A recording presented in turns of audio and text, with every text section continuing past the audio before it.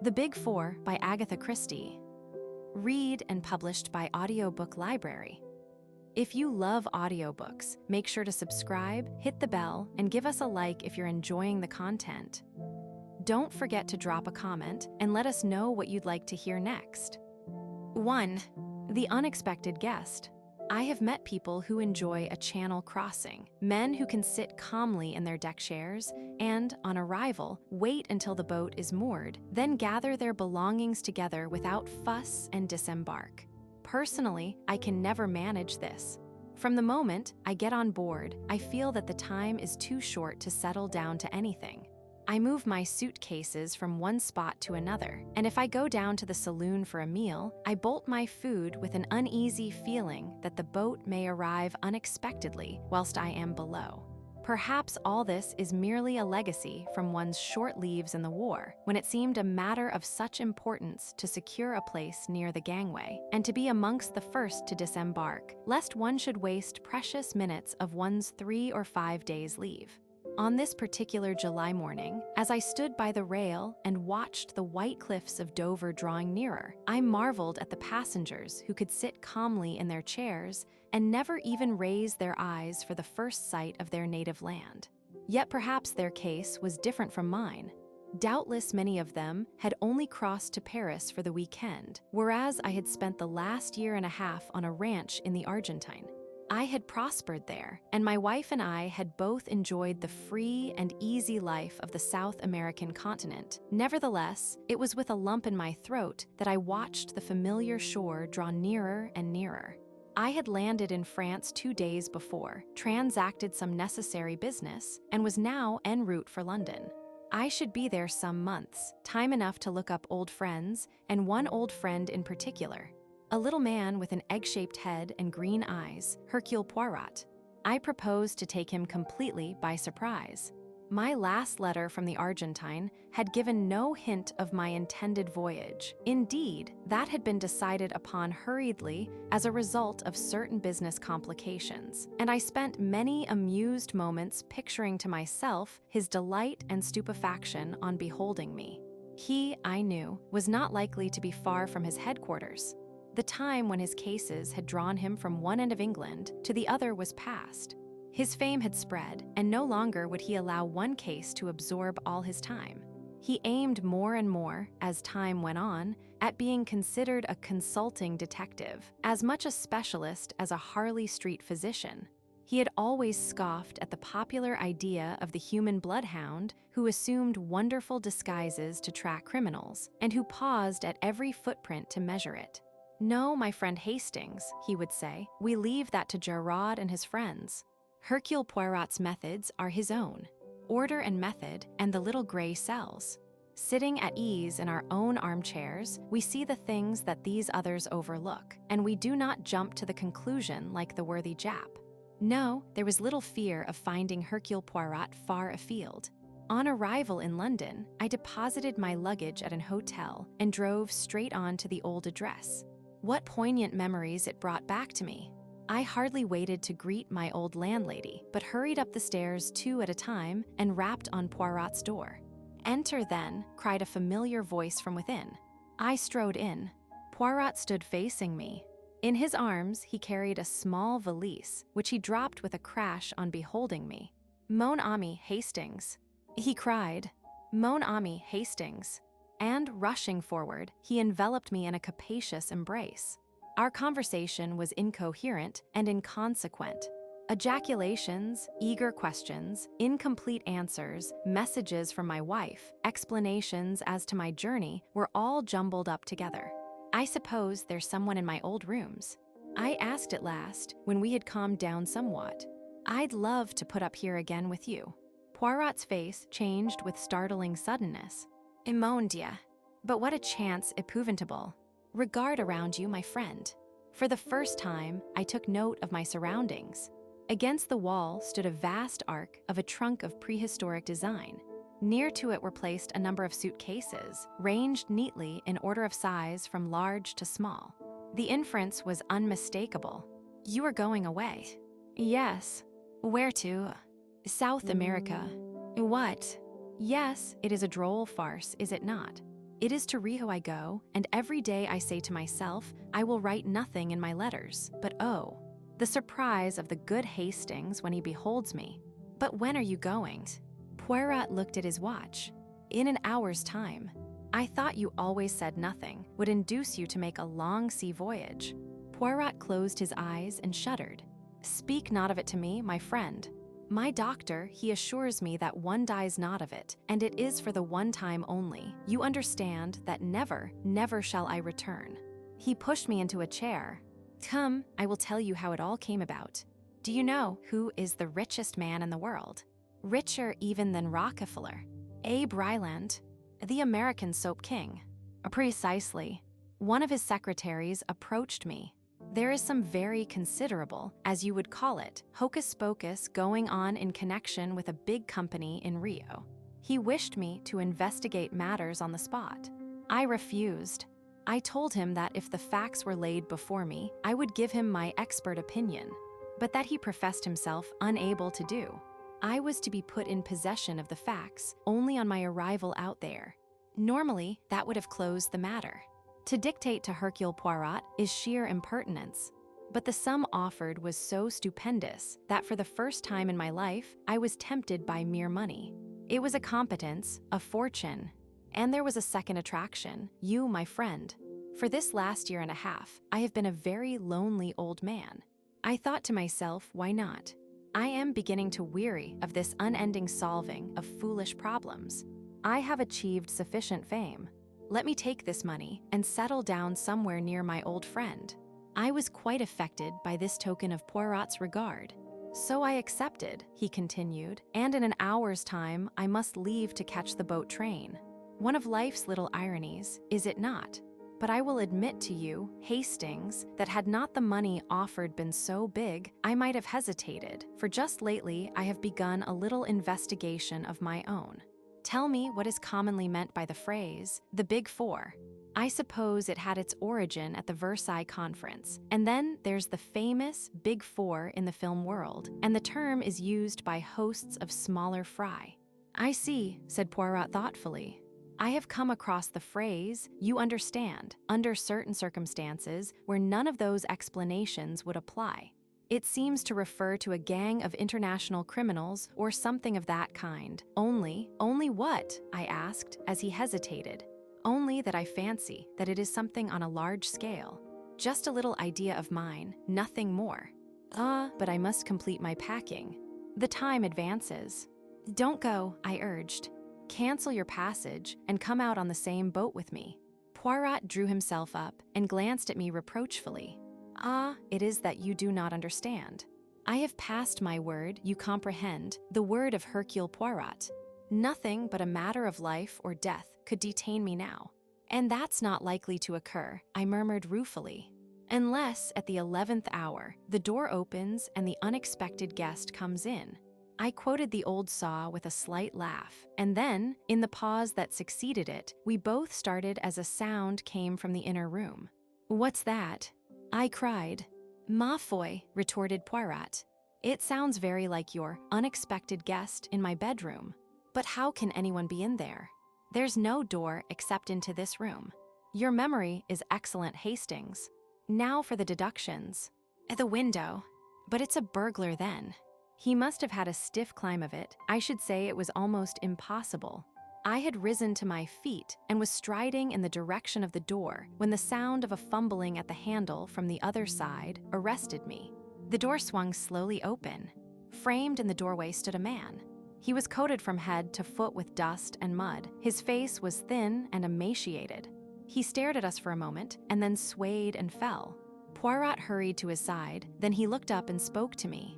A brandy, quickly. I dashed some brandy into a glass and brought it. Poirot managed to administer a little, and together we raised him and carried him to the couch. In a few minutes, he opened his eyes and looked round him with an almost vacant stare. What is it you want, monsieur? Said Poirot. The man opened his lips and spoke in a queer mechanical voice. M. Hercule Poirot, 14 Fairway Street. Yes, I am he.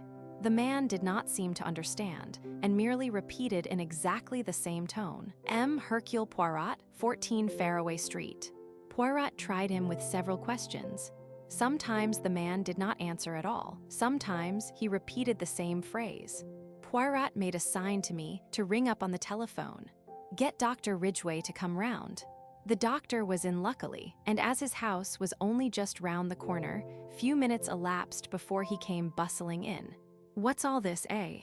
Poirot gave a brief explanation, and the doctor started examining our strange visitor, who seemed quite unconscious of his presence or ours.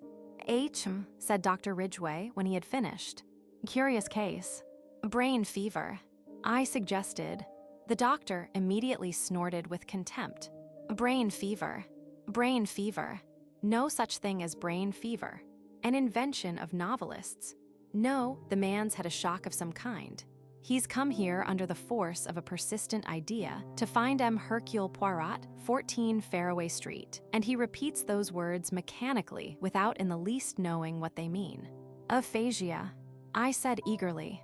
This suggestion did not cause the doctor to snort quite as violently as my last one had done. He made no answer, but handed the man a sheet of paper and a pencil. "Let's see what he'll do with that," he remarked.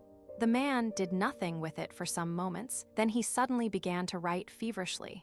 With equal suddenness, he stopped and let both paper and pencil fall to the ground. The doctor picked it up and shook his head. "Nothing here. Only the figure 4 scrawled a dozen times, each one bigger than the last. Wants to write 14 Fairway Street, I expect. It's an interesting case, very interesting. Can you possibly keep him here until this afternoon? I'm due at the hospital now, but I'll come back this afternoon and make all arrangements about him. It's too interesting a case to be lost sight of." I explained Poirot's departure and the fact that I proposed to accompany him to Southampton. "That's all right. Leave the man here. He won't get into mischief. He's suffering from complete exhaustion. Will probably sleep for 8 hours on end. I'll have a word with that excellent Mrs. Funniface of yours and tell her to keep an eye on him." And Dr. Ridgway bustled out with his usual celerity. Poirot hastily completed his packing, with one eye on the clock. The time, it marches with a rapidity unbelievable. "Come now, Hastings, you cannot say that I have left you with nothing to do. A most sensational problem. The man from the unknown. Who is he? What is he? Ah, sapristi, but I would give 2 years of my life to have this boat go tomorrow instead of today. There is something here very curious, very interesting. But one must have time. It may be days, or even months, before he will be able to tell us what he came to tell. I'll do my best, Poirot, I assured him. I'll try to be an efficient substitute." "Yes." His rejoinder struck me as being a shade doubtful. I picked up the sheet of paper. "If I were writing a story," I said lightly, "I should weave this in with your latest idiosyncrasy and call it the mystery of the Big Four." I tapped the penciled figures as I spoke, and then I started, for our invalid, roused suddenly from his stupor, sat up in his chair and said clearly and distinctly, "Li Chang-Yen." He had the look of a man suddenly awakened from sleep. Poirot made a sign to me not to speak. The man went on. He spoke in a clear, high voice, and something in his enunciation made me feel that he was quoting from some written report or lecture. Li Chang-Yen may be regarded as representing the brains of the Big Four. He is the controlling and motive force. I have designated him, therefore, as number 1. Number 2 is seldom mentioned by name.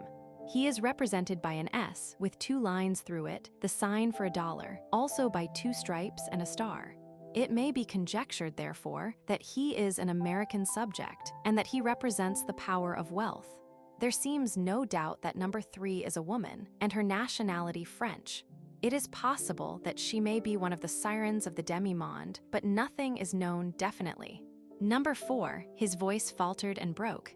Poirot leant forward. "Yes," he prompted eagerly. "Number 4."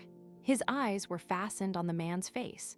Some overmastering terror seemed to be gaining the day. The features were distorted and twisted. "The destroyer," gasped the man. Then, with a final convulsive movement, he fell back in a dead faint. "Mon Dieu," whispered Poirot, "I was right then. I was right." "You think?" He interrupted me. "Carry him on to the bed in my room." I have not a minute to lose if I would catch my train. Not that I want to catch it. Oh, that I could miss it with a clear conscience. But I gave my word. Come, Hastings. Leaving our mysterious visitor in the charge of Mrs. Pearson, we drove away and duly caught the train by the skin of our teeth. Poirot was alternately silent and loquacious. He would sit staring out of the window like a man lost in a dream, apparently not hearing a word that I said to him. Then, reverting to animation suddenly, he would shower injunctions and commands upon me and urge the necessity of constant markinograms. We had a long fit of silence just after we passed Woking. The train, of course, did not stop anywhere until Southampton, but just here it happened to be held up by a signal. "Ah, sacré mille tonnerres," cried Poirot suddenly. "But I have been an imbecile. I see clearly at last. It is undoubtedly the blessed saints who stopped the train. Jump, Hastings, but jump, I tell you." In an instant, he had unfastened the carriage door and jumped out on the line. "Throw out the suitcases and jump yourself." I obeyed him. Just in time. As I alighted beside him, the train moved on. "And now, Poirot," I said, in some exasperation, "perhaps you will tell me what all this is about." "It is, my friend, that I have seen the light." "That," I said, "is very illuminating to me." "It should be," said Poirot, "but I very much fear that it is not. If you can carry 2 of these valises, I think I can manage the rest." "Two." "The Man from the Asylum." Fortunately, the train had stopped near a station. A short walk brought us to a garage where we were able to obtain a car, and half an hour later, we were spinning rapidly back to London. Then, and not till then, did Poirot deign to satisfy my curiosity. "You do not see." No more did I. But I see now. Hastings, I was being got out of the way. "What?" "Yes. Very cleverly. Both the place and the method were chosen with great knowledge and acumen. They were afraid of me." "Who were?" "Those 4 geniuses who have banded themselves together to work outside the law. A Chinaman, an American, a Frenchwoman, and another. Pray the good God we arrive back in time, Hastings. You think there is danger to our visitor?" "I am sure of it." Mrs. Pearson greeted us on arrival. Brushing aside her ecstasies of astonishment on beholding Poirot, we asked for information.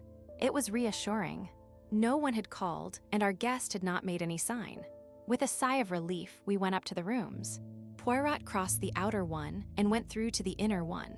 Then he called me, his voice strangely agitated. "Hastings, he's dead." I came running to join him. The man was lying as we had left him, but he was dead and had been dead some time.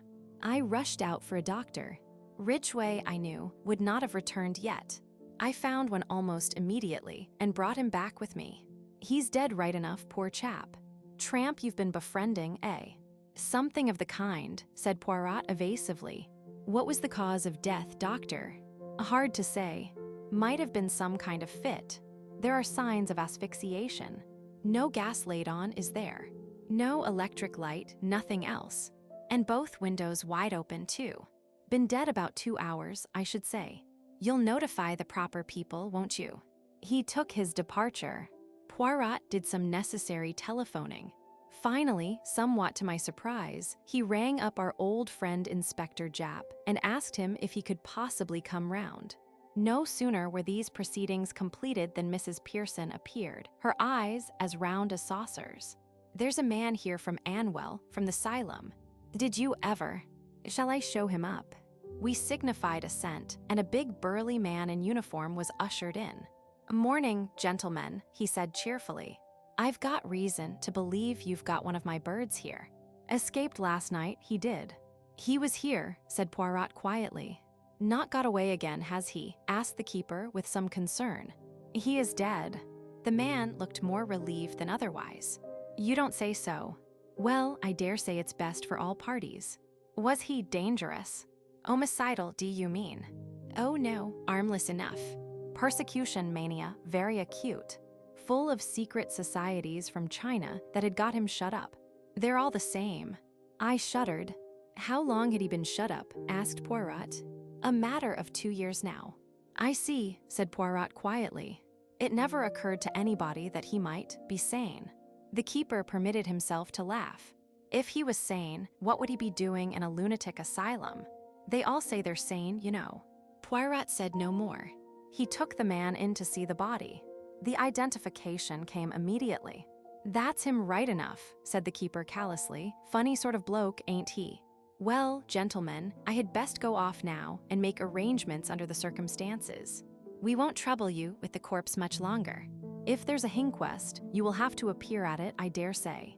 Good morning, sir." With a rather uncouth bow, he shambled out of the room. A few minutes later, Jap arrived. The Scotland Yard inspector was jaunty and dapper as usual. "Here I am, Monsieur Poirot. What can I do for you? Thought you were off to the coral strands of somewhere or other today. My good Jap, I want to know if you have ever seen this man before." He led Jap into the bedroom. The inspector stared down at the figure on the bed with a puzzled face. "Let me see now, he seems sort of familiar, and I pride myself on my memory, too. Why, God bless my soul, it's Mayerling." "And who is or was Mayerling?" "Secret Service chap, not one of our people. Went to Russia 5 years ago. Never heard of again. Always thought the Bolsheviks had done him in." "It all fits in," said Poirot, when Jap had taken his leave, except for the fact that he seems to have died a natural death. He stood looking down on the motionless figure with a dissatisfied frown. A puff of wind set the window curtains flying out, and he looked up sharply.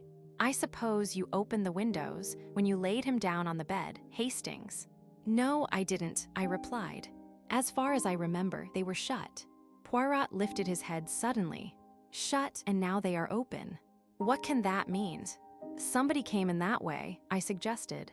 "Possibly," agreed Poirot, but he spoke absently and without conviction.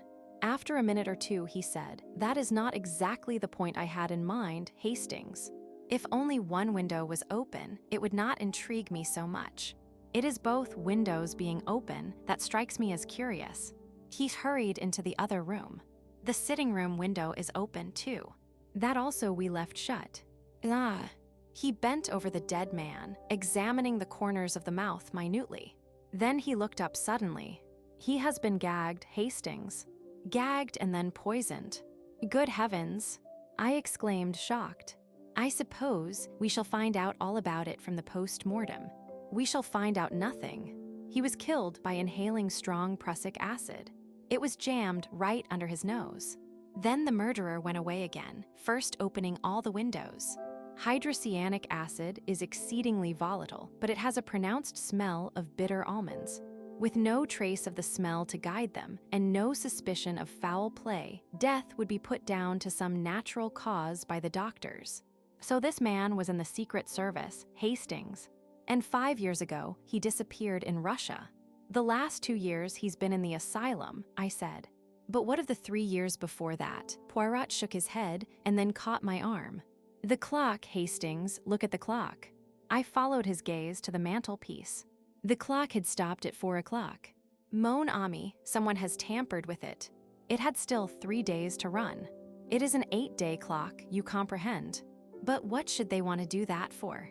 Some idea of a false scent by making the crime appear to have taken place at 4 o'clock.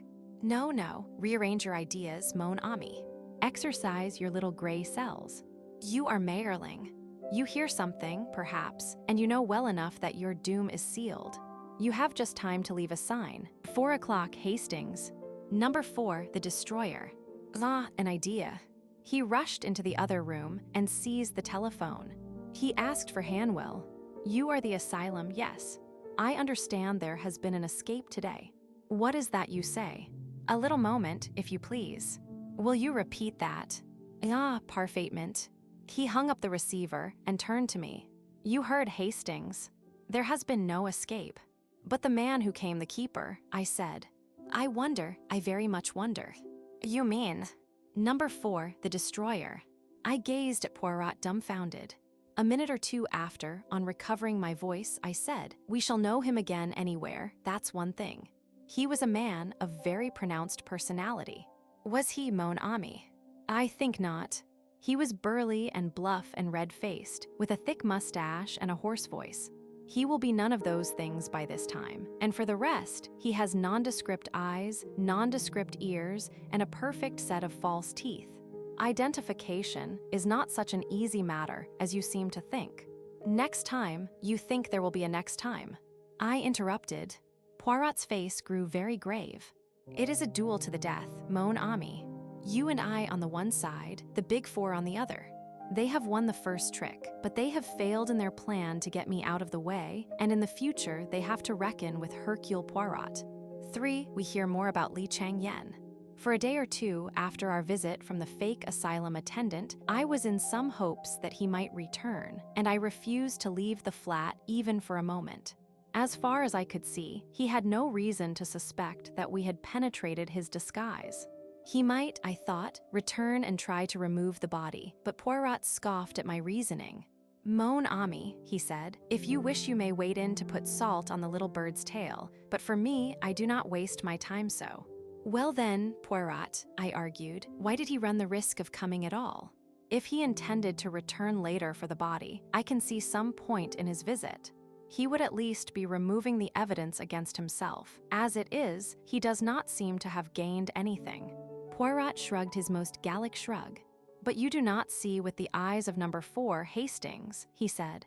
You talk of evidence, but what evidence have we against him? True, we have a body, but we have no proof even that the man was murdered. Prussic acid, when inhaled, leaves no trace.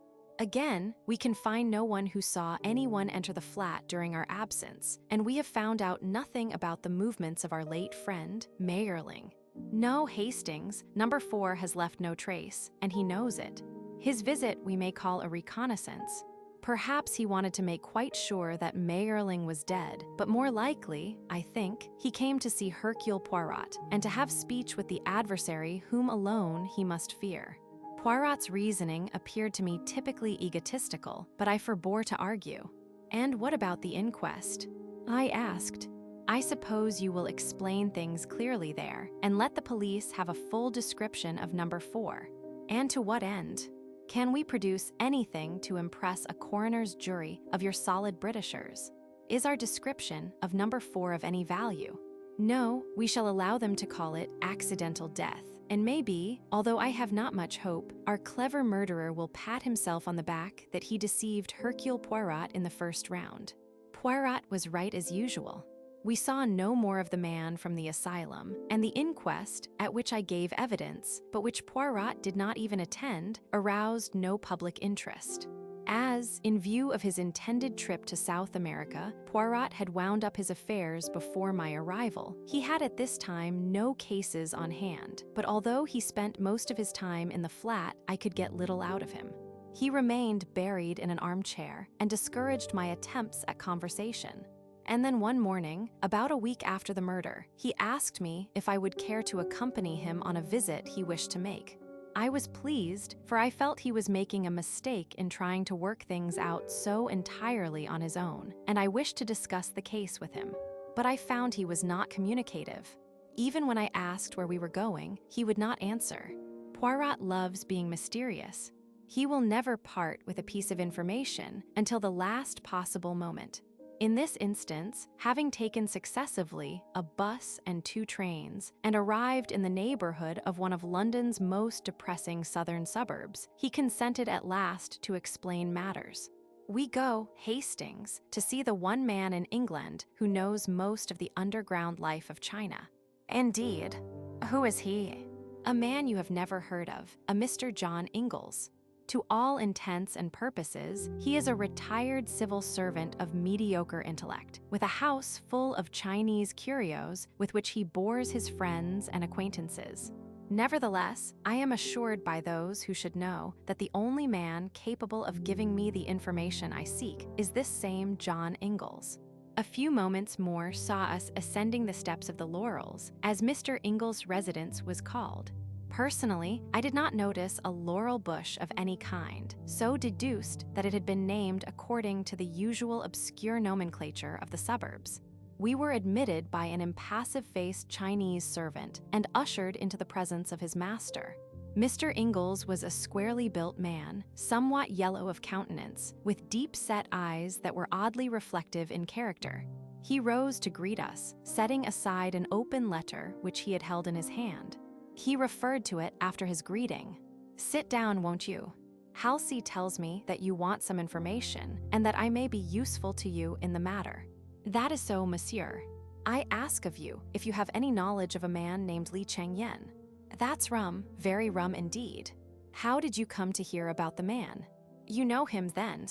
"I've met him once, and I know something of him, not quite as much as I should like to.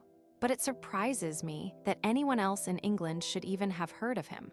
He's a great man in his way, Mandarin class and all that, you know, but that's not the crux of the matter. There's good reason to suppose that he's the man behind it all." "Behind what?" "Everything.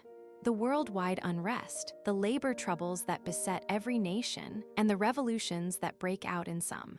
There are people, not scaremongers, who know what they are talking about, and they say that there is a force behind the scenes which aims at nothing less than the disintegration of civilization.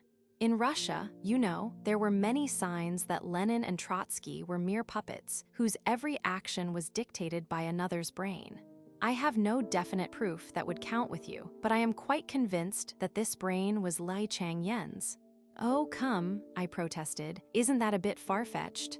How would a Chinaman cut any ice in Russia?" Poirot frowned at me irritably. "For you, Hastings," he said, "everything is far-fetched that comes not from your own imagination. For me, I agree with this gentleman. But continue, I pray, monsieur." "What exactly he hopes to get out of it all I cannot pretend to say for certain," went on Mr. Ingalls. "But I assume his disease is one that has attacked great brains from the time of Akbar and Alexander to Napoleon, a lust for power and personal supremacy. Up to modern times, armed force was necessary for conquest, but in this century of unrest, a man like Li Chang-Yen can use other means. I have evidence that he has unlimited money behind him for bribery and propaganda, and there are signs that he controls some scientific force more powerful than the world has dreamed of." Poirot was following Mr. Ingalls' words with the closest attention. "And in China?" he asked. "He moves there too." The other nodded in emphatic assent. "There," he said, "although I can produce no proof that would count in a court of law, I speak from my own knowledge.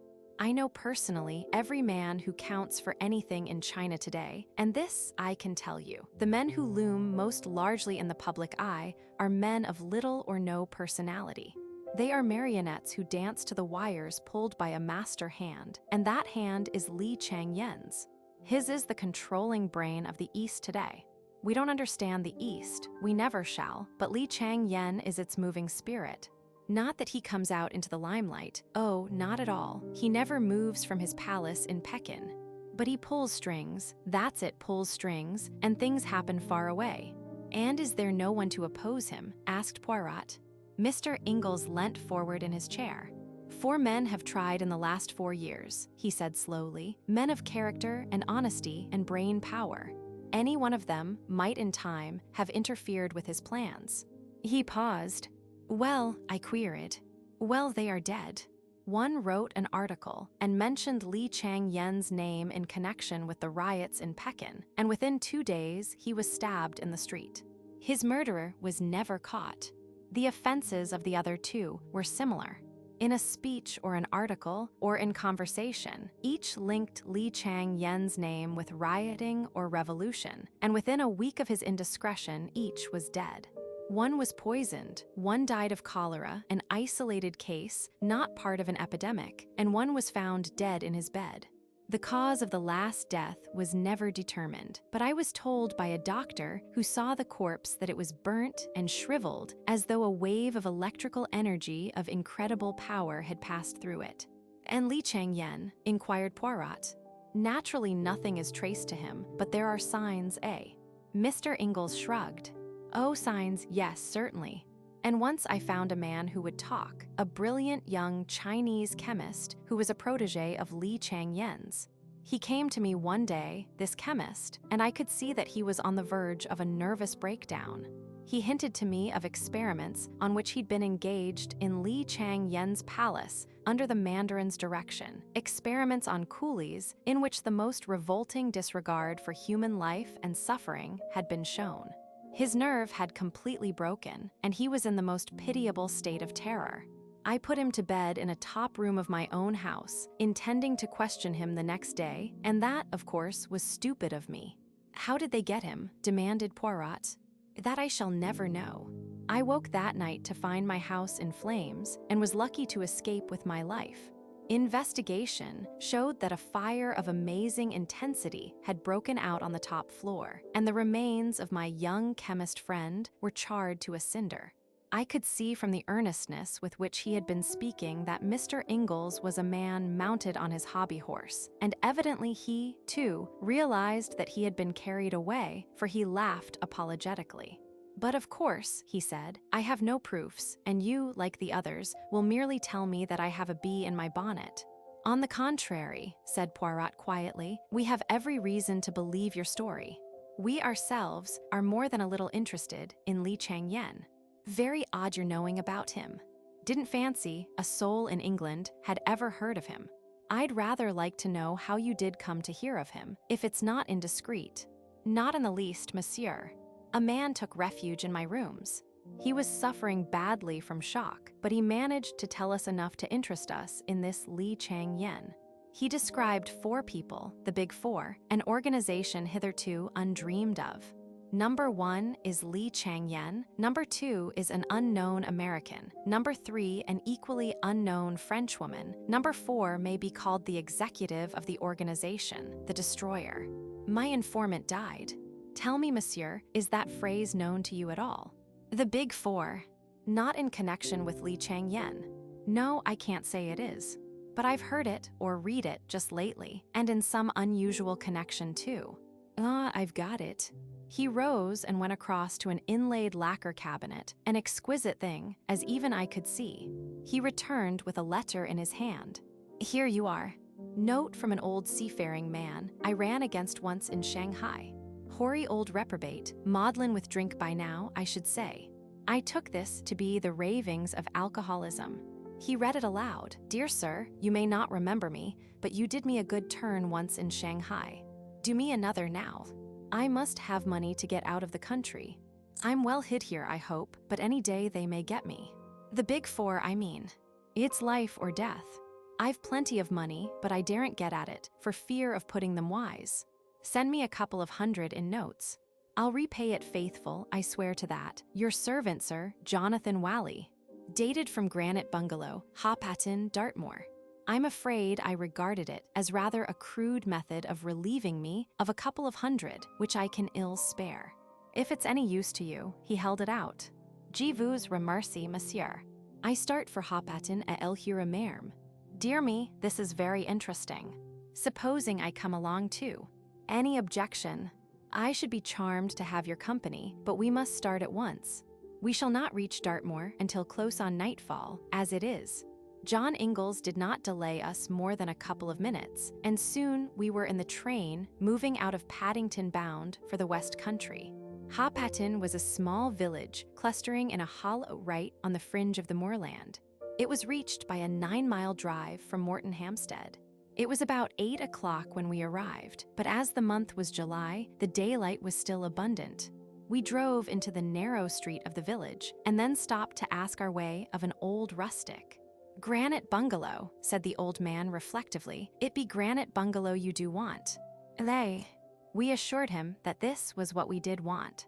The old man pointed to a small gray cottage at the end of the street. There be T Bungalow. Do ye want to see T Inspector? What inspector? Asked Poirot sharply. What do you mean? Haven't ye heard about T murder then? A shocking business T was seemingly. Pools of blood, they do say. Mon Dieu, murmured Poirot. This inspector of yours, I must see him at once. 5 minutes later, we were closeted with Inspector Meadows. The inspector was inclined to be stiff at first, but at the magic name of Inspector Japp of Scotland Yard, he unbent. Yes, sir, murdered this morning. A shocking business. They phoned to Morton, and I came out at once. Looked a mysterious thing to begin with. The old man, he was about 70, you know, and fond of his glass from all I hear, was lying on the floor of the living room. There was a bruise on his head, and his throat was cut from ear to ear. Blood all over the place, as you can understand. The woman who cooks for him, Betsy Andrews, she told us that her master had several little Chinese jade figures that he'd told her were very valuable, and these had disappeared. That, of course, looked like assault and robbery, but there were all sorts of difficulties in the way of that solution. The old fellow had 2 people in the house, Betsy Andrews, who is a Hoppaton woman, and a rough kind of manservant, Robert Grant. Grant had gone to the farm to fetch the milk, which he does every day, and Betsy had stepped out to have a chat with a neighbor. She was only away 20 minutes, between 10 and 1:30, and the crime must have been done then. Grant returned to the house first. He went in by the back door, which was open. No one locks up doors round here, not in broad daylight, at all events. Put the milk in the larder, and went into his own room to read the paper and have a smoke. Had no idea anything unusual had occurred. At least, that's what he says. Then Betsy comes in, goes into the living room, sees what's happened, and lets out a screech to wake the dead. That's all fair and square. Someone got in whilst those 2 were out, and did the poor old man in. But it struck me at once that he must be a pretty cool customer. He'd have to come right up the village street, or creep through someone's backyard. Granite Bungalow has got houses all round it, as you can see. How was it that no one had seen him? The inspector paused with a flourish. "Aha, I perceive your point," said Poirot. "To continue. Well, Sir Fishy," I said to myself, "fishy." And I began to look about me. Those jade figures now. Would a common tramp ever suspect that they were valuable? Anyway, it was madness to try such a thing in broad daylight. Suppose the old man had yelled for help. "I suppose, Inspector," said Mr. Ingalls, "that the bruise on the head was inflicted before death." "Quite right, sir. First knocked him silly, the murderer did, and then cut his throat. That's clear enough. But how the dickens did he come or go? They notice strangers quick enough in a little place like this. It came to me all at once, nobody did come. I took a good look round. It had rained the night before, and there were footprints clear enough going in and out of the kitchen. In the living room, there were 2 sets of footprints, only Betsy Andrews stopped at the door, Mr. Wallis, he was wearing carpet slippers, and another man's. The other man had stepped in the blood stains, and I traced his bloody footprints. I beg your pardon, sir. Not at all, said Mr. Ingalls with a faint smile. The adjective is perfectly understood. I traced them to the kitchen, but not beyond. Point number 1. On the lintel of Robert Grant's door was a faint smear, a smear of blood. That's point number 2. Point number 3 was when I got hold of Grant's boots, which he had taken off, and fitted them to the marks. That settled it. It was an inside job. I warned Grant and took him into custody, and what do you think I found packed away in his portmanteau? The little jade figures and a ticket of leave. Robert Grant was also Abraham Biggs, convicted for felony and housebreaking 5 years ago. The inspector paused triumphantly. What do you think of that, gentlemen? I think, said Poirot, that it appears a very clear case, of a surprising clearness, in fact. This Biggs, or Grant, he must be a man very foolish and uneducated, eh? Oh, he is that, a rough, common sort of fellow. No idea of what a footprint may mean. Clearly he reads not the detective fiction. Well, Inspector, I congratulate you. We may look at the scene of the crime. Yes, I'll take you there myself this minute. I'd like you to see those footprints. I, too, should like to see them. Yes, very interesting, very ingenious. We set out forthwith. Mr. Ingalls and the inspector forged ahead. I drew Poirot back a little so as to be able to speak to him out of the inspector's hearing. What do you really think, Poirot? Is there more in this than meets the eye? That is just the question, mon ami. Wally says plainly enough in his letter that the Big Four are on his track, and we know, you and I, that the Big Four is no bogey for the children. Yet everything seems to say that this man Grant committed the crime. Why did he do so? For the sake of the little jade figures? Or is he an agent of the Big Four? I confess that this last seems more likely. However valuable the jade, a man of that class was not likely to realize the fact, at any rate, not to the point of committing murder for them. That, par example, ought to have struck the inspector. He could have stolen the jade and made off with it instead of committing a brutal and quite purposeless murder. Ah, yes, I fear our Devonshire friend has not used his little gray cells. He has measured footprints and has omitted to reflect and arrange his ideas with the necessary order and method. 4. The importance of a leg of mutt. The inspector drew a key from his pocket and unlocked the door of Granite Bungalow. The day had been fine and dry, so our feet were not likely to leave any prints. Nevertheless, we wiped them carefully on the mat before entering. A woman came up out of the gloom and spoke to the inspector, and he turned aside. Then he spoke over his shoulder. "Have a good look round, Mr. Poirot, and see all there is to be seen. I'll be back in about 10 minutes. By the way, here's Grant's boot. I brought it along with me for you to compare the impressions." We went into the living room, and the sound of the inspector's footsteps died away outside. Ingalls was attracted immediately by some Chinese curios on a table in the corner and went over to examine them. He seemed to take no interest in Poirot's doings. I, on the other hand, watched him with breathless interest. The floor was covered with a dark green linoleum, which was ideal for showing up footprints. A door at the farther end led into the small kitchen. From there, another door led into the scullery, where the back door was situated, and another into the bedroom, which had been occupied by Robert Grant. Having explored the ground, Poirot commented upon it in a low, running monologue. "Here is where the body lay. That big dark stain and the splashes all around mark the spot. Traces of carpet slippers and number 9 boots, you observe, but all very confused. Then 2 sets of tracks leading to and from the kitchen. Whoever the murderer was, he came in that way. You have the boot, Hastings. Give it to me." He compared it carefully with the prints. "Yes, both made by the same man, Robert Grant. He came in that way, killed the old man, and went back to the kitchen. He had stepped in the blood. See the stains he left as he went out. Nothing to be seen in the kitchen. All the village has been walking about in it. He went into his own room. No, first he went back again to the scene of the crime. Was that to get the little jade figures? Or had he forgotten something that might incriminate him? Perhaps he killed the old man the second time he went in. I suggested, "Mais non, you do not observe. On one of the outgoing footmarks stained with blood, there is superimposed an ingoing one. I wonder what he went back for, the little jade figures as an afterthought. It is all ridiculous, stupid. Well, he's given himself away pretty hopelessly. Je ne sais pas. I tell you, Hastings, it goes against reason. It offends my little gray cells.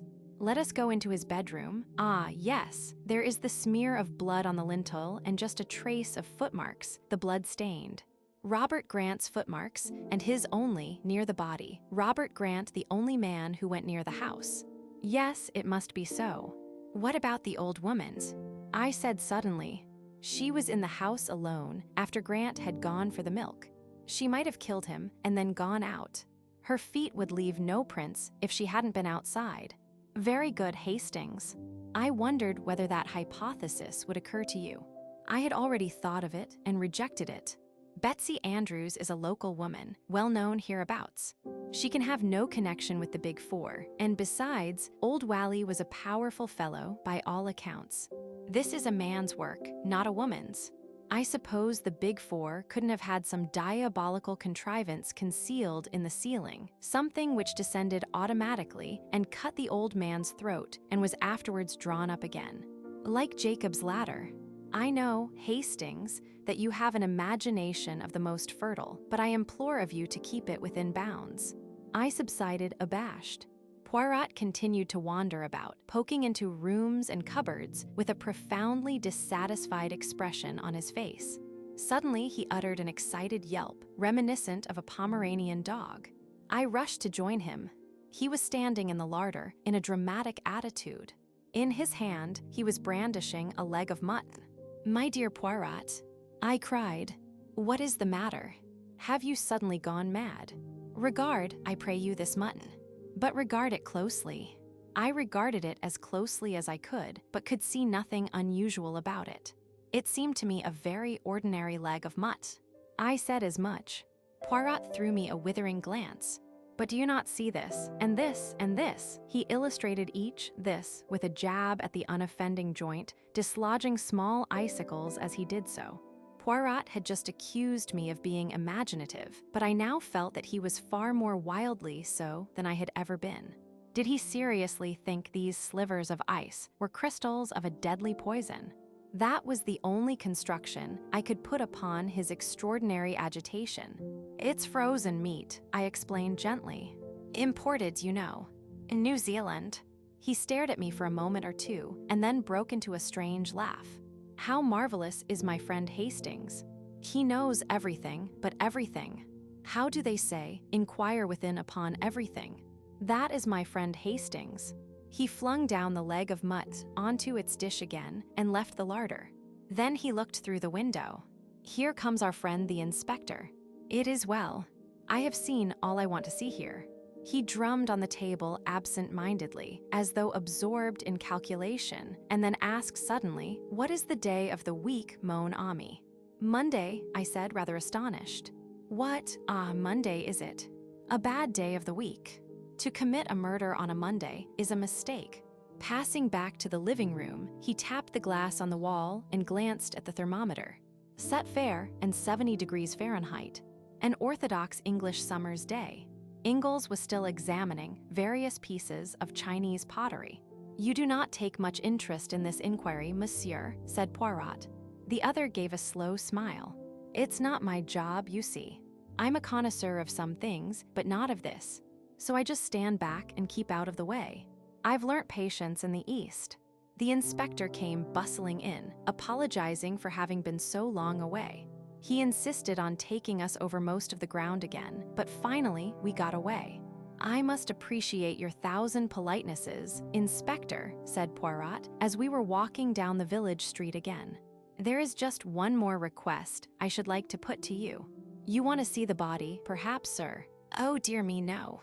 I have not the least interest in the body. I want to see Robert Grant. You'll have to drive back with me to Morton to see him, sir." "Very well, I will do so.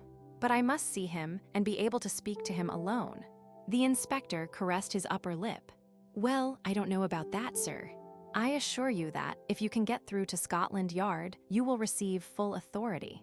I've heard of you, of course, sir, and I know you've done us a good turn now and again. But it's very irregular." "Nevertheless, it is necessary," said Poirot calmly. "It is necessary for this reason. Grant is not the murderer." "What? Who is, then?" "The murderer was, I should fancy, a youngish man. He drove up to Granite Bungalow in a trap, which he left outside. He went in, committed the murder, came out, and drove away again.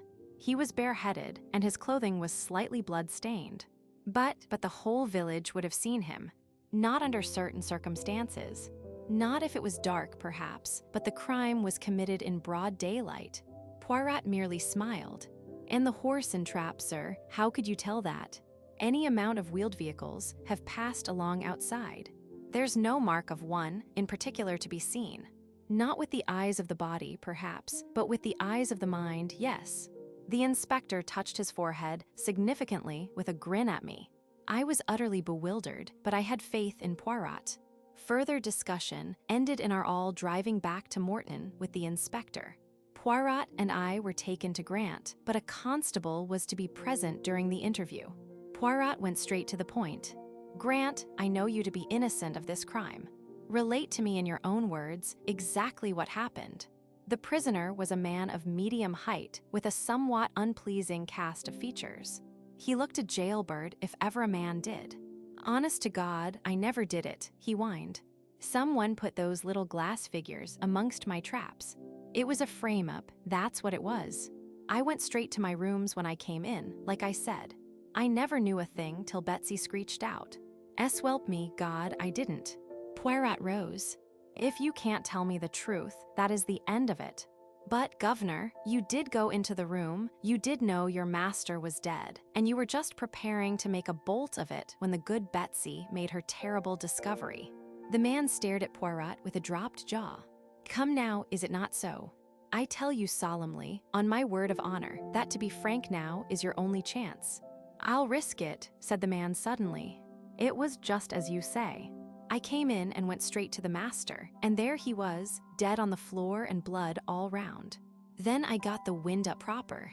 They'd ferret out my record, and for a certainty they'd say it was me as had done him in. My only thought was to get away, at once before he was found, and the jade figures." The man hesitated. "You see, you took them by a kind of reversion to instinct, as it were. You had heard your master say that they were valuable, and you felt you might as well go the whole hog. That I understand. Now answer me this. Was it the second time that you went into the room that you took the figures?" "I didn't go in a second time. Once was enough for me." "You are sure of that?" "Absolutely certain."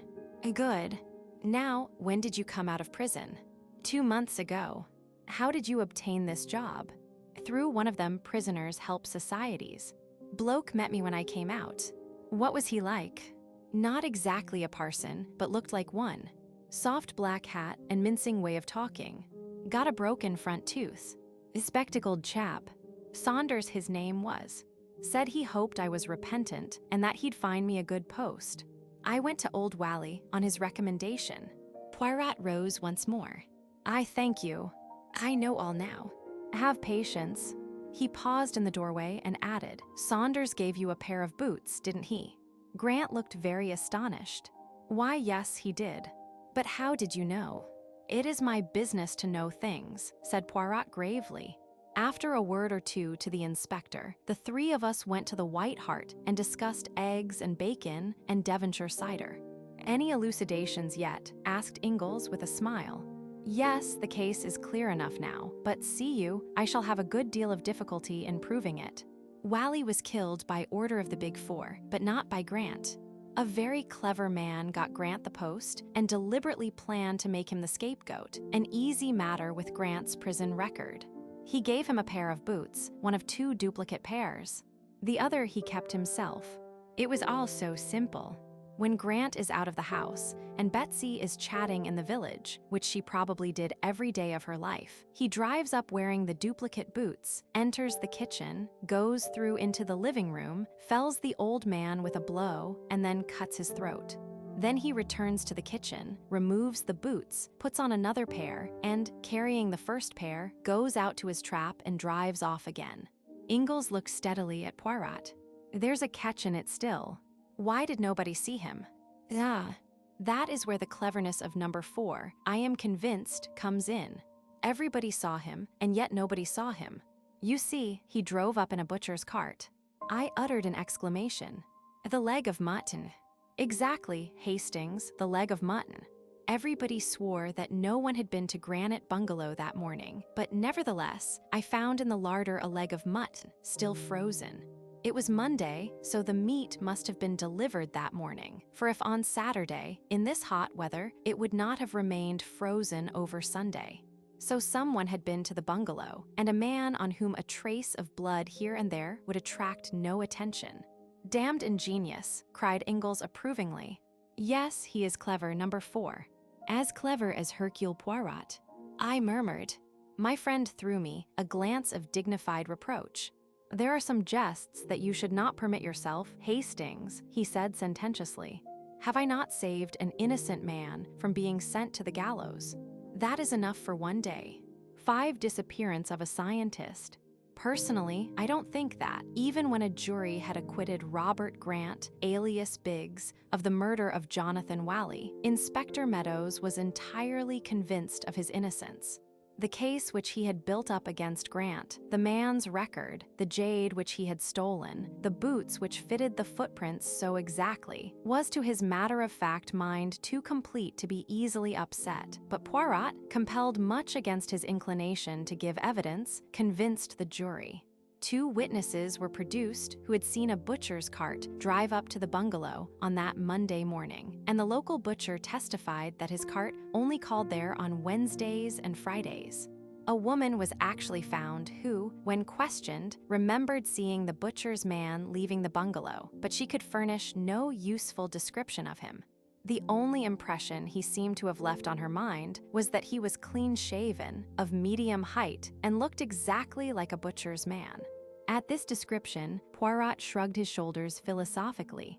"It is as I tell you, Hastings," he said to me after the trial. "He is an artist, this one.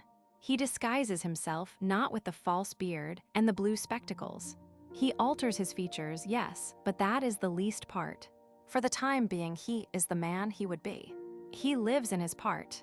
Certainly, I was compelled to admit that the man who had visited us from Hanwell had fitted in exactly with my idea of what an asylum attendant should look like. I should never for a moment have dreamt of doubting that he was genuine. It was all a little discouraging, and our experience on Dartmoor did not seem to have helped us at all.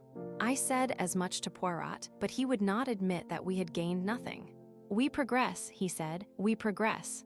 At every contact with this man, we learn a little of his mind and his methods. Of us and our plans he knows nothing." "And there, Poirot," I protested, "he and I seem to be in the same boat. You don't seem to me to have any plans. You seem to sit and wait for him to do something." Poirot smiled. "Mon ami, you do not change.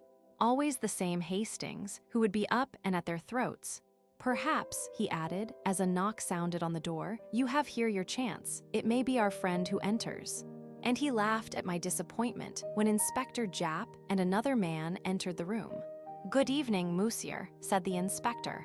"Allow me to introduce Captain Kent of the United States Secret Service." Captain Kent was a tall, lean American with a singularly impassive face which looked as though it had been carved out of wood. "Pleased to meet you, gentlemen," he murmured as he shook hands jerkily. Poirot threw an extra log on the fire and brought forward more easy chairs. I brought out glasses and the whiskey and soda. The captain took a deep draught and expressed appreciation. "Legislation in your country is still sound," he observed. "And now to business," said Japp. "Monsieur Poirot here made a certain request to me. He was interested in some concern that went by the name of the Big Four, and he asked me to let him know at any time if I came across a mention of it in my official line of business. I didn't take much stock in the matter, but I remembered what he said, and when the captain here came over with rather a curious story, I said at once, 'We'll go round to Monsieur Poirot's.'" Poirot looked across at Captain Kent, and the American took up the tale. "You may remember reading, M. Poirot, that a number of torpedo boats and destroyers were sunk by being dashed upon the rocks off the American coast. It was just after the Japanese earthquake, and the explanation given was that the disaster was the result of a tidal wave. Now, a short time ago, a roundup was made of certain crooks and gunmen, and with them were captured some papers which put an entirely new face upon the matter. They appeared to refer to some organization called the Big Four and gave an incomplete description of some powerful wireless installation, a concentration of wireless energy far beyond anything so far attempted and capable of focusing a beam of great intensity upon some given spot. The claims made for this invention seemed manifestly absurd, but I turned them in to headquarters for what they were worth, and one of our highbrow professors got busy on them. Now it appears that one of your British scientists read a paper upon the subject before the British Association.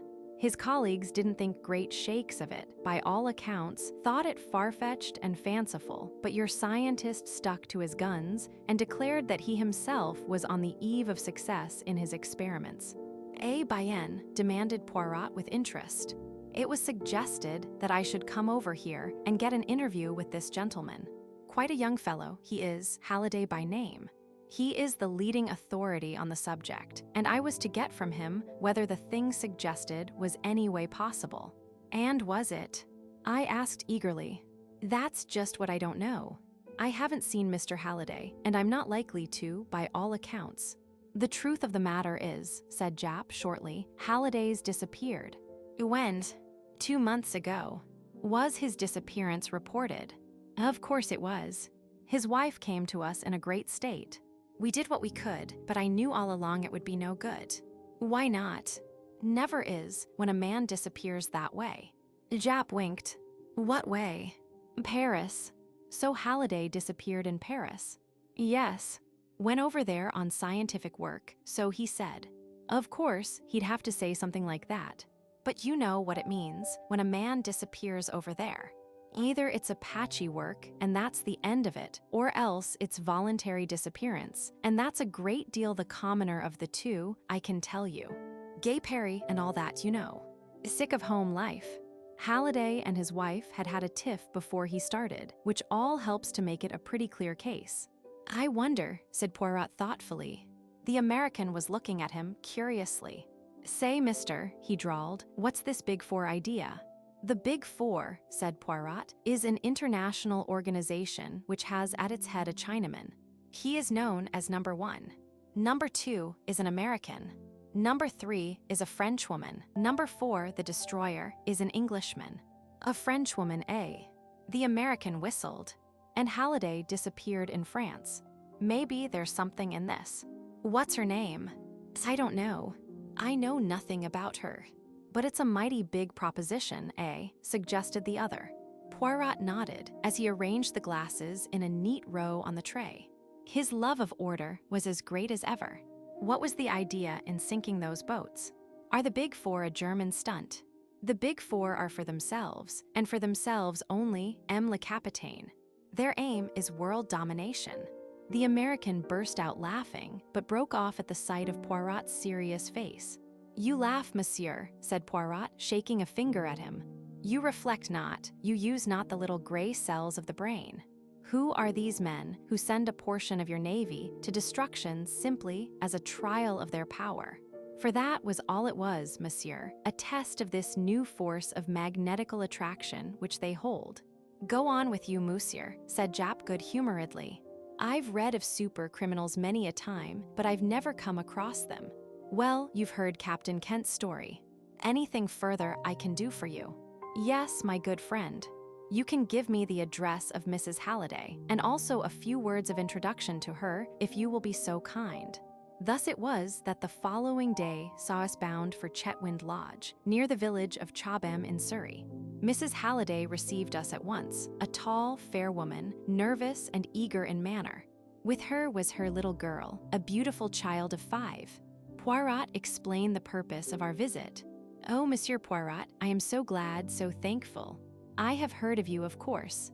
You will not be like these Scotland Yard people, who will not listen or try to understand. And the French police are just as bad, worse, I think. They are all convinced that my husband has gone off with some other woman. But he wasn't like that. All he thought of in life was his work. Half our quarrels came from that. He cared for it more than he did for me. Englishmen, they are like that, said Poirot soothingly. And if it is not work, it is the games, the sport. All those things they take au grand seria. Now, madame, recount to me exactly, in detail, and as methodically as you can, the exact circumstances of your husband's disappearance. My husband went to Paris on Thursday, the 20th of July. He was to meet and visit various people there connected with his work, amongst them Madame Olivier. Poirot nodded at the mention of the famous French woman chemist, who had eclipsed even Madame Curie in the brilliance of her achievements. She had been decorated by the French government and was one of the most prominent personalities of the day. He arrived there in the evening and went at once to the Hotel Castiglione in the Rue de Castiglione. On the following morning, he had an appointment with Professor Bergoneau, which he kept. His manner was normal and pleasant.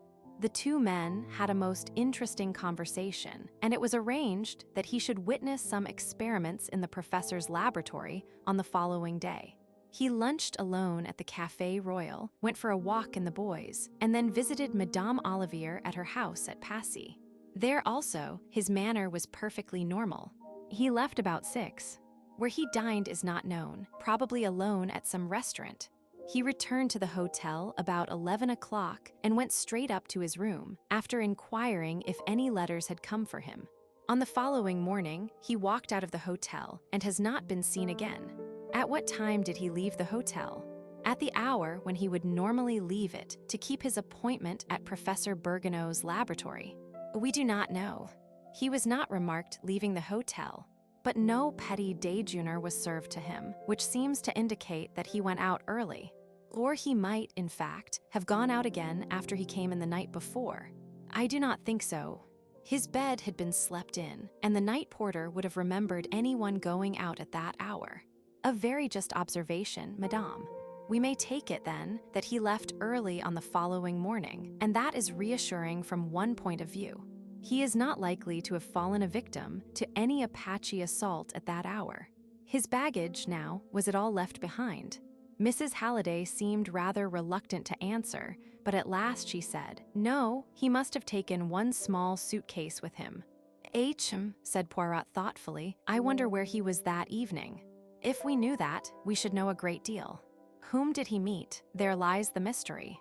Madame, myself, I do not of necessity accept the view of the police. With them is it always cherchez la femme. Yet it is clear that something occurred that night to alter your husband's plans. You say he asked for letters on returning to the hotel. Did he receive any?" "One only, and that must have been the one I wrote him on the day he left England." Poirot remained sunk in thought for a full minute, then he rose briskly to his feet. "Well, madame, the solution of the mystery lies in Paris, and to find it, I myself journey to Paris on the instant. It is all a long time ago, monsieur." Yes. Nevertheless, it is there that we must seek." He turned to leave the room, but paused with his hand on the door. "Tell me, madame, do you ever remember your husband mentioning the phrase, the Big Four?" "The Big Four," she repeated thoughtfully. "No, I can't say I do." "Ezexa, the woman on the stairs." That was all that could be elicited from Mrs. Halliday. We hurried back to London, and the following day saw us en route for the continent. With rather a rueful smile, Poirot observed, "This Big Four, they make me to bestir myself, mon ami. I run up and down, all over the ground like our old friend, the human foxhound." "Perhaps you'll meet him in Paris," I said, knowing that he referred to a certain Gerard, one of the most trusted detectives of the Sûreté, whom he had met on a previous occasion. Poirot made a grimace. "I devoutly hope not. He loved me not, that one. Won't it be a very difficult task?" I asked. "To find out what an unknown Englishman did on an evening 2 months ago. Very difficult, mon ami. But as you know well, difficulties rejoice the heart of Hercule Poirot. You think the Big Four kidnapped him?" Poirot nodded. Our inquiries necessarily went over old ground, and we learnt little to add to what Mrs. Halliday had already told us. Poirot had a lengthy interview with Professor Bergoneau, during which he sought to elicit whether Halliday had mentioned any plan of his own for the evening, but we drew a complete blank. Our next source of information was the famous Madame Olivier. I was quite excited as we mounted the steps of her villa at Passy. It has always seemed to me extraordinary that a woman should go so far in the scientific world. I should have thought a purely masculine brain was needed for such work. The door was opened by a young lad of 17 or thereabouts, who reminded me vaguely of an acolyte, so ritualistic was his manner. Poirot had taken the trouble to arrange our interview beforehand, as he knew Madame Olivier never received anyone without an appointment, being immersed in research work most of the day. We were shown into a small salon, and presently the mistress of the house came to us there. Madame Olivier was a very tall woman, her tallness accentuated by the long white overall she wore and a coif like a nun's that shrouded her head. She had a long, pale face and wonderful dark eyes that burnt with a light almost fanatical. She looked more like a priestess of old than a modern Frenchwoman. One cheek was disfigured by a scar, and I remembered that her husband and co-worker had been killed in an explosion in the laboratory 3 years before, and that she herself had been terribly burned. Ever since then, she had shut herself away from the world and plunged with fiery energy into the work of scientific research. She received us with cold politeness. "I have been interviewed by the police many times, messieurs. I think it hardly likely that I can help you, since I have not been able to help them. Madame, it is possible that I shall not ask you quite the same questions. To begin with, of what did you talk together, you and M. Halliday?" She looked a trifle surprised. "But of his work and also mine. Did he mention to you the theories he had embodied recently in his paper read before the British Association?" "Certainly he did. It was chiefly of those we spoke." His ideas were somewhat fantastic, were they not? Asked Poirot carelessly. Some people have thought so. I do not agree. You considered them practicable. Perfectly practicable. My own line of research has been somewhat similar, though not undertaken with the same end in view. I have been investigating the gamma rays emitted by the substance usually known as radium C, a product of radium emanation, and in doing so, I have come across some very interesting magnetical phenomena. Indeed, I have a theory as to the actual nature of the force we call magnetism, but it is not yet time for my discoveries to be given to the world. Mr. Halliday's experiments and views were exceedingly interesting to me. Poirot nodded. Then he asked a question which surprised me. Madame, where did you converse on these topics? In here. No, monsieur. In the laboratory. May I see it? Certainly. She led the way to the door from which she had entered. It opened on a small passage. We passed through 2 doors and found ourselves in the big laboratory, with its array of beakers and crucibles and 100 appliances of which I did not even know the names. There were 2 occupants, both busy with some experiment. Madame Olivier introduced them. Mademoiselle Claude, one of my assistants, a tall, serious-faced young girl, bowed to us. Monsieur Henry, an old and trusted friend. The young man, short and dark, bowed jerkily. Poirot looked round him. There were 2 other doors, besides the one by which we had entered. One, Madame explained, led into the garden, the other into a smaller chamber also devoted to research. Poirot took all this in, then declared himself ready to return to the salon. Madame, were you alone with M. Halliday during your interview? Yes, monsieur. My 2 assistants were in the smaller room next door. Could your conversation be overheard by them or anyone else? Madame reflected, then shook her head. I do not think so. I am almost sure it could not. The doors were all shut. Could anyone have been concealed in the room? There is the big cupboard in the corner, but the idea is absurd. Pas out of fate, madame. One thing more, did M. Halliday make any mention of his plans for the evening? He said nothing whatever, monsieur. I thank you, madame, and I apologize for disturbing you. Pray do not trouble, we can find our way out. We stepped out into the hall. A lady was just entering the front door as we did so. She ran quickly up the stairs, and I was left with an impression of the heavy mourning that denotes a French widow. A most unusual type of woman that, remarked Poirot as we walked away. Madame Olivier. Yes, she, mais non, not Madame Olivier. Celle-Vassant's dyer. There are not many geniuses of her stamp in the world. No, I referred to the other lady, the lady on the stairs. I didn't see her face, I said, staring, and I hardly see how you could have done. She never looked at us. That is why I said she was an unusual type, said Poirot placidly. A woman who enters her home, for I presume that it is her home since she enters with a key and runs straight upstairs without even looking at 2 strange visitors in the hall to see who they are, is a very unusual type of woman, quite unnatural, in fact. Mille tonnerres. What is that? He dragged me back, just in time. A tree had crashed down onto the sidewalk, just missing us. Poirot stared at it, pale and upset. It was a near thing that. But clumsy, all the same, for I had no suspicion, at least hardly any suspicion. Yes, but for my quick eyes, the eyes of a cat, Hercule Poirot might now be crushed out of existence, a terrible calamity for the world. And you, too, mon ami, though that would not be such a national catastrophe.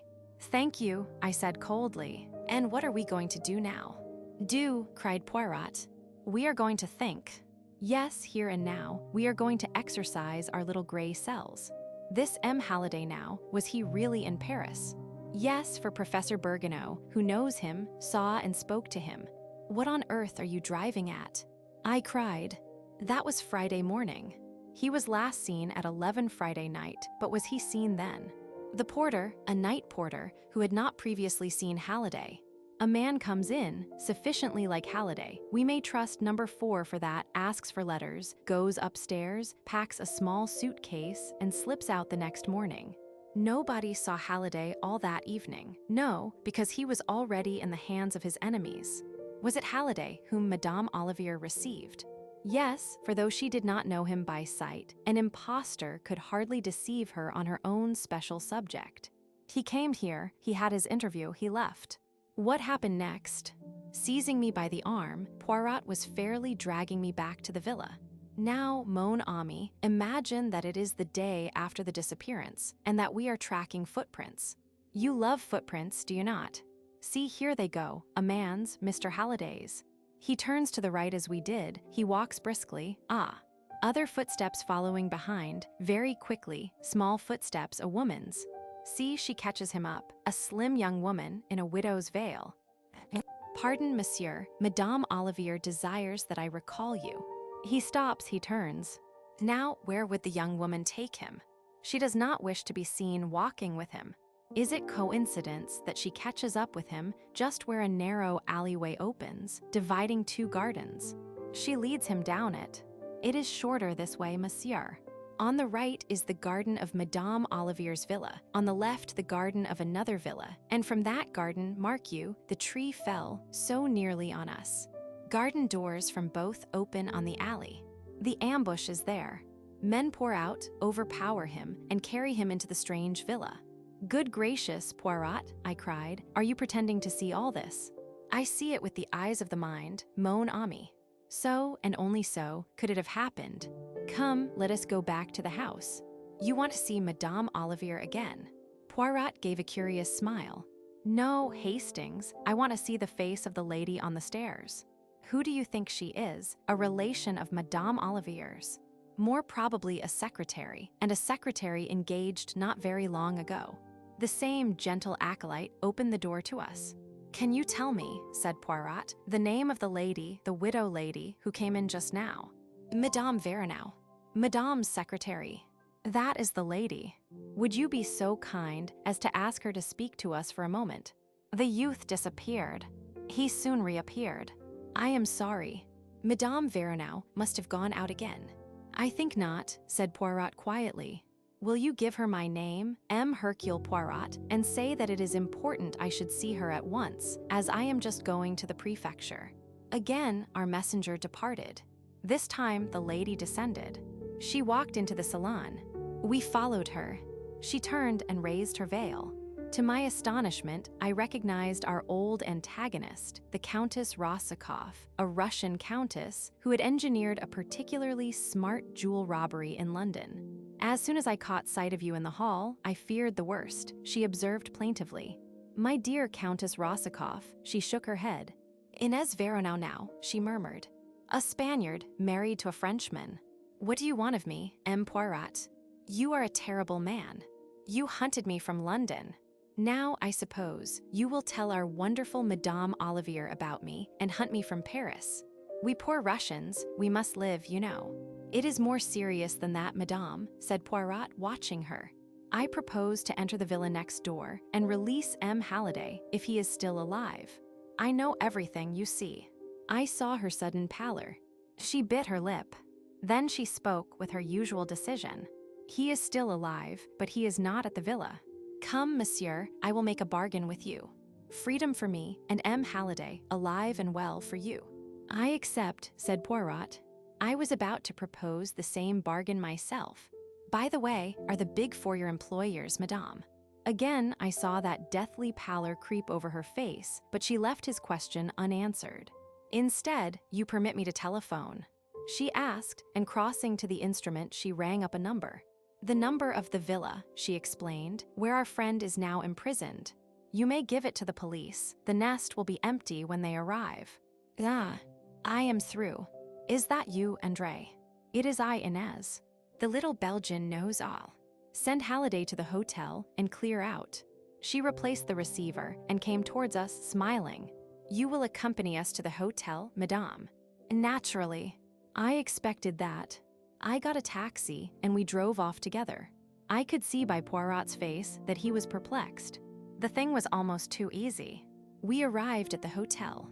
The porter came up to us. A gentleman has arrived. He is in your rooms. He seems very ill.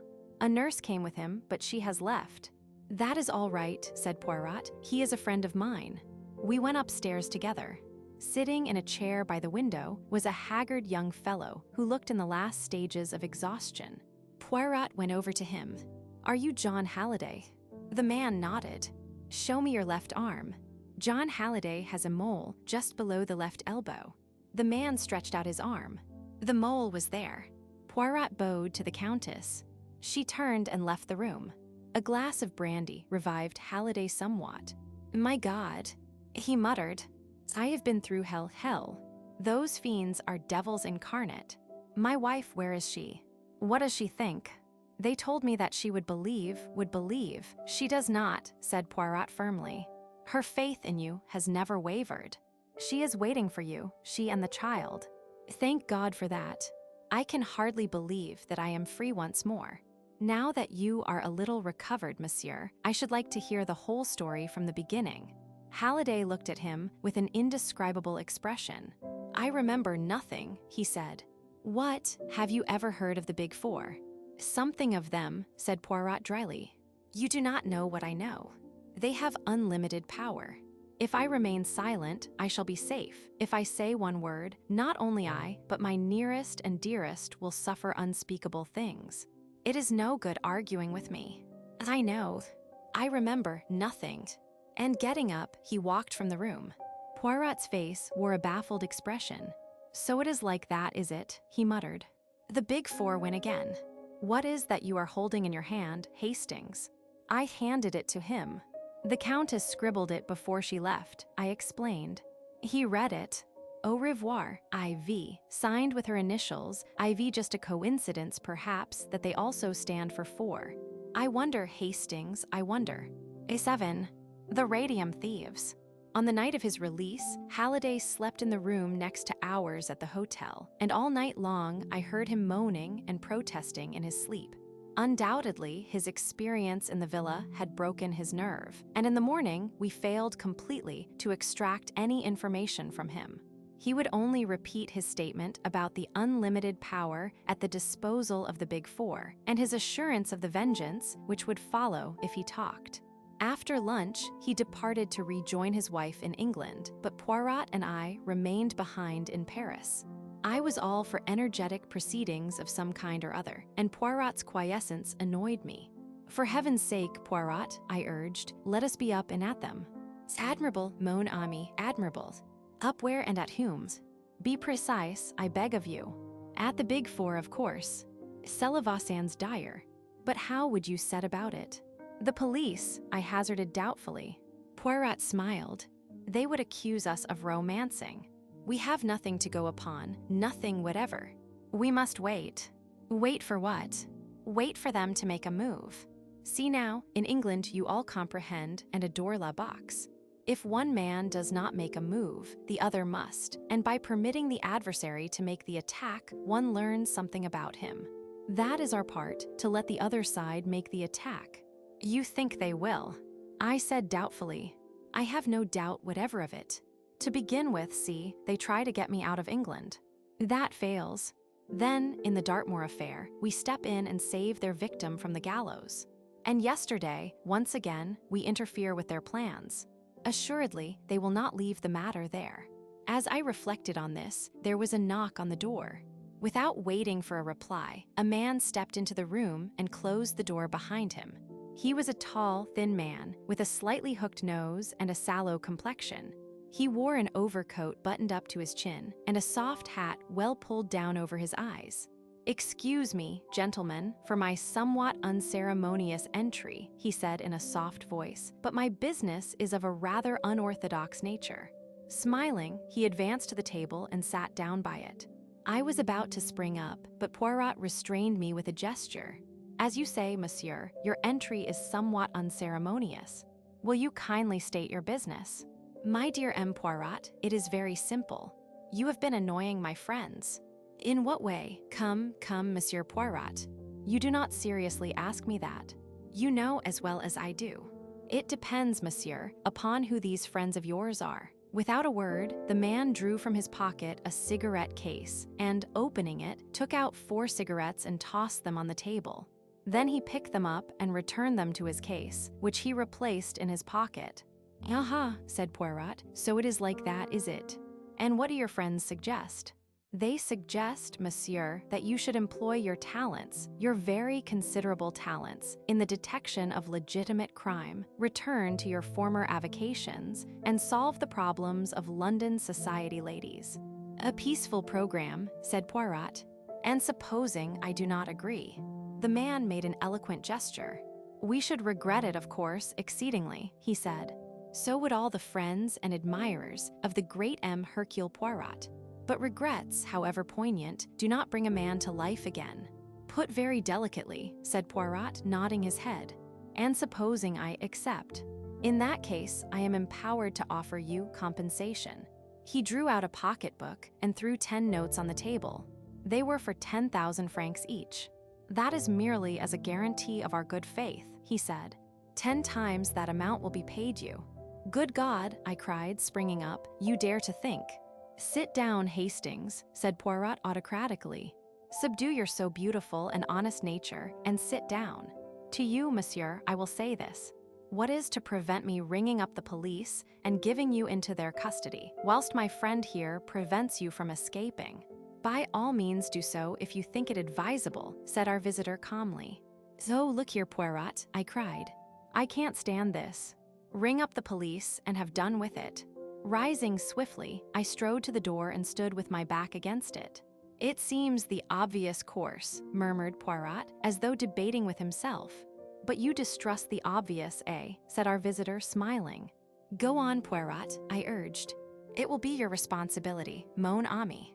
As he lifted the receiver, the man made a sudden, cat-like jump at me. I was ready for him.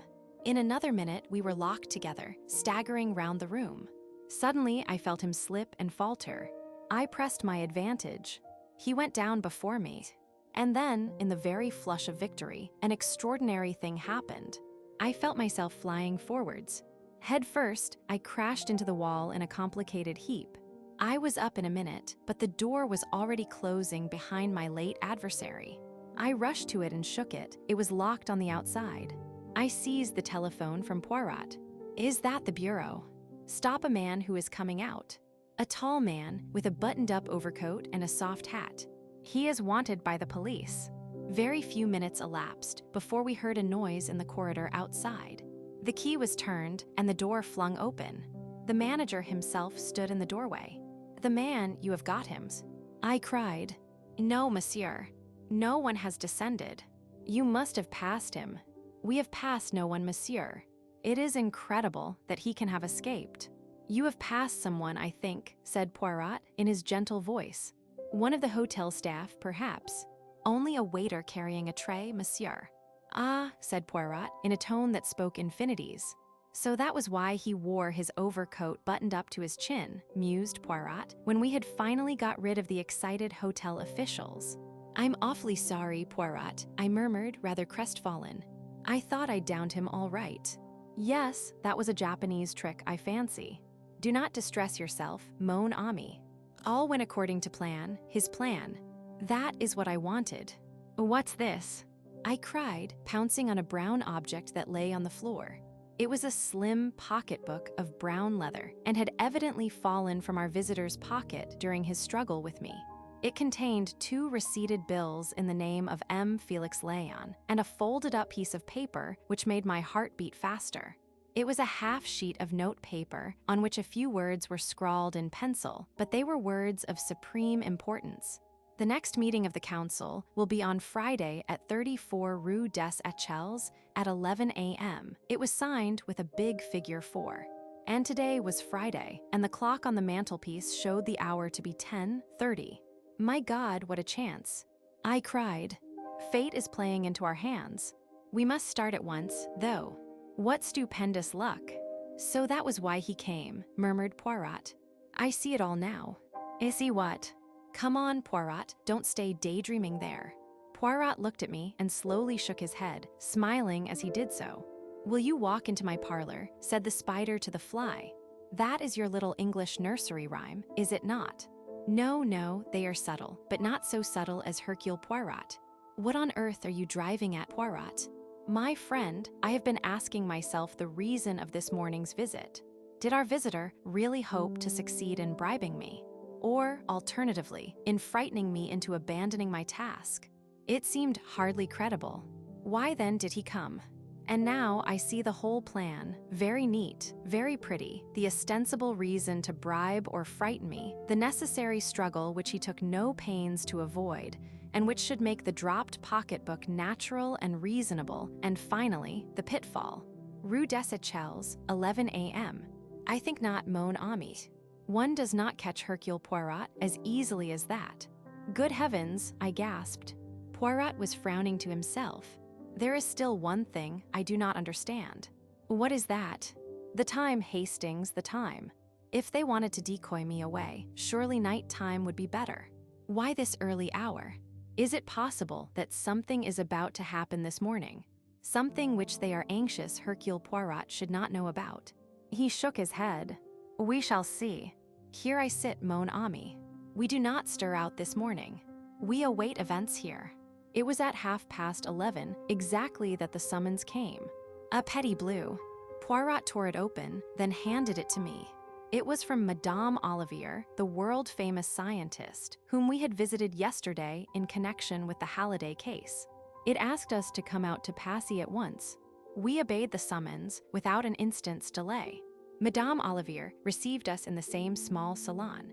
I was struck anew with the wonderful power of this woman, with her long nun's face and burning eyes, this brilliant successor of Becquerel and the Curies. She came to the point at once. Messieurs, you interviewed me yesterday about the disappearance of M. Halliday. I now learn that you returned to the house a second time and asked to see my secretary, Inez Veronau. She left the house with you and has not returned here since. Is that all, madame? No, monsieur, it is not. Last night, the laboratory was broken into, and several valuable papers and memoranda were stolen. The thieves had a try for something more precious still, but luckily, they failed to open the big safe. Madame, these are the facts of the case. Your late secretary, Madame Veronau, was really the Countess Rossakoff, an expert thief, and it was she who was responsible for the disappearance of M. Halliday. How long had she been with you? 5 months, monsieur. What you say amazes me. It is true, nevertheless. These papers, were they easy to find? Or do you think an inside knowledge was shown? It is rather curious that the thieves knew exactly where to look. You think Inez? Yes, I have no doubt that it was upon her information that they acted. But what is this precious thing that the thieves failed to find? Jewels. Madame Olivier shook her head with a faint smile. Something much more precious than that, monsieur. She looked round her, then bent forward, lowering her voice. Radium, monsieur. Radium. Yes, monsieur. I am now at the crux of my experiments. I possess a small portion of radium myself. More has been lent to me for the process I am at work upon. Small though the actual quantity is, it comprises a large amount of the world's stock and represents a value of millions of francs. And where is it? In its leaden case in the big safe. The safe purposely appears to be of an old and worn-out pattern, but it is really a triumph of the safe maker's art. That is probably why the thieves were unable to open it. How long are you keeping this radium in your possession? Only for 2 days more, monsieur. Then my experiments will be concluded. Poirot's eyes brightened, and Inez Veronau is aware of the fact. Good, then our friends will come back. Not a word of me to anyone, madame. But rest assured, I will save your radium for you. You have a key of the door leading from the laboratory to the garden. Yes, monsieur. Here it is. I have a duplicate for myself. And here is the key of the garden door leading out into the alleyway between this villa and the next one. I thank you, madame. Tonight, go to bed as usual, have no fears, and leave all to me. But not a word to anyone, not to your 2 assistants, Mademoiselle Claude and Monsieur Henry, is it not? Particularly not a word to them. Poirot left the villa, rubbing his hands in great satisfaction. What are we going to do now? I asked. Now, Hastings, we are about to leave Paris for England. What? We will pack our effects, have lunch, and drive to the Gare du Nord. But the radium.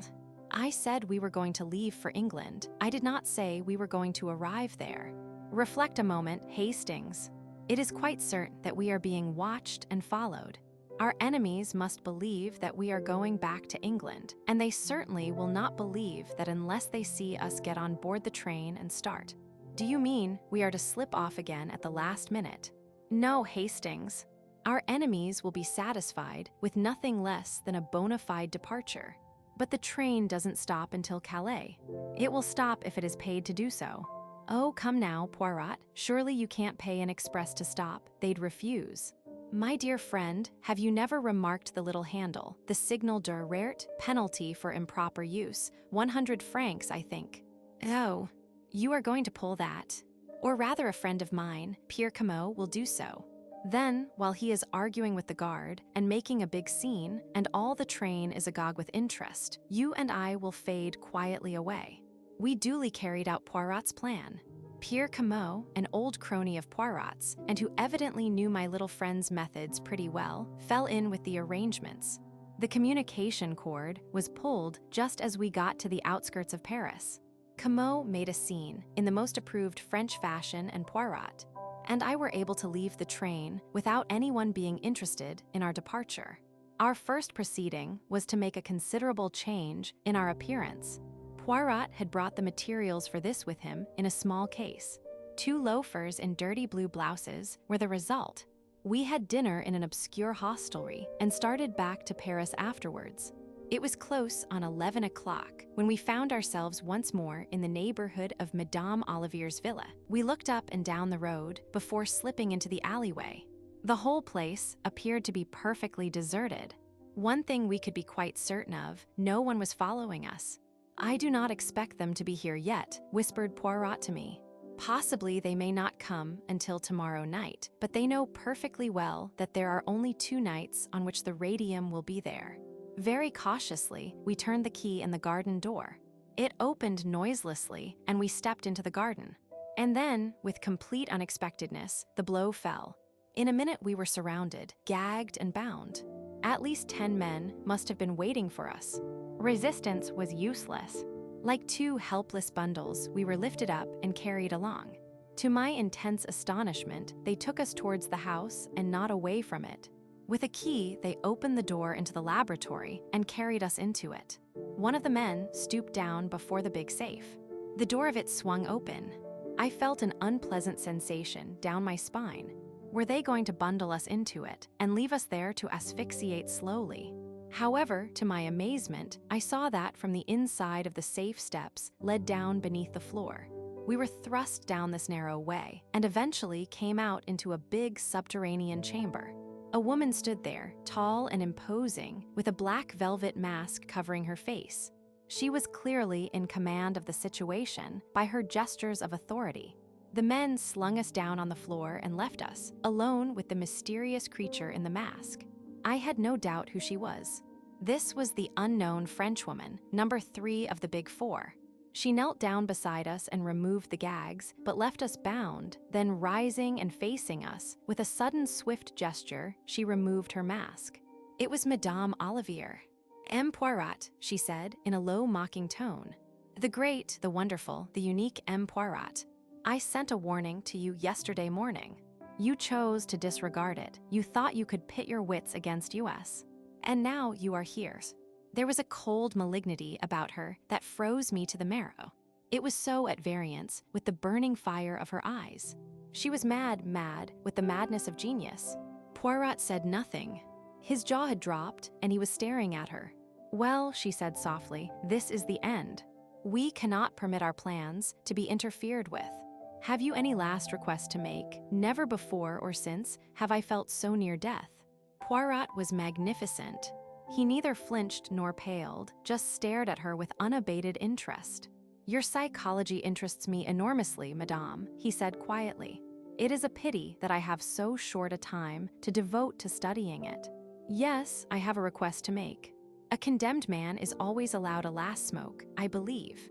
I have my cigarette case on me. If you would permit, he looked down at his bonds. Ah, yes. She laughed. You would like me to untie your hands, would you not? You are clever, M. Hercule Poirot, I know that. I shall not untie your hands, but I will find you a cigarette.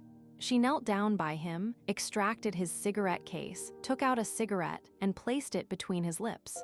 "And now a match," she said, rising. "It is not necessary, madame." Something in his voice startled me. She too was arrested. "Do not move, I pray of you, madame. You will regret it if you do. Are you acquainted at all with the properties of cuir? The South American Indians use it as an arrow poison. A scratch with it means death. Some tribes use a little blowpipe. I, too, have a little blowpipe constructed so as to look exactly like a cigarette. I have only to blow. Ah, you start. Do not move, madame. The mechanism of this cigarette is most ingenious. One blows, and a tiny dart resembling a fishbone flies through the air to find its mark. You do not wish to die, madame. Therefore, I beg of you, release my friend Hastings from his bonds. I cannot use my hands, but I can turn my head, so you are still covered, madame. Make no mistake, I beg of you." Slowly, with shaking hands and rage and hate convulsing her face, she bent down and did his bidding. I was free. Poirot's voice gave me instructions. "Your bonds will now do for the lady, Hastings." "That is right. Is she securely fastened?" "Then release me, I pray of you." It is a fortunate circumstance she sent away her henchmen. With a little luck, we may hope to find the way out unobstructed. In another minute, Poirot stood by my side. He bowed to the lady. "Hercule Poirot is not killed so easily, madame. I wish you good night." The gag prevented her from replying, but the murderous gleam in her eyes frightened me. I hoped devoutly that we should never fall into her power again. 3 minutes later, we were outside the villa and hurriedly traversing the garden. The road outside was deserted, and we were soon clear of the neighborhood. Then Poirot broke out. "I deserve all that that woman said to me. I am a triple imbecile, a miserable animal, 36 times an idiot. I was proud of myself for not falling into their trap. And it was not even meant as a trap, except exactly in the way in which I fell into it. They knew I would see through it. They counted on my seeing through it. This explains all, the ease with which they surrendered Halliday, everything. Madame Olivier was the ruling spirit, Vera Rosikoff only her lieutenant. Madame needed Halliday's ideas. She herself had the necessary genius to supply the gaps that perplexed him. Yes, Hastings, we know now who number 3 is, the woman who is probably the greatest scientist in the world. Think of it. The brain of the East, the science of the West, and 2 others whose identities we do not yet know. But we must find out. Tomorrow we will return to London and set about it. You are not going to denounce Madame Olivier to the police. I should not be believed. That woman is one of the idols of France, and we can prove nothing.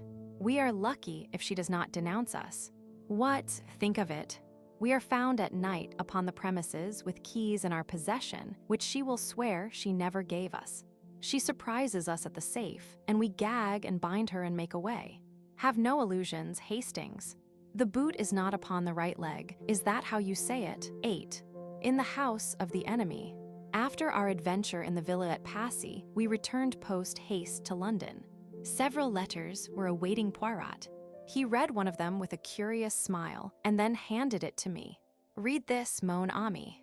I turned first to the signature, Abe Ryland, and recalled Poirot's words, "the richest man in the world." Mr. Ryland's letter was curt and incisive. He expressed himself as profoundly dissatisfied with the reasons Poirot had given for withdrawing from the South American proposition at the last moment.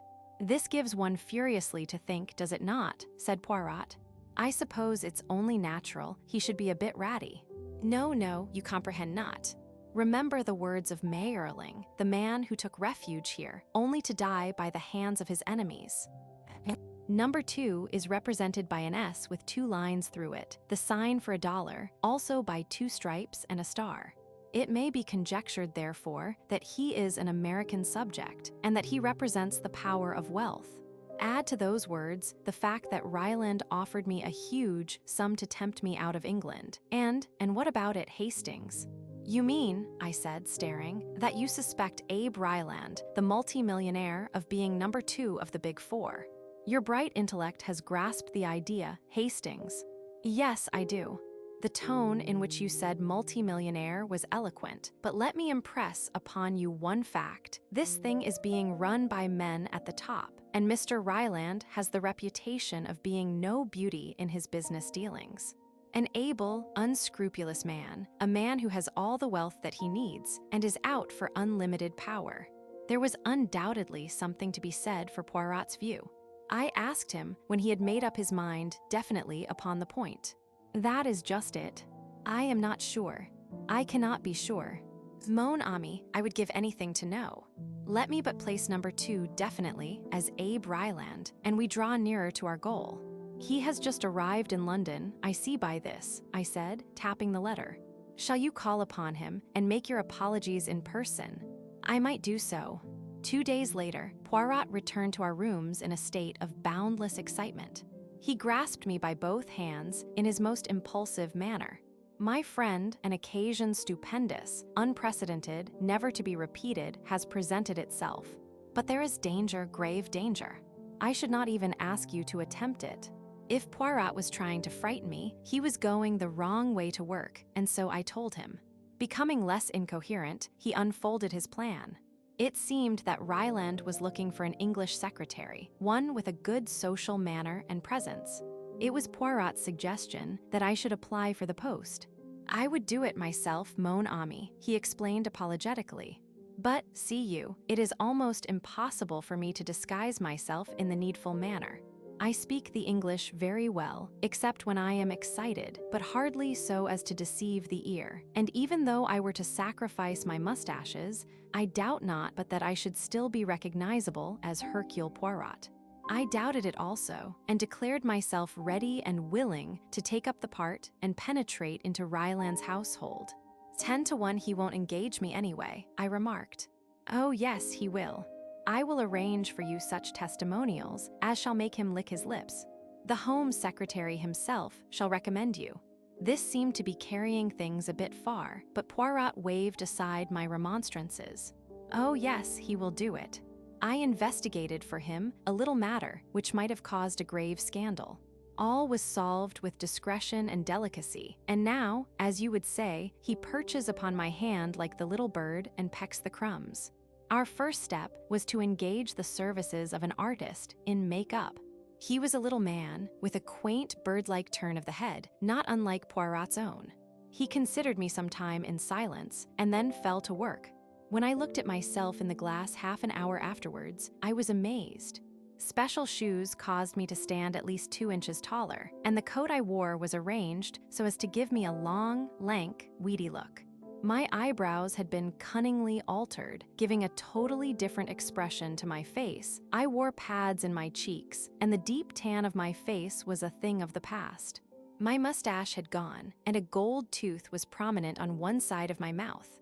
"Your name," said Poirot, "is Arthur Neville. God guard you, my friend, for I fear that you go into perilous places." It was with a beating heart that I presented myself at the Savoy at an hour named by Mr. Ryland and asked to see the great man. After being kept waiting a minute or two, I was shown upstairs to his suite. Ryland was sitting at a table. Spread out in front of him was a letter which I could see out of the tail of my eye was in the Home Secretary's handwriting. It was my first sight of the American millionaire, and, in spite of myself, I was impressed. He was tall and lean, with a jutting-out chin and slightly hooked nose. His eyes glittered cold and gray behind penthouse brows. He had thick grizzled hair and a long black cigar, without which, I learned later, he was never seen, protruded rakishly from the corner of his mouth. "Sit down," he grunted. I sat. He tapped the letter in front of him. "According to this piece here, you're the goods all right, and I don't need to look further. Say, are you well up in the social matters?" I said that I thought I could satisfy him in that respect. "I mean to say, if I have a lot of dukes and earls and viscounts and such like down to the country place I've gotten, you'll be able to sort them out all right and put them where they should be round the dining table." "Oh, quite easily," I replied, smiling. We exchanged a few more preliminaries, and then I found myself engaged. What Mr. Ryland wanted was a secretary conversant with English society, as he already had an American secretary and a stenographer with him. 2 days later, I went down to Hatton Chase, the seat of the Duke of Loamshire, which the American millionaire had rented for a period of 6 months. My duties gave me no difficulty whatever. At one period of my life, I had been private secretary to a busy member of Parliament, so I was not called upon to assume a role unfamiliar to me. Mr. Ryland usually entertained a large party over the weekend, but the middle of the week was comparatively quiet. I saw very little of Mr. Appleby, the American secretary, but he seemed a pleasant, normal young American, very efficient in his work. Of Miss Martin, the stenographer, I saw rather more. She was a pretty girl of about 23 or 4, with auburn hair and brown eyes that could look mischievous enough upon occasion, though they were usually cast demurely down. I had an idea that she both disliked and distrusted her employer, though, of course, she was careful never to hint at anything of the kind. But the time came when I was unexpectedly taken into her confidence. I had, of course, carefully scrutinized all the members of the household. 1 or 2 of the servants had been newly engaged, one of the footmen, I think, and some of the housemaids. The butler, the housekeeper, and the chef were the Duke's own staff, who had consented to remain on in the establishment. The housemaids I dismissed as unimportant. I scrutinized James, the second footman, very carefully, but it was clear that he was an under-footman and an under-footman only. He had indeed been engaged by the butler. A person of whom I was far more suspicious was Thieves, Ryland's valet, whom he had brought over from New York with him. An Englishman by birth, with an irreproachable manner, I yet harbored vague suspicions about him. I had been at Hatton Chase 3 weeks, and not an incident of any kind had arisen which I could lay my finger on in support of our theory. There was no trace of the activities of the Big Four. Mr. Ryland was a man of overpowering force and personality, but I was coming to believe that Poirot had made a mistake when he associated him with that dread organization. I even heard him mention Poirot in a casual way at dinner one night. Wonderful little man, they say. But he's a quitter. How do I know? I put him on a deal, and he turned me down the last minute. I'm not taking any more of your Monsieur Hercule Poirot. It was at moments such as these that I felt my cheek pads most wearisome. And then Miss Martin told me a rather curious story. Ryland had gone to London for the day, taking Appleby with him. Miss Martin and I were strolling together in the garden after tea. I liked the girl very much. She was so unaffected and so natural. I could see that there was something on her mind, and at last out it came. "Do you know, Major Neville," she said, "I am really thinking of resigning my post here." I looked somewhat astonished, and she went on hurriedly. "Oh, I know it's a wonderful job to have got, in a way. I suppose most people would think me a fool to throw it up. But I can't stand abuse, Major Neville. To be sworn at like a trooper is more than I can bear. No gentleman would do such a thing. Has Ryland been swearing at you?" She nodded. "Of course, he's always rather irritable and short-tempered. That one expects. It's all in the day's work. But to fly into such an absolute fury, over nothing at all. He really looked as though he could have murdered me. And, as I say, over nothing at all. Tell me about it," I said, keenly interested. "As you know, I open all Mr. Ryland's letters. Some I hand on to Mr. Appleby, others I deal with myself, but I do all the preliminary sorting. Now there are certain letters that come, written on blue paper, and with a tiny 4 marked on the corner. I beg your pardon, did you speak?" I had been unable to repress a stifled exclamation, but I hurriedly shook my head and begged her to continue. "Well, as I was saying, these letters come, and there are strict orders that they are never to be opened, but to be handed over to Mr. Ryland intact. And of course, I always do so. But there was an unusually heavy mail yesterday morning, and I was opening the letters in a terrific hurry. By mistake, I opened one of these letters. As soon as I saw what I had done, I took it to Mr. Ryland and explained. To my utter amazement, he flew into the most awful rage. As I tell you, I was quite frightened. What was there in the letter, I wonder, to upset him so? Absolutely nothing. That's just the curious part of it. I had read it before I discovered my mistake. It was quite short. I can still remember it word for word, and there was nothing in it that could possibly upset anyone. You can repeat it, you say. I encouraged her. Yes. She paused a minute and then repeated slowly, whilst I noted down the words unobtrusively, the following: "Dear sir, the essential thing now, I should say, is to see the property. If you insist on the quarry being included, then 17,000 seems reasonable. 11% commission too much, 4% is ample. Yours truly, Arthur Leversham." Miss Martin went on, evidently about some property Mr. Ryland was thinking of buying. "But really, I do feel that a man who can get into a rage over such a trifle is, well, dangerous. What do you think I ought to do, Major Neville? You've more experience of the world than I have." I soothed the girl down, pointed out to her that Mr. Ryland had probably been suffering from the enemy of his race, dyspepsia. In the end, I sent her away quite comforted. But I was not so easily satisfied myself. When the girl had gone and I was alone, I took out my notebook and ran over the letter which I had jotted down. What did it mean, this apparently innocent-sounding missive? Did it concern some business deal which Ryland was undertaking, and was he anxious that no details about it should leak out until it was carried through? That was a possible explanation. But I remembered the small figure 4 with which the envelopes were marked, and I felt that, at last, I was on the track of the thing we were seeking.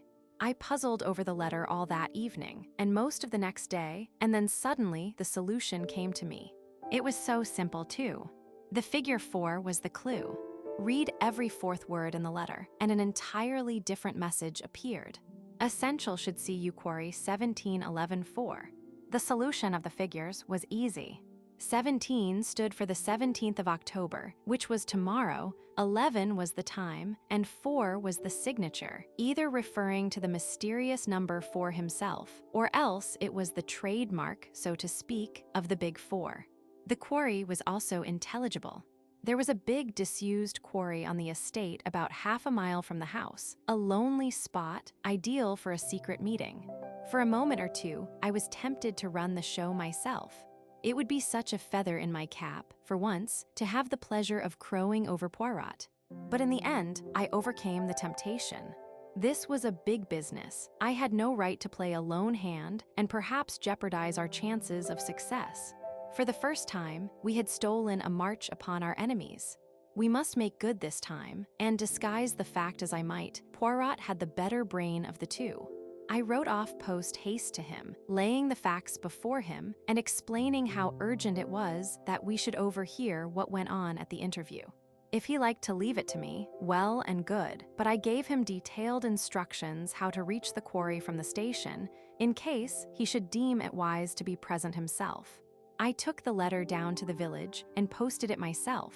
I had been able to communicate with Poirot throughout my stay by the simple expedient of posting my letters myself, but we had agreed that he should not attempt to communicate with me in case my letters should be tampered with. I was in a glow of excitement the following evening. No guests were staying in the house, and I was busy with Mr. Ryland in his study all the evening. I had foreseen that this would be the case, which was why I had had no hope of being able to meet Poirot at the station. I was, however, confident that I would be dismissed well before 11 o'clock. Sure enough, just after 10:30, Mr. Ryland glanced at the clock and announced that he was through. I took the hint and retired discreetly. I went upstairs as though going to bed, but slipped quietly down a side staircase and let myself out into the garden, having taken the precaution to don a dark overcoat to hide my white shirt front. I had gone some way down the garden when I chanced to look over my shoulder. Mr. Ryland was just stepping out from his study window into the garden. He was starting to keep the appointment. I redoubled my pace so as to get a clear start. I arrived at the quarry somewhat out of breath. There seemed no one about, and I crawled into a thick tangle of bushes and awaited developments. 10 minutes later, just on the stroke of 11, Ryland stalked up, his hat over his eyes and the inevitable cigar in his mouth. He gave a quick look round, and then plunged into the hollows of the quarry below. Presently, I heard a low murmur of voices come up to me. Evidently the other man, or men, whoever they were, had arrived first at the rendezvous. I crawled cautiously out of the bushes, and inch by inch, using the utmost precaution against noise, I wormed myself down the steep path. Only a boulder now separated me from the talking men. Secure in the blackness, I peeped round the edge of it and found myself facing the muzzle of a black, murderous-looking automatic. "Hands up," said Mr. Ryland succinctly. "I've been waiting for you." He was seated in the shadow of the rock so that I could not see his face, but the menace in his voice was unpleasant. Then I felt a ring of cold steel on the back of my neck, and Ryland lowered his own automatic. "That's right, George," he drawled. "March him around here." Raging inwardly, I was conducted to a spot in the shadows where the unseen George, whom I suspected of being the impeccable Thieves, gagged and bound me securely. Ryland spoke again in a tone which I had difficulty in recognizing, so cold and menacing was it. "This is going to be the end of you too. You've got in the way of the Big Four once too often. Ever heard of landslides? There was one about here 2 years ago. There's going to be another tonight. I fixed that good and square. Say, that friend of yours doesn't keep his dates very punctually." A wave of horror swept over me. Poirot. In another minute, he would walk straight into the trap, and I was powerless to warn him. I could only pray that he had elected to leave the matter in my hands and had remained in London. Surely, if he had been coming, he would have been here by now. With every minute that passed, my hopes rose. Suddenly, they were dashed to pieces. I heard footsteps, cautious footsteps, but footsteps nevertheless. I writhed in impotent agony. They came down the path, paused, and then Poirot himself appeared, his head a little on one side, peering into the shadows. I heard the growl of satisfaction Ryland gave as he raised the big automatic and shouted, "Hands up." Thieves sprang forward as he did so and took Poirot in the rear. The ambush was complete. "Pleased to meet you, Mr. Hercule Poirot," said the American grimly. Poirot's self-possession was marvelous. He did not turn a hair, but I saw his eyes searching in the shadows. "My friend, he is here." "Yes, you are both in the trap of the Big Four." He laughed. "A trap?" queried Poirot. "Say, haven't you tumbled to it yet?"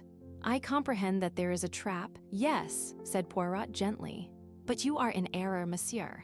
It is you who are in it, not I and my friend." "What?" Ryland raised the big automatic, but I saw his gaze falter.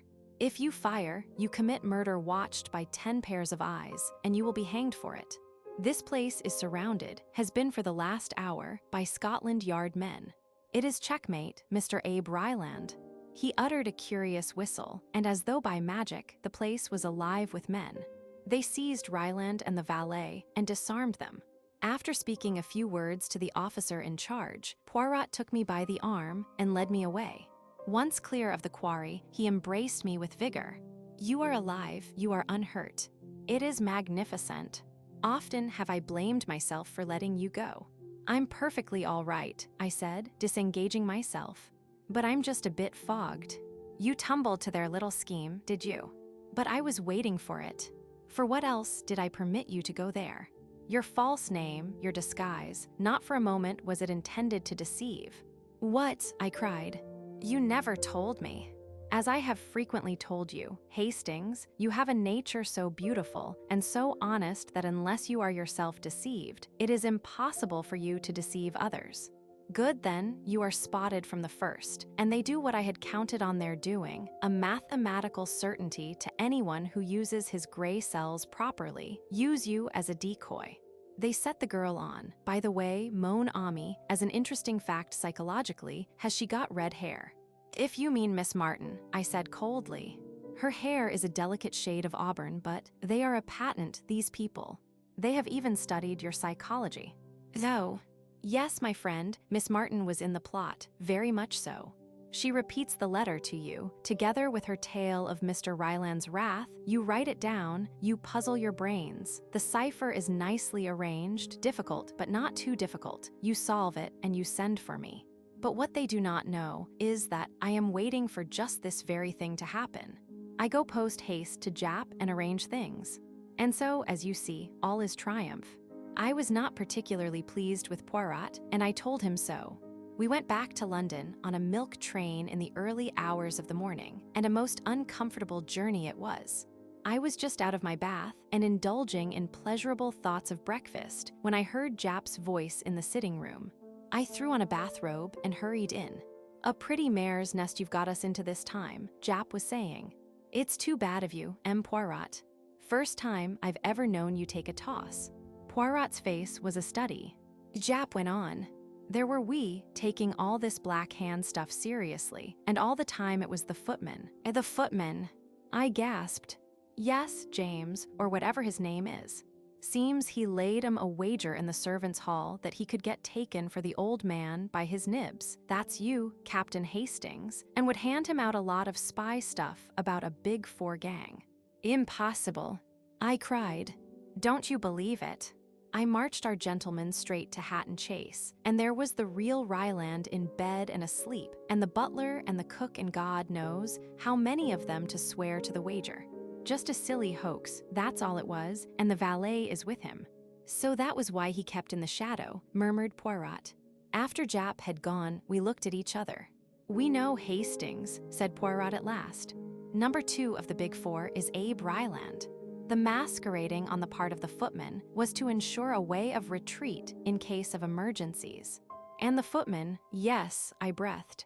"Number 4, said Poirot gravely. 9. The Yellow Jasmine Mystery." It was all very well for Poirot to say that we were acquiring information all the time and gaining an insight into our adversaries' minds. I felt myself that I required some more tangible success than this. Since we had come into contact with the Big Four, they had committed 2 murders, abducted Halliday, and had been within an ace of killing Poirot and myself, whereas so far we had hardly scored a point in the game. Poirot treated my complaints lightly. "So far, Hastings," he said, "they laugh." "That is true, but you have a proverb, have you not? He laughs best who laughs at the end. And at the end, mon ami, you shall see. You must remember, too," he added, "that we deal with no ordinary criminal, but with the second greatest brain in the world." I forbore to pander to his conceit by asking the obvious question. I knew the answer, at least I knew what Poirot's answer would be, and instead I tried without success to elicit some information as to what steps he was taking to track down the enemy. As usual, he had kept me completely in the dark as to his movements, but I gathered that he was in touch with Secret Service agents in India, China, and Russia, and, from his occasional bursts of self-glorification, that he was at least progressing in his favorite game of gauging his enemy's mind. He had abandoned his private practice almost entirely, and I know that at this time he refused some remarkably handsome fees. True, he would sometimes investigate cases which intrigued him, but he usually dropped them the moment he was convinced that they had no connection with the activities of the Big Four. This attitude of his was remarkably profitable to our friend, Inspector Jap. Undeniably, he gained much kudos for solving several problems, in which his success was really due to a half-contemptuous hint from Poirot. In return for such service, Jap supplied full details of any case which he thought might interest the little Belgian, and when he was put in charge of what the newspaper called the Yellow Jasmine Mystery, he wired Poirot, asking him whether he would care to come down and look into the case. It was in response to this wire that, about a month after my adventure in Abe Ryland's house, we found ourselves alone in a railway compartment whirling away from the smoke and dust of London, bound for the little town of Market Handford in Worcestershire, the seat of the mystery. Poirot leant back in his corner. "And what exactly is your opinion of the affair, Hastings?" I did not at once reply to his question. I felt the need of going warily. "It all seems so complicated," I said cautiously. "Does it not?" said Poirot delightedly. "I suppose our rushing off like this is a pretty clear sign that you consider Mr. Painter's death to be murder, not suicide or the result of an accident." No, you misunderstand me, Hastings. Granting that Mr. Painter died as the result of a particularly terrible accident, there are still a number of mysterious circumstances to be explained. That was what I meant when I said it was all so complicated. Let us go over all the main facts quietly and methodically. Recount them to me, Hastings, in an orderly and lucid fashion. I started forthwith, endeavoring to be as orderly and lucid as I could. "We start," I said, "with Mr. Painter, a man of 55, rich, cultured, and somewhat of a globetrotter.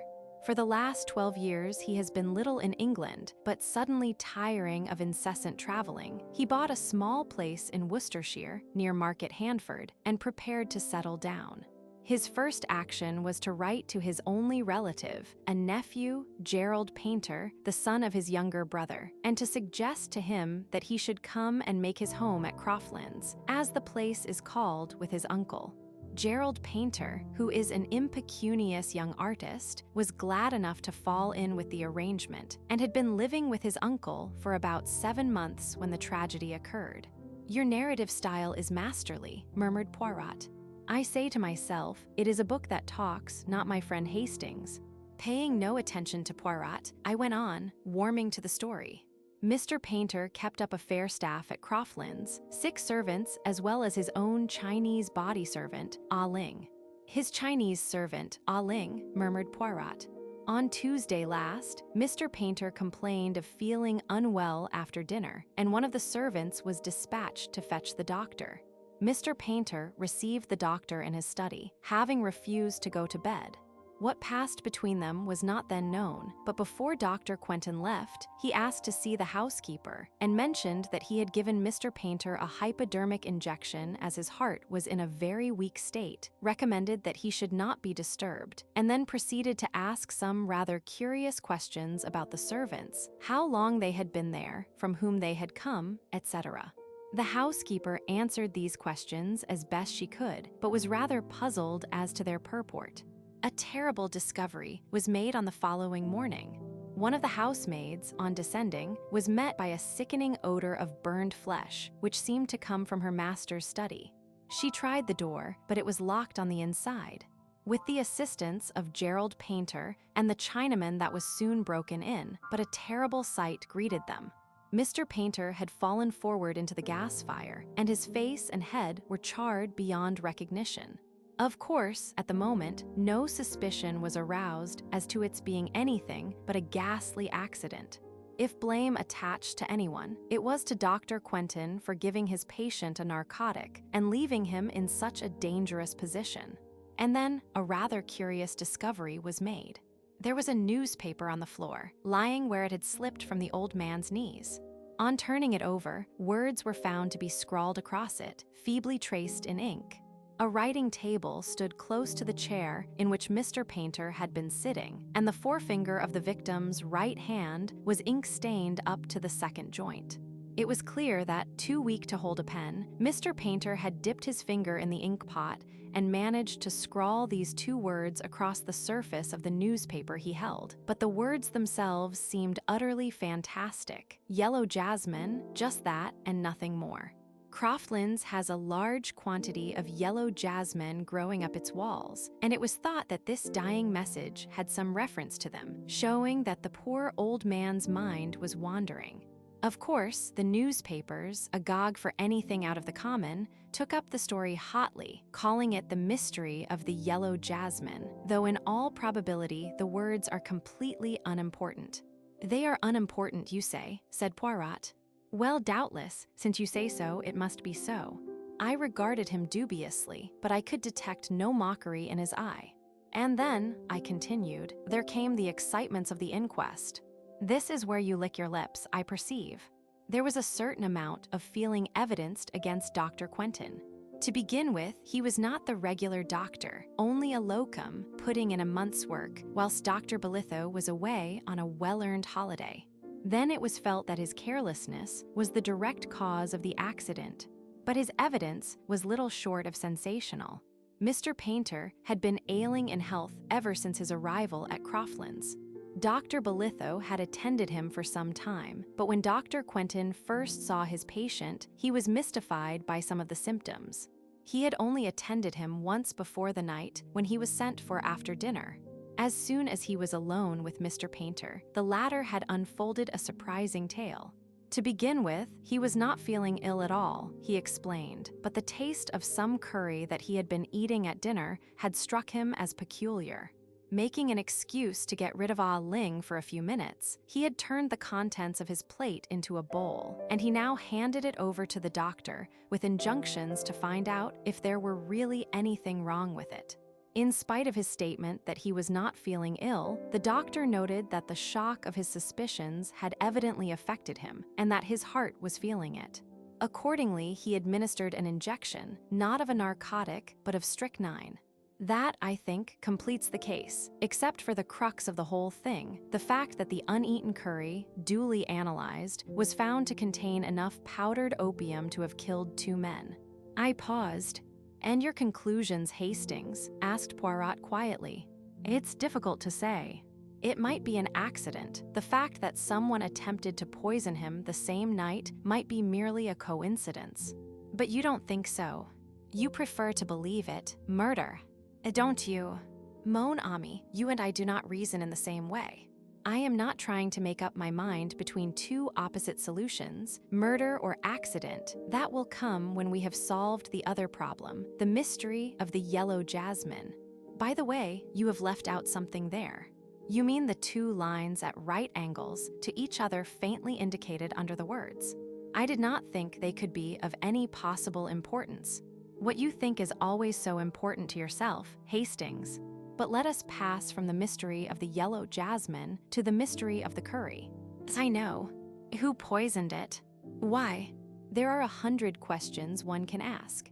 Ah Ling, of course, prepared it. But why should he wish to kill his master? Is he a member of a tong, or something like that? One reads of such things. The tong of the yellow jasmine, perhaps.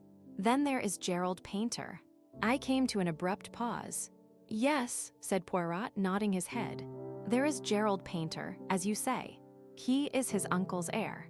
He was dining out that night, though. He might have got at some of the ingredients of the curry, I suggested. And he would take care to be out, so as not to have to partake of the dish. I think my reasoning rather impressed Poirot. He looked at me with a more respectful attention than he had given me so far. He returns late, I mused, pursuing a hypothetical case. Sees the light in his uncle's study, enters, and, finding his plan has failed, thrusts the old man down into the fire. Mr. Painter, who was a fairly hardy man of 55, would not permit himself to be burnt to death without a struggle, Hastings. Such a reconstruction is not feasible. Well, Poirot, I cried, we're nearly there, I fancy. Let us hear what you think. Poirot threw me a smile, swelled out his chest, and began in a pompous manner. Assuming murder, the question at once arises, why choose that particular method? I can think of only one reason, to confuse identity, the face being charred beyond recognition. What? I cried. You think, a moment's patience, Hastings. I was going on to say that I examined that theory. Is there any ground for believing that the body is not that of Mr. Painter? Is there anyone else whose body it possibly could be? I examine these 2 questions, and finally I answer them both in the negative. Oh, I said, rather disappointed. And then, Poirot's eyes twinkled a little. And then I say to myself, since there is here something that I do not understand, it would be well that I should investigate the matter. I must not permit myself to be wholly engrossed by the Big Four. Ah, we are just arriving. My little clothes brush, where does it hide itself? Here it is, brush me down, I pray you, my friend, and then I will perform the same service for you. Yes, said Poirot thoughtfully, as he put away the brush. One must not permit oneself to be obsessed by one idea. I have been in danger of that. Figure to yourself, my friend, that even here in this case, I am in danger of it. Those 2 lines you mentioned, a downstroke and a line at right angles to it, what are they but the beginning of a 4? Good gracious, Poirot, I cried, laughing. Is it not absurd? I see the hand of the Big Four everywhere. It is well to employ one's wits in a totally different milieu. Ah, there is Jap come to meet us. 10. We investigate at Croftlands. The Scotland Yard inspector was, indeed, waiting on the platform and greeted us warmly. Well, Monsieur Poirot, this is good. Thought you'd like to be let in on this. Tip-top mystery, isn't it?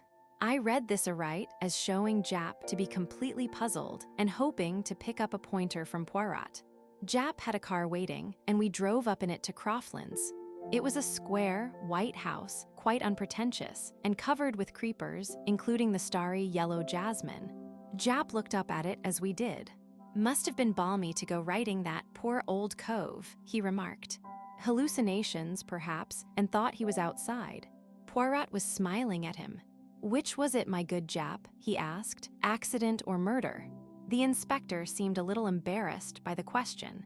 Well, if it weren't for that curry business, I'd be for accident every time. There's no sense in holding a live man's head in the fire. Why, he'd scream the house down. Ah, said Poirot in a low voice. Fool that I have been. Triple imbecile. You are a clever man than I am Jap. Jap was rather taken aback by the compliment, Poirot being usually given to exclusive self-praise.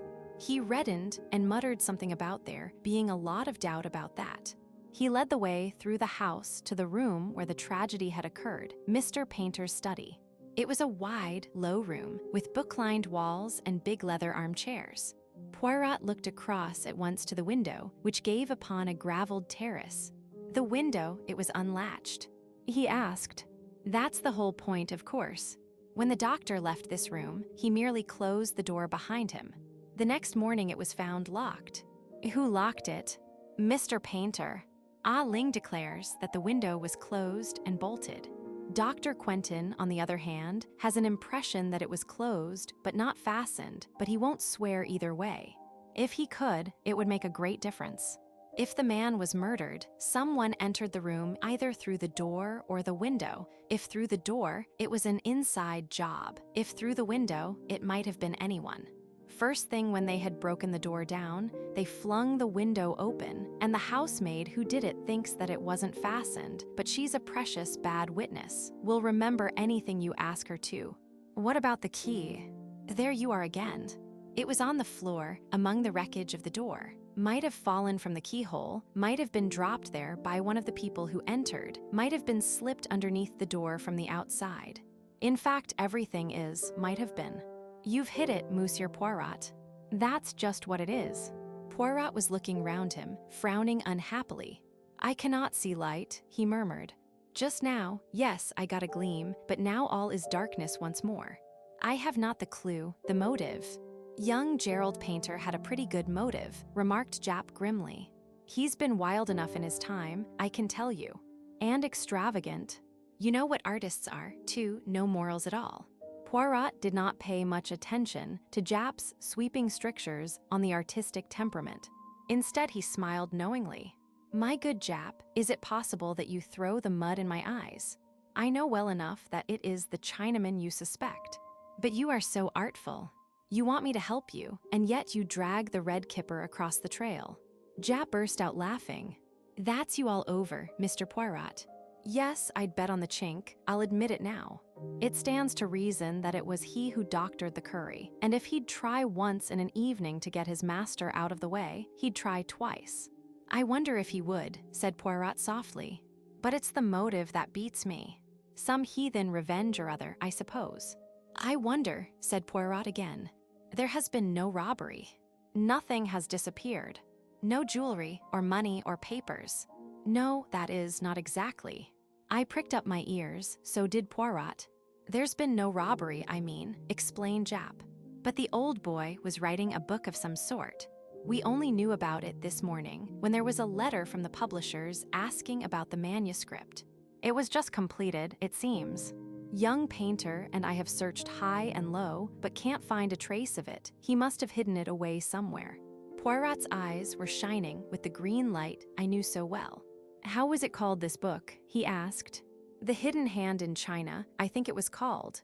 Aha, said Poirot with almost a gasp. Then he said quickly, let me see the Chinaman, Ah Ling. The Chinaman was sent for and appeared, shuffling along with his eyes cast down and his pigtail swinging. His impassive face showed no trace of any kind of emotion. Ah Ling, said Poirot, are you sorry your master is dead? I welly sorry. He good master.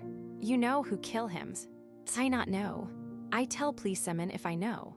The questions and answers went on. With the same impassive face, Ah Ling described how he had made the curry. The cook had had nothing to do with it. He declared no hand had touched it but his own. I wondered if he saw where his admission was leading him. He stuck to it too, that the window to the garden was bolted that evening. If it was open in the morning, his master must have opened it himself. At last Poirot dismissed him. "That will do, Ah Ling." Just as the Chinaman had got to the door, Poirot recalled him. "And you know nothing, you say, of the yellow Jasmine?" "No, what should I know?" "Nor yet of the sign that was written underneath it." Poirot leant forward as he spoke and quickly traced something on the dust of a little table. I was near enough to see it before he rubbed it out. A downstroke, a line at right angles, and then a second line down which completed a big 4. The effect on the Chinaman was electrical. For one moment, his face was a mask of terror. Then, as suddenly, it was impassive again, and repeating his grave disclaimer, he withdrew. Jap departed in search of young Painter, and Poirot and I were left alone together. "The Big Four, Hastings," cried Poirot. Once again, the Big Four. Painter was a great traveler. In his book, there was doubtless some vital information concerning the doings of number 1, Li Chang-Yen, the head and brains of the Big Four. But who, how? Hush, here they come. Gerald Painter was an amiable, rather weak-looking young man. He had a soft brown beard and a peculiar flowing tie. He answered Poirot's questions readily enough. "I dined out with some neighbors of ours, the Wycherleys," he explained. "What time did I get home?" "Oh, about 11. I had a latchkey, you know. All the servants had gone to bed, and I naturally thought my uncle had done the same. As a matter of fact, I did think I caught sight of that soft-footed Chinese beggar, Ah Ling, just whisking round the corner of the hall, but I fancy I was mistaken." "When did you last see your uncle, Mr. Painter?" "I mean, before you came to live with him." "Oh, not since I was a kid of 10. He and his brother, my father, quarreled, you know. But he found you again with very little trouble, did he not? In spite of all the years that had passed." "Yes, it was quite a bit of luck, my seeing the lawyer's advertisement." Poirot asked no more questions. Our next move was to visit Dr. Quentin. His story was substantially the same as he had told at the inquest, and he had little to add to it. He received us in his surgery, having just come to the end of his consulting patients. He seemed an intelligent man. A certain primness of manner went well with his pince-nez, but I fancied that he would be thoroughly modern in his methods. "I wish I could remember about the window," he said frankly. "But it's dangerous to think back. One becomes quite positive about something that never existed. That's psychology, isn't it, M. Poirot? You see, I've read all about your methods, and I may say I'm an enormous admirer of yours. No, I suppose it's pretty certain that the Chinaman put the powdered opium in the curry, but he'll never admit it, and we shall never know why. But holding a man down in a fire, that's not in keeping with our Chinese friend's character, it seems to me." I commented on this last point to Poirot as we walked down the main street of Market Handford. "Do you think he let a confederate in?" I asked. "By the way, I suppose Jap can be trusted to keep an eye on him." The inspector had passed into the police station on some business or other. The emissaries of the Big Four are pretty spry.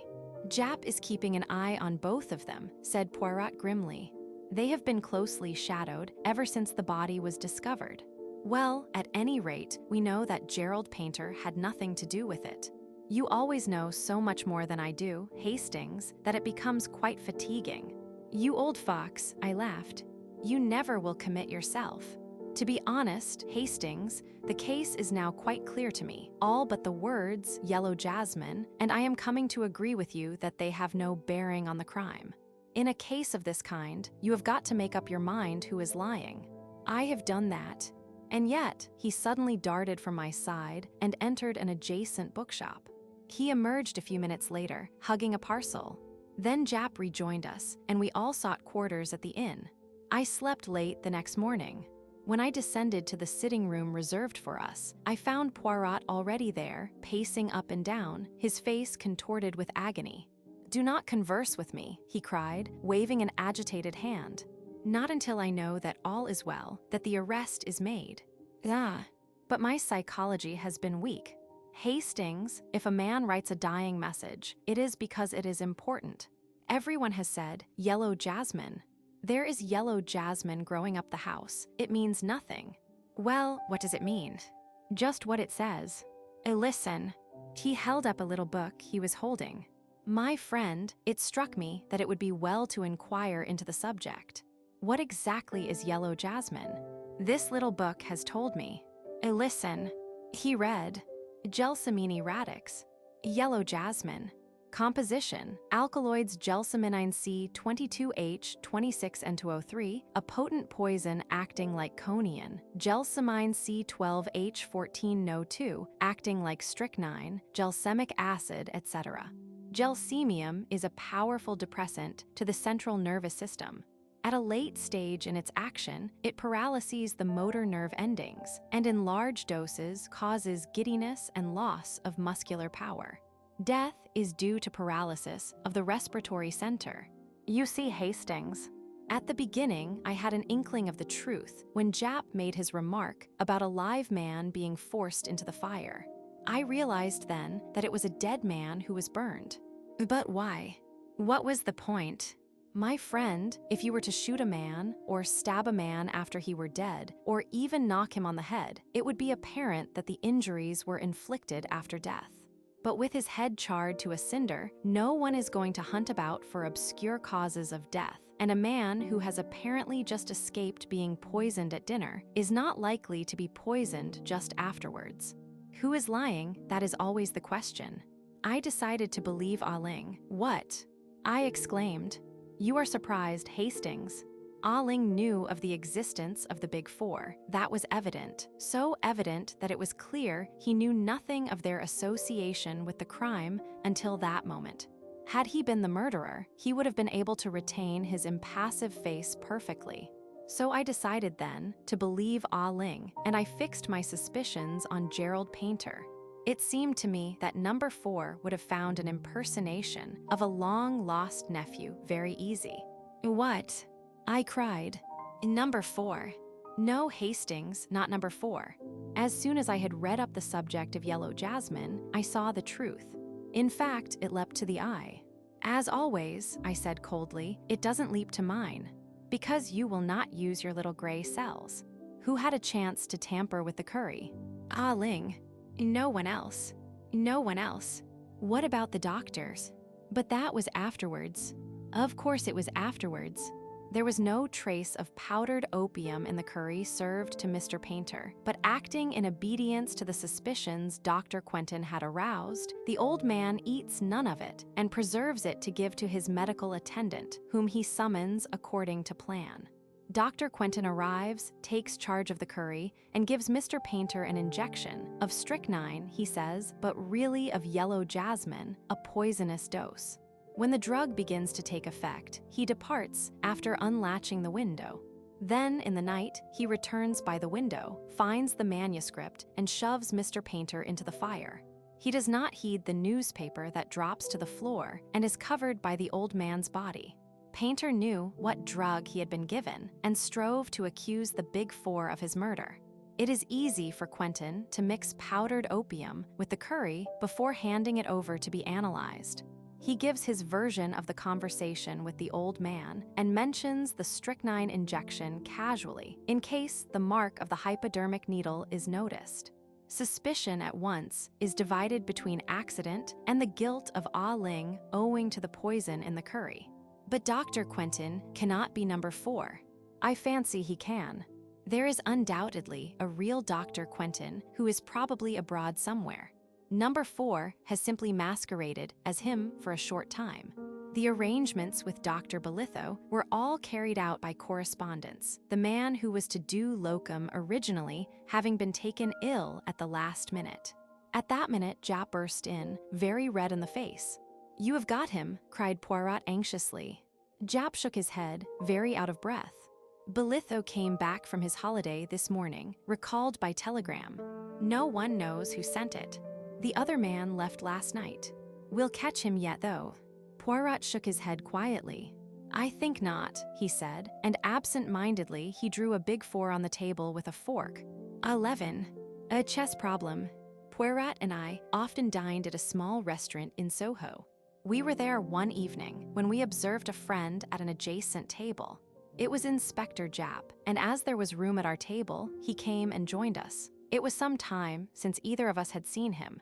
Never do you stop in to see us nowadays, declared Poirot reproachfully. Not since the affair of the yellow Jasmine have we met, and that is nearly a month ago. I've been up north, that's why. How are things with you? Big Four still going strong, eh? Poirot shook a finger at him reproachfully. Ah, you mock yourself at me, but the Big Four, they exist. Oh, I don't doubt that, but they're not the hub of the universe, as you make out. My friend, you are very much mistaken. The greatest power for evil in the world today is this Big Four. To what end they are tending, no one knows, but there has never been another such criminal organization. The finest brain in China at the head of it, an American millionaire, and a French woman scientist as members, and for the fourth, Jap interrupted. I know. Regular bee in your bonnet over it all. It's becoming your little mania, Monsieur Poirot. Let's talk of something else for a change. Take any interest in chess. I have played it, yes. Did you see that curious business yesterday? Match between two players of worldwide reputation, and one died during the game. I saw a mention of it. Dr. Savaranoff, the Russian champion, was one of the players, and the other, who succumbed to heart failure, was the brilliant young American, Gilmer Wilson. Quite right. Savaranoff beat Rubinstein and became Russian champion some years ago. Wilson is said to be a second Capablanca. A very curious occurrence, mused Poirot. If I mistake not, you have a particular interest in the matter. Jap gave a rather embarrassed laugh. You've hit it, Monsieur Poirot. I'm puzzled. Wilson was sound as a bell, no trace of heart trouble. His death is quite inexplicable. You suspect Dr. Savaranoff of putting him out of the way. I cried. Hardly that, said Jap dryly. I don't think even a Russian would murder another man in order not to be beaten at chess. And anyway, from all I can make out, the boot was likely to be on the other leg. The doctor is supposed to be very hot stuff. Second to Lasker, they say he is. Poirot nodded thoughtfully. Then what exactly is your little idea? He asked. Why should Wilson be poisoned? For I assume, of course, that it is poison you suspect. Naturally. Heart failure means your heart stops beating. That's all there is to that. That's what a doctor says officially at the moment, but privately he tips us the wink that he's not satisfied. When is the autopsy to take place? Tonight. Wilson's death was extraordinarily sudden. He seemed quite as usual and was actually moving one of the pieces when he suddenly fell forward, dead. There are very few poisons would act in such a fashion, objected Poirot. I know. The autopsy will help us, I expect. But why should anyone want Gilmer Wilson out of the way? That's what I'd like to know. Harmless, unassuming young fellow. Just come over here from the States and apparently hadn't an enemy in the world. It seems incredible, I mused. Not at all, said Poirot, smiling. Jap has his theory, I can see. I have, Monsieur Poirot. I don't believe the poison was meant for Wilson. It was meant for the other man. Is Savaranoff? Yes. Savaranoff fell foul of the Bolsheviks at the outbreak of the revolution. He was even reported killed. In reality, he escaped, and for 3 years endured incredible hardships in the wilds of Siberia. His sufferings were so great that he is now a changed man. His friends and acquaintances declare they would hardly have recognized him. His hair is white, and his whole aspect that of a man terribly aged. He is a semi-invalid and seldom goes out, living alone with a niece, Sonia Daviloff, and a Russian manservant in a flat-down Westminster way. It is possible that he still considers himself a marked man. Certainly, he was very unwilling to agree to this chess contest. He refused several times point blank, and it was only when the newspapers took it up and began making a fuss about the unsportsmanlike refusal that he gave in. Gilmer Wilson had gone on challenging him with real Yankee pertinacity, and in the end, he got his way. Now I ask you, Monsieur Poirot, why wasn't he willing? Because he didn't want attention drawn to him. Didn't want somebody or other to get on his track. That's my solution. Gilmer Wilson got pipped by mistake. There is no one who has any private reason to gain by Savaranoff's death. Well, his niece, I suppose. He's recently come into an immense fortune. Left him by Madame Gaspoja, whose husband was a sugar profiteer under the old regime. They had an affair together once, I believe, and she refused steadfastly to credit the reports of his death. Where did the match take place? In Savaronoff's own flat. He's an invalid, as I told you. Many people there to watch it. At least a dozen, probably more. Poirot made an expressive grimace. My poor Jap, your task is not an easy one. Once I know definitely that Wilson was poisoned, I can get on. Has it occurred to you that, in the meantime, supposing your assumption that Savaronoff was the intended victim to be correct, the murderer may try again? Of course it has. 2 men are watching Savaronoff's flat. That will be very useful if anyone should call with a bomb under his arm, said Poirot dryly. You're getting interested, Monsieur Poirot, said Jap with a twinkle. Care to come round to the mortuary and see Wilson's body before the doctors start on it? Who knows, his tie-pin may be askew, and that may give you a valuable clue that will solve the mystery. My dear Jap, all through dinner my fingers have been itching to rearrange your own tie-pin. You permit, yes? Ah, that is much more pleasing to the eye. Yes, by all means, let us go to the mortuary. I could see that Poirot's attention was completely captivated by this new problem. It was so long since he had shown any interest over any outside case that I was quite rejoiced to see him back in his old form. For my own part, I felt a deep pity as I looked down upon the motionless form and convulsed face of the hapless young American who had come by his death in such a strange way. Poirot examined the body attentively. There was no mark on it anywhere except a small scar on the left hand. And the doctor says that's a burn, not a cut, explained Jap. Poirot's attention shifted to the contents of the dead man's pockets, which a constable spread out for our inspection. There was nothing much: a handkerchief, keys, note case filled with notes, and some unimportant letters. But one object standing by itself filled Poirot with interest. A chessman, he exclaimed. A white bishop. Was that in his pocket? No, clasped in his hand. We had quite a difficulty to get it out of his fingers. It must be returned to Dr. Savaronoff sometime. It's part of a very beautiful set of carved ivory chessmen. Permit me to return it to him. It will make an excuse for my going there. Aha, cried Jap. So you want to come in on this case? I admit it. So skillfully have you aroused my interest. That's fine. Got you away from your brooding. Captain Hastings is pleased, too, I can see. Quite right, I said, laughing. Poirot turned back towards the body. No other little detail you can tell me about him, he asked. I don't think so. Not even that he was left-handed. You're a wizard, Monsieur Poirot. How did you know that? He was left-handed. Not that it's anything to do with the case. Nothing whatever, agreed Poirot hastily, seeing that Jap was slightly ruffled. My little joke, that was all. I like to play you the trick, see you. We went out upon an amicable understanding. The following morning saw us wending our way to Dr. Savaronoff's flat in Westminster. Sonia Daviloff, I mused. It's a pretty name. Poirot stopped and threw me a look of despair. Always looking for romance. You are incorrigible. It would serve you right if Sonia Daviloff turned out to be our friend and enemy, the Countess Vera Rosikoff. At the mention of the Countess, my face clouded over. Surely, Poirot, you don't suspect, but no. It was a joke. I have not the big four on the brain to that extent, whatever Jap may say. The door of the flat was opened to us by a manservant with a peculiarly wooden face. It seemed impossible to believe that that impassive countenance could ever display emotion. Poirot presented a card on which Jap had scribbled a few words of introduction, and we were shown into a low, long room furnished with rich hangings and curios. 1 or 2 wonderful icons hung upon the walls, and exquisite Persian rugs lay upon the floor. A samovar stood upon a table. I was examining one of the icons, which I judged to be of considerable value, and turned to see Poirot prone upon the floor. Beautiful as the rug was, it hardly seemed to me to necessitate such close attention. Is it such a very wonderful specimen? I asked. The rug. But no, it was not the rug I was remarking. But it is a beautiful specimen, far too beautiful to have a large nail wantonly driven through the middle of it. No, Hastings, as I came forward, the nail is not there now. But the hole remains.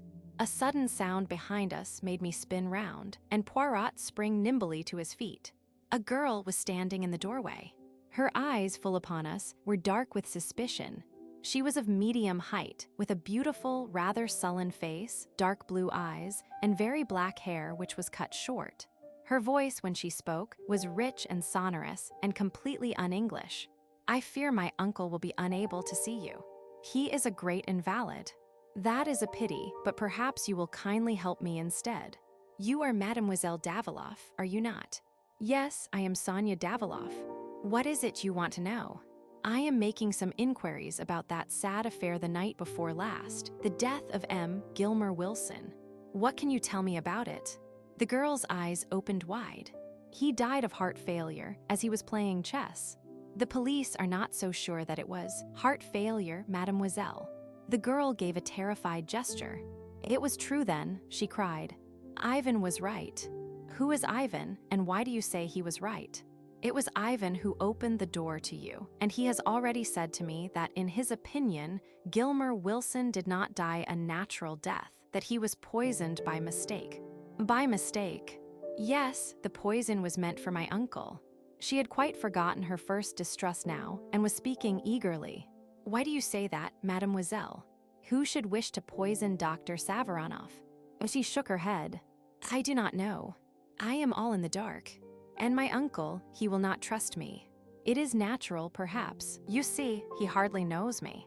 He saw me as a child, and not since till I came to live with him here in London.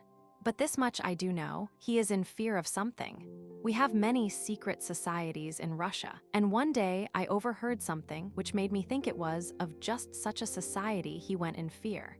Tell me, monsieur," she came a step nearer and dropped her voice, "have you ever heard of a society called the Big Four?" Poirot jumped nearly out of his skin. His eyes positively bulged with astonishment.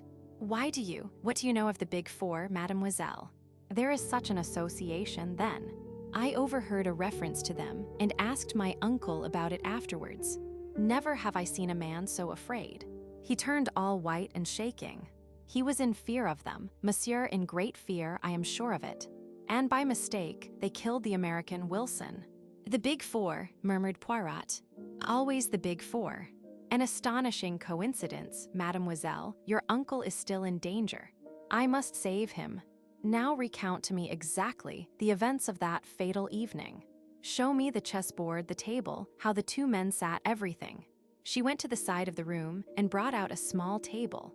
The top of it was exquisite, inlaid with squares of silver and black to represent a chessboard. "This was sent to my uncle a few weeks ago as a present, with the request that he would use it in the next match he played. It was in the middle of the room, so." Poirot examined the table with what seemed to me quite unnecessary attention. He was not conducting the inquiry at all, as I would have done. Many of his questions seemed to me pointless, and upon really vital matters, he seemed to have no questions to ask. I concluded that the unexpected mention of the Big Four had thrown him completely off his balance. After a minute examination of the table and the exact position it had occupied, he asked to see the chessmen. Sonia Daviloff brought them to him in a box. He examined one or two of them in a perfunctory manner. "An exquisite set," he murmured absent-mindedly. Still not a question as to what refreshments there had been or what people had been present. I cleared my throat significantly. "Don't you think, Poirot, that—" He interrupted me peremptorily. "Do not think, my friend. Leave all to me.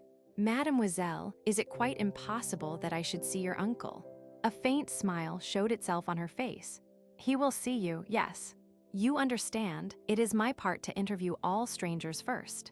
She disappeared. I heard a murmur of voices in the next room, and a minute later she came back and motioned us to pass into the adjoining room. The man who lay there on a couch was an imposing figure. Tall, gaunt, with huge bushy eyebrows and white beard, and a face haggard as the result of starvation and hardships. Dr. Savaranoff was a distinct personality. I noted the peculiar formation of his head, its unusual height. A great chess player must have a great brain, I knew. I could easily understand Dr. Savaranoff being the second greatest player in the world. Poirot bowed. "M. le Docteur, may I speak to you alone?" Savaranoff turned to his niece. "Leave us, Sonia." She disappeared obediently. "Now, sir, what is it?" "Dr. Savaranoff, you have recently come into an enormous fortune. If you should die unexpectedly, who inherits it? I have made a will leaving everything to my niece, Sonia Daviloff. You do not suggest, I suggest nothing, but you have not seen your niece since she was a child. It would have been easy for anyone to impersonate her." Savaranoff seemed thunderstruck by the suggestion. Poirot went on easily. "Enough as to that. I give you the word of warning, that is all. What I want you to do now is to describe to me the game of chess the other evening." "How do you mean, describe it?" "Well, I do not play the chess myself, but I understand that there are various regular ways of beginning the gambit, do they not call it?" Dr. Savaranoff smiled a little. "Ah, I comprehend you now.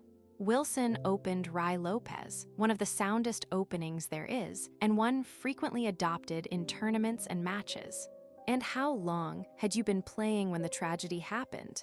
"It must have been about the third or fourth move, when Wilson suddenly fell forward over the table, stone dead." Poirot rose to depart. He flung out his last question as though it was of absolutely no importance, but I knew better. "Had he had anything to eat or drink?" "A whiskey and soda, I think." "Thank you, Dr. Savaranoff. I will disturb you no longer." Ivan was in the hall to show us out. Poirot lingered on the threshold. "The flat below this, do you know who lives there?" "Sir Charles Kingwell, a member of Parliament, sir. It has been let furnished lately, though." "Thank you." We went out into the bright winter sunlight. "Well, really, Poirot," I burst out. "I don't think you've distinguished yourself this time. Surely your questions were very inadequate." "You think so, Hastings?" Poirot looked at me appealingly. I was bouleversée, yes. What would you have asked? I considered the question carefully and then outlined my scheme to Poirot. He listened with what seemed to be close interest. My monologue lasted until we had nearly reached home. "Very excellent, very searching, Hastings," said Poirot as he inserted his key in the door and preceded me up the stairs. "But quite unnecessary." "Unnecessary," I cried, amazed. "If the man was poisoned—" "Aha!" cried Poirot, pouncing upon a note which lay on the table. "From Jap." Just as I thought.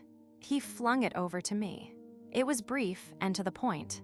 No traces of poison had been found, and there was nothing to show how the man came by his death. "You see," said Poirot, "our questions would have been quite unnecessary. You guessed this beforehand." "Forecast the probable result of the deal," quoted Poirot from a recent bridge problem on which I had spent much time. "Mon ami, when you do that successfully, you do not call it guessing." "Don't let's split hairs," I said impatiently. "You foresaw this." "I did." "Why?" Poirot put his hand into his pocket and pulled out a white bishop. "Why," I cried, "you forgot to give it back to Dr. Savaranoff." "You are in error, my friend. That bishop still reposes in my left-hand pocket. I took its fellow from the box of chessmen Mademoiselle Daviloff kindly permitted me to examine. The plural of one bishop is two bishops." He sounded the final S with a great hiss. I was completely mystified. "But why did you take it?" "Parbleu, I wanted to see if they were exactly alike." He stood them on the table side by side. "Well, they are, of course," I said, "exactly alike." Poirot looked at them with his head on one side. "They seem so, I admit. But one should take no fact for granted until it is proved. Bring me, I pray you, my little scales." With infinite care, he weighed the two chessmen, then turned to me with a face alight with triumph. I was right. See you, I was right. Impossible to deceive Hercule Poirot. He rushed to the telephone, waited impatiently. "Is that Jap?" "Ah, Jap, it is you. Hercule Poirot speaks. Watch the manservant, Ivan. On no account let him slip through your fingers. Yes, yes, it is as I say." He dashed down the receiver and turned to me. "You see it not, Hastings. I will explain. Wilson was not poisoned, he was electrocuted. A thin metal rod passes up the middle of one of those chessmen. The table was prepared beforehand and set upon a certain spot on the floor. When the bishop was placed upon one of the silver squares, the current passed through Wilson's body, killing him instantly. The only mark was the electric burn upon his left hand, because he was left-handed. The special table was an extremely cunning piece of mechanism. The table I examined was a duplicate, perfectly innocent. It was substituted for the other immediately after the murder. The thing was worked from the flat below, which, if you remember, was let furnished. But one accomplice at least was in Savaronoff's flat. The girl is an agent of the Big Four, working to inherit Savaronoff's money. And Ivan's. I strongly suspect that Ivan is none other than the famous number 4. What? Yes. The man is a marvelous character actor. He can assume any part he pleases. I thought back over past adventures, the lunatic asylum keeper, the butcher's young man, the suave doctor, all the same man and all totally unlike each other. It's amazing, I said at last. Everything fits in. Savaronoff had an inkling of the plot, and that's why he was so averse to playing the match. Poirot looked at me without speaking. Then he turned abruptly away and began pacing up and down. Have you a book on chess by any chance, Mon Ami? He asked suddenly. I believe I have somewhere. It took me some time to ferret it out, but I found it at last and brought it to Poirot, who sank down in a chair and started reading it with the greatest attention. In about a quarter of an hour, the telephone rang. I answered it. It was Jap. Ivan had left the flat, carrying a large bundle. He had sprung into a waiting taxi, and the chase had begun. He was evidently trying to lose his pursuers. In the end, he seemed to fancy that he had done so, and had then driven to a big empty house at Hampstead. The house was surrounded. I recounted all this to Poirot. He merely stared at me, as though he scarcely took in what I was saying. He held out the chess book. Listen to this, my friend. This is the Rai Lopez opening. 1 PK4, PK4, 2 KTKB3, KTQB3, 3 BKT5. Then there comes a question as to Black's best third move. He has the choice of various defenses. It was White's third move that killed Gilmer Wilson, 3 BKT5. Only the third move. Does that say nothing to you? I hadn't the least idea what he meant and told him so. I suppose, Hastings, that while you were sitting in this chair, you heard the front door being opened and shut. What would you think? I should think someone had gone out, I suppose. Yes, but there are always two ways of looking at things. Someone gone out, someone come in, two totally different things, Hastings. But if you assumed the wrong one, presently some little discrepancy would creep in and show you that you were on the wrong track. What does all this mean, Poirot? Poirot sprang to his feet with sudden energy. It means that I have been a triple imbecile. Quick, quick, to the flat in Westminster. We may yet be in time. We tore off in a taxi. Poirot returned no answer to my excited questions. We raced up the stairs. Repeated rings and knocks brought no reply, but listening closely, I could distinguish a hollow groan coming from within. The hall porter proved to have a master key, and after a few difficulties, he consented to use it. Poirot went straight to the inner room. A whiff of chloroform met us. On the floor was Sonia Daviloff, gagged and bound, with a great wad of saturated cotton wool over her nose and mouth. Poirot tore it off and began to take measures to restore her. Presently a doctor arrived, and Poirot handed her over to his charge and drew aside with me. There was no sign of Dr. Savaronoff. What does it all mean? I asked, bewildered. It means that before two equal deductions, I chose the wrong one. You heard me say that it would be easy for anyone to impersonate Sonia Daviloff because her uncle had not seen her for so many years. Yes. Well, precisely the opposite held good also. It was equally easy for anyone to impersonate the uncle. What? Savaronoff did die at the outbreak of the revolution. The man who pretended to have escaped with such terrible hardships. The man so changed that his own friends could hardly recognize him. The man who successfully laid claim to an enormous fortune. Yes. Who was he? Number 4. No wonder he was frightened when Sonia let him know she had overheard one of his private conversations about the Big Four. Again, he has slipped through my fingers. He guessed I should get on the right track in the end, so he sent off the honest Ivan on a tortuous wild goose chase, chloroformed the girl, and got out, having by now doubtless realized most of the securities left by Madame Gaspoja. But who tried to kill him then? Nobody tried to kill him. Wilson was the intended victim all along. But why? My friend Savaronov was the second greatest chess player in the world. In all probability, number 4 did not even know the rudiments of the game. Certainly, he could not sustain the fiction of a match. He tried all he knew to avoid the contest. When that failed, Wilson's doom was sealed. At all costs, he must be prevented from discovering that the great Savaronov did not even know how to play chess. Wilson was fond of the Ruy Lopez opening and was certain to use it. Number 4 arranged for death to come with the third move before any complications of defense set in. But my dear Poirot, I persisted, are we dealing with a lunatic? I quite follow your reasoning and admit that you must be right, but to kill a man just to sustain his role. Surely there were simpler ways out of the difficulty than that. He could have said that his doctor forbade the strain of a match. Poirot wrinkled his forehead. Certain meant Hastings, he said. There were other ways, but none so convincing. Besides, you are assuming that to kill a man is a thing to avoid, are you not? Number 4's mind, it does not act that way. I put myself in his place, a thing impossible for you. I picture his thoughts. He enjoys himself as the professor at that match. I doubt not he has visited the chess tourneys to study his part. He sits and frowns in thought. He gives the impression that he is thinking great plans, and all the time he laughs in himself. He is aware that 2 moves are all that he knows, and all that he need know. Again, it would appeal to his mind to foresee the events, and to make the man his own executioner at the exact time that suits number 4. Oh, yes, Hastings, I begin to understand our friend and his psychology. I shrugged. Well, I suppose you're right, but I can't understand anyone running a risk he could so easily avoid. Risk? Poirot snorted. Where then lay the risk?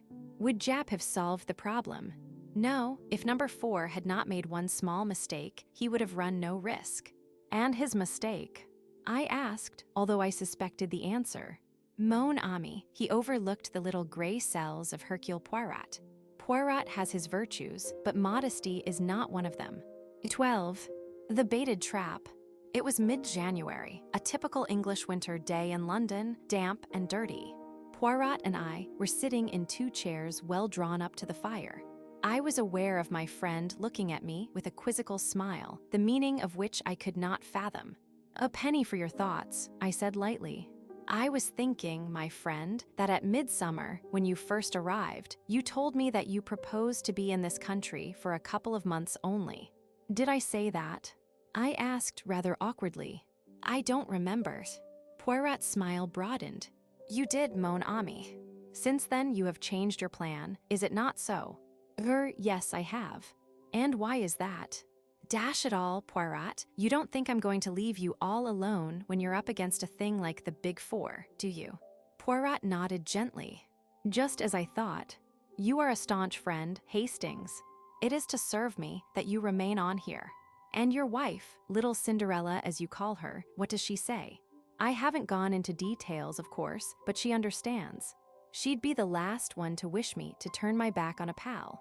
Yes, she too is a loyal friend. But it is going to be a long business, perhaps. I nodded, rather discouraged. 6 months already, I mused, and where are we? You know, Poirot, I can't help thinking that we ought to do something. Always so energetic, Hastings. And what precisely would you have me do? This was somewhat of a poser, but I was not going to withdraw from my position. We ought to take the offensive, I urged. What have we done all this time? More than you think, my friend.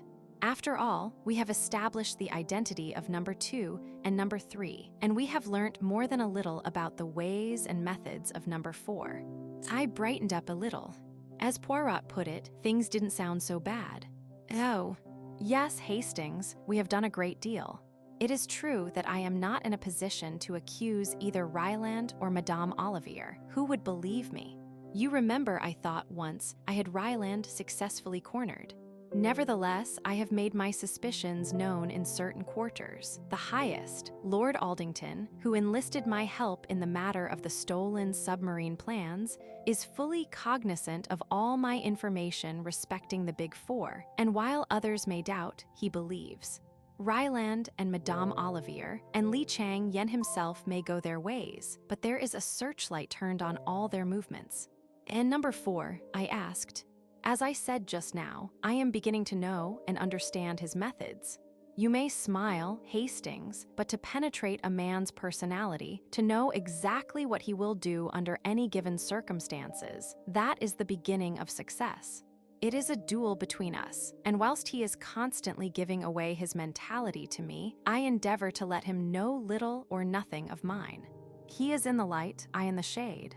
I tell you, Hastings, that every day they fear me the more for my chosen inactivity. They've let us alone anyway, I observed. There have been no more attempts on your life, and no ambushes of any kind. No, said Poirot thoughtfully. On the whole, that rather surprises me. Especially as there are 1 or 2 fairly obvious ways of getting at us, which I should have thought certain to have occurred to them. You catch my meaning, perhaps. An infernal machine of some kind. I hazarded. Poirot made a sharp click with his tongue expressive of impatience.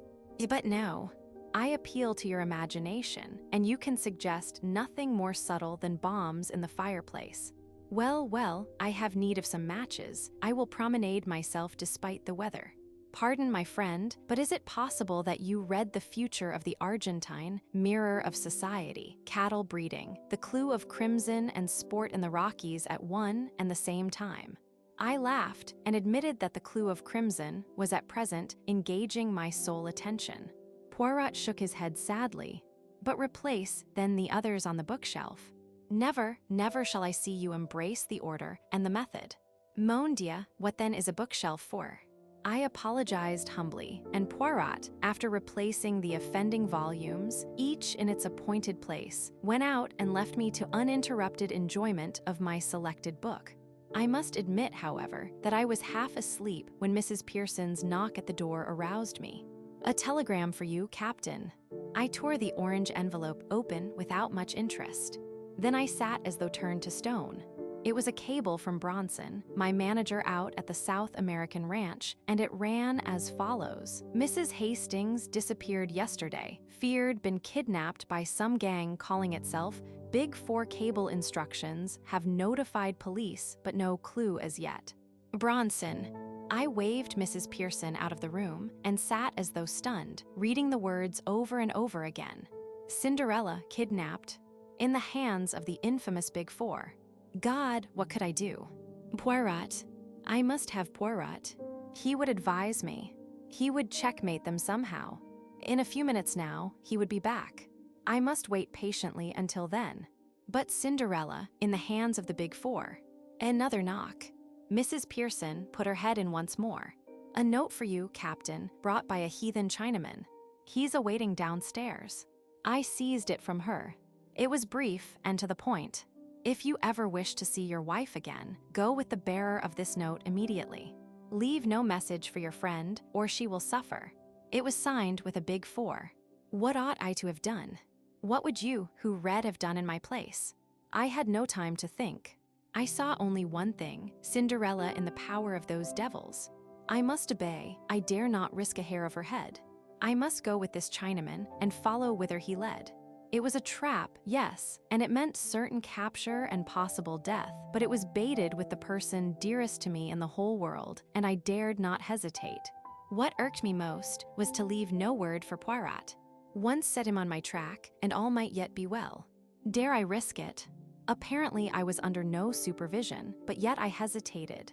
It would have been so easy for the Chinaman to come up and assure himself that I was keeping to the letter of the command. Why didn't he? His very abstention made me more suspicious. I had seen so much of the omnipotence of the Big Four that I credited them with almost superhuman powers. For all I know, even the little bedraggled servant girl might be one of their agents. No, I dared not risk it. But one thing I could do, leave the telegram. He would know then that Cinderella had disappeared and who was responsible for her disappearance. All this passed through my head in less time than it takes to tell, and I had clapped my hat on my head and was descending the stairs to where my guide waited in a little over a minute. The bearer of the message was a tall, impassive Chinaman, neatly but rather shabbily dressed. He bowed and spoke to me. His English was perfect, but he spoke with a slight sing-song intonation. "You Captain Hastings?" "Yes," I said. "You give me note, please." I had foreseen the request and handed him over the scrap of paper without a word. But that was not all. "You have telegram today, yes. Come along just now. From South America, yes." I realized anew the excellence of their espionage system, or it might have been a shrewd guess. Bronson was bound to cable me. They would wait until the cable was delivered and would strike hard upon it. No good could come of denying what was palpably true. "Yes," I said. "I did get a telegram. You fetch him, yes. Fetch him now." I ground my teeth, but what could I do? I ran upstairs again. As I did so, I thought of confiding in Mrs. Pearson, at any rate as far as Cinderella's disappearance went. She was on the landing, but close behind her was the little maidservant, and I hesitated. If she was a spy, the words of the note danced before my eyes. She will suffer. I passed into the sitting room without speaking. I took up the telegram and was about to pass out again when an idea struck me. Could I not leave some sign which would mean nothing to my enemies, but which Poirot himself would find significant? I hurried across to the bookcase and tumbled out 4 books onto the floor. No fear of Poirot's not seeing them. They would outrage his eyes immediately, and coming on top of his little lecture, surely he would find them unusual. Next, I put a shovelful of coal on the fire and managed to spill 4 knobs into the grate. I had done all I could. Pray heaven Poirot would read the sign aright. I hurried down again. The Chinaman took the telegram from me, read it, then placed it in his pocket, and with a nod beckoned me to follow him. It was a long, weary march that he led me. Once we took a bus, and once we went for some considerable way in a train, and always our route led us steadily eastward. We went through strange districts, the existence of which I had never dreamed of. We were down by the docks now, I knew, and I realized that I was being taken into the heart of Chinatown. In spite of myself, I shivered. Still my guide plodded on, turning and twisting through mean streets and byways, until at last he stopped at a dilapidated house and rapped 4 times upon the door. It was opened immediately by another Chinaman who stood aside to let us pass in. The clanging to of the door behind me was the knell of my last hopes. I was indeed in the hands of the enemy. I was now handed over to the second Chinaman.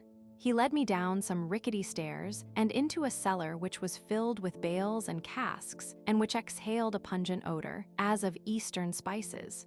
I felt wrapped all round with the atmosphere of the East, tortuous, cunning, sinister. Suddenly my guide rolled aside 2 of the casks, and I saw a low tunnel-like opening in the wall. He motioned me to go ahead. The tunnel was of some length, and it was just too low for me to stand upright. At last, however, it broadened out into a passage, and a few minutes later we stood in another cellar. My Chinaman went forward and rapped 4 times on one of the walls. A whole section of the wall swung out, leaving a narrow doorway. I passed through, and to my utter astonishment, found myself in a kind of Arabian Nights palace. A low, long subterranean chamber, hung with rich oriental silks, brilliantly lighted and fragrant with perfumes and spices. Their 5 or 6 silk-covered divans and exquisite carpets of Chinese workmanship covered the ground. At the end of the room was a curtained recess. From behind these curtains came a voice. "You have brought our honored guest."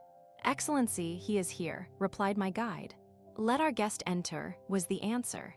At the same moment, the curtains were drawn aside by an unseen hand, and I was facing an immense cushioned divan on which sat a tall, thin Oriental dressed in wonderfully embroidered robes, and clearly, by the length of his finger-nails, a great man. "Be seated, I pray you, Captain Hastings," he said, with a wave of his hand. "You acceded to my request to come immediately. I am glad to see." "Who are you?" I asked. Chang-Yen. "Indeed no, I am but the humblest of the master's servants." I carry out his behests, that is all, as do other of his servants in other countries. In South America, for instance. I advanced a step. Where is she? What have you done with her out there? She is in a place of safety, where none will find her. As yet, she is unharmed. You observe that I say, as yet.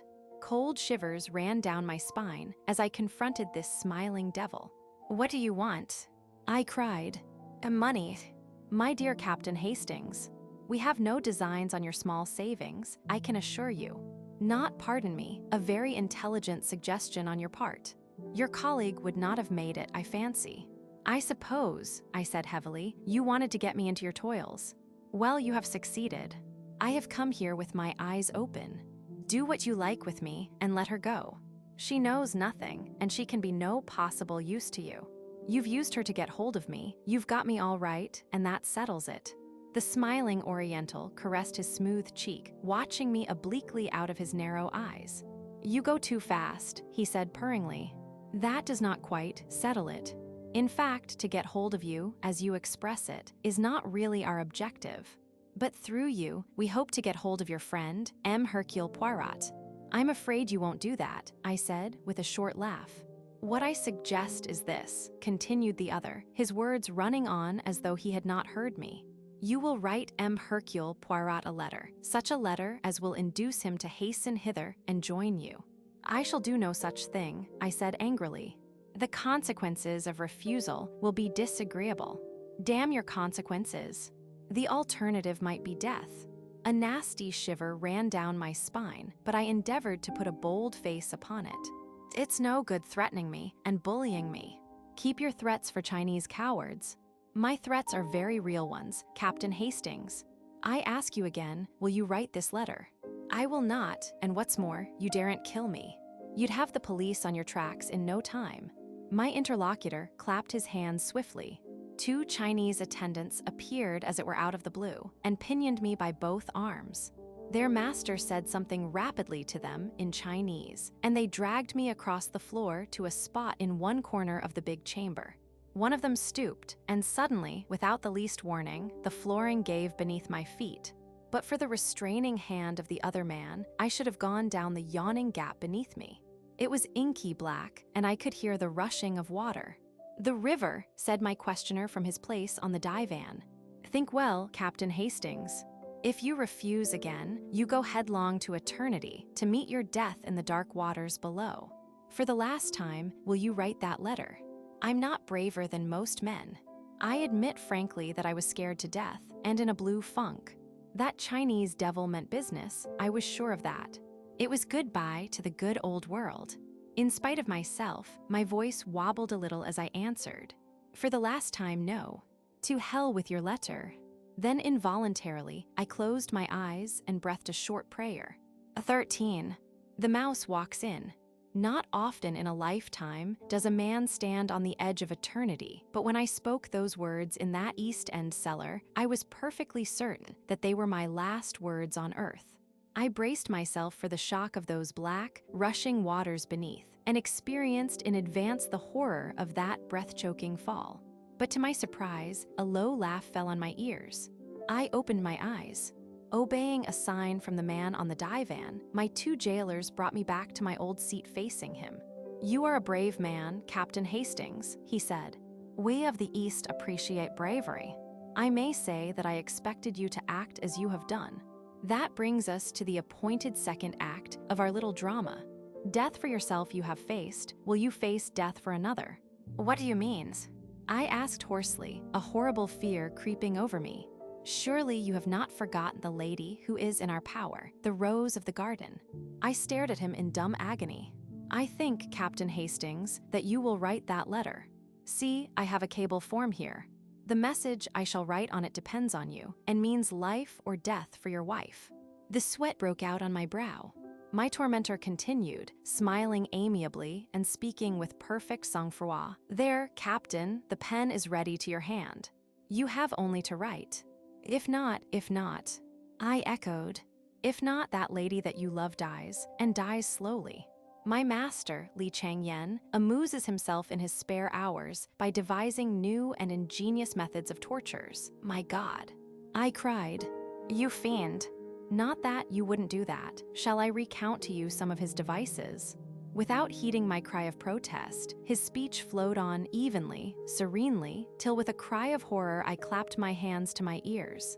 It is enough, I see. Take up the pen and write. You would not dare. Your speech is foolishness, and you know it. Take up the pen and write. If I do, your wife goes free.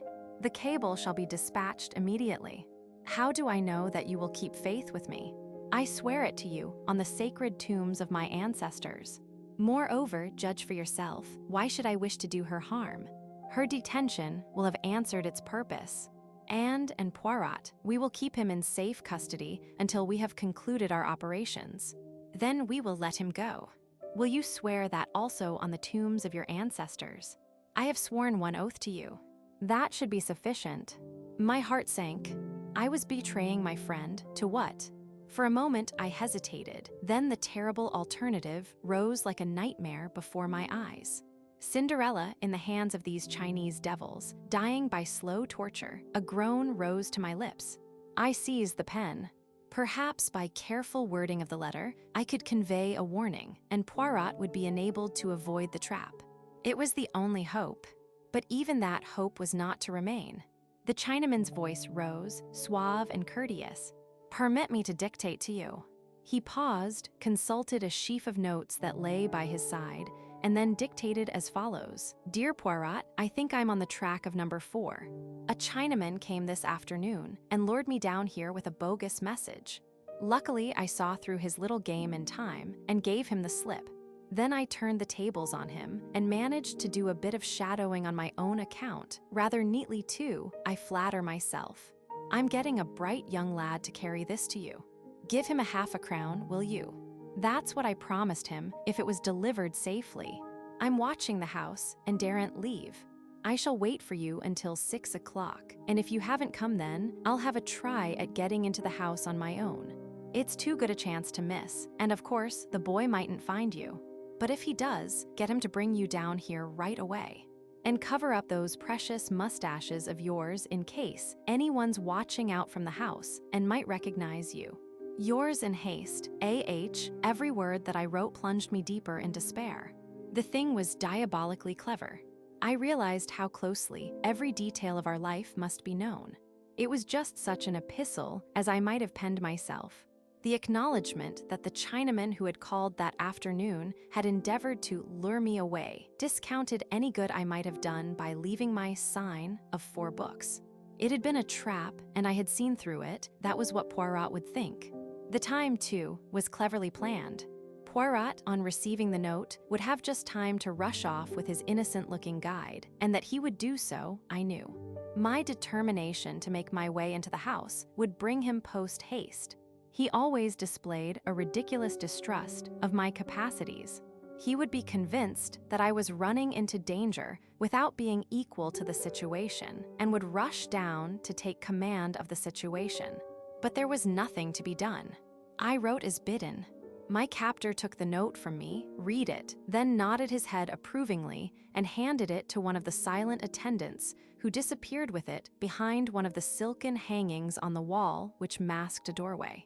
With a smile, the man opposite to me picked up a cable form and wrote. He handed it to me. It read, "Release the white bird with all dispatch." I gave a sigh of relief. "You will send it at once," I urged. He smiled and shook his head. "When Hercule Poirot is in my hands, it shall be sent." "Not until then." "But you promised. If this device fails, I may have need of our white bird to persuade you to further efforts." I grew white with anger. "My God. If you," he waved a long, slim, yellow hand. "Be reassured, I do not think it will fail.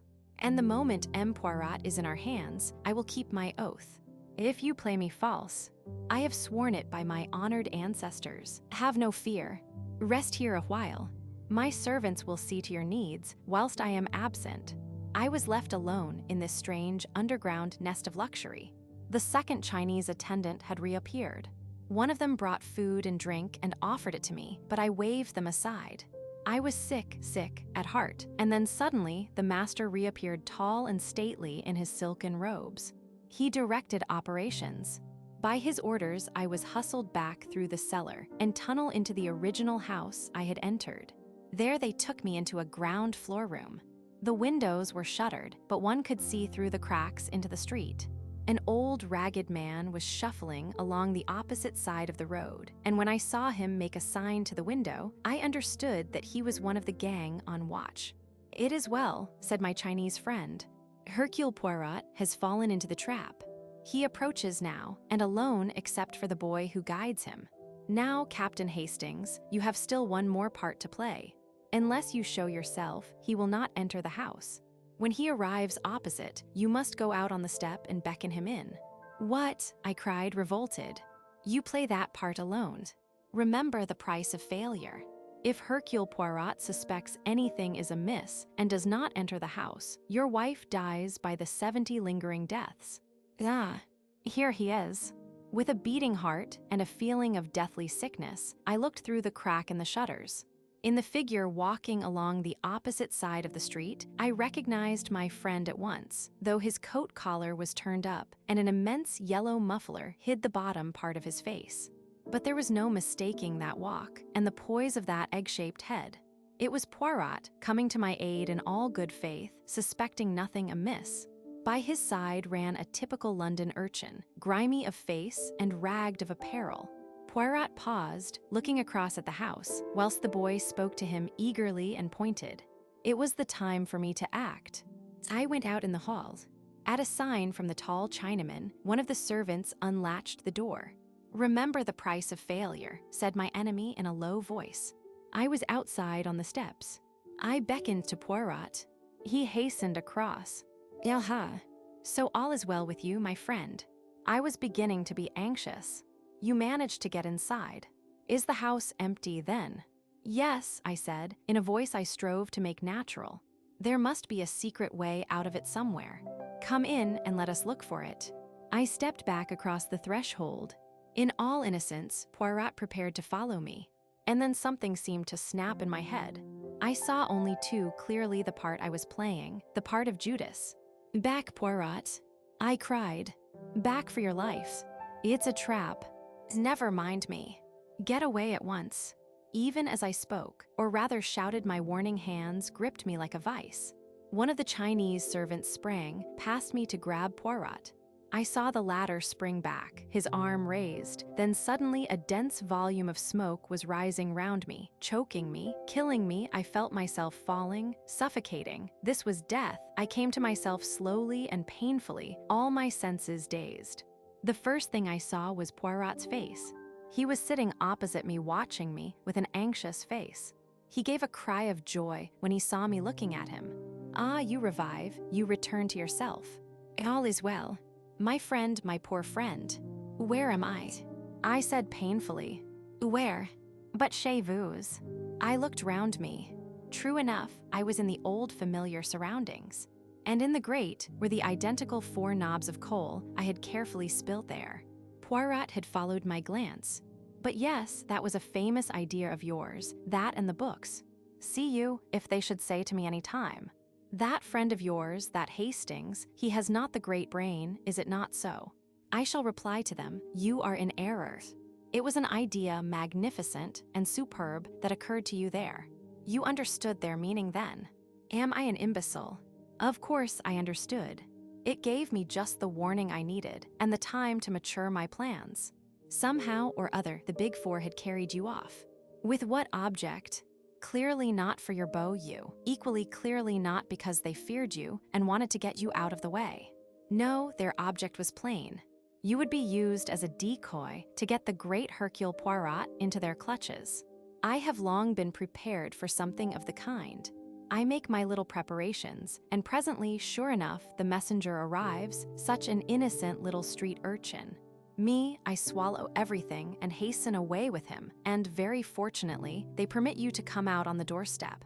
That was my one fear, that I should have to dispose of them before I had reached the place where you were concealed, and that I should have to search for you, perhaps in vain, afterwards.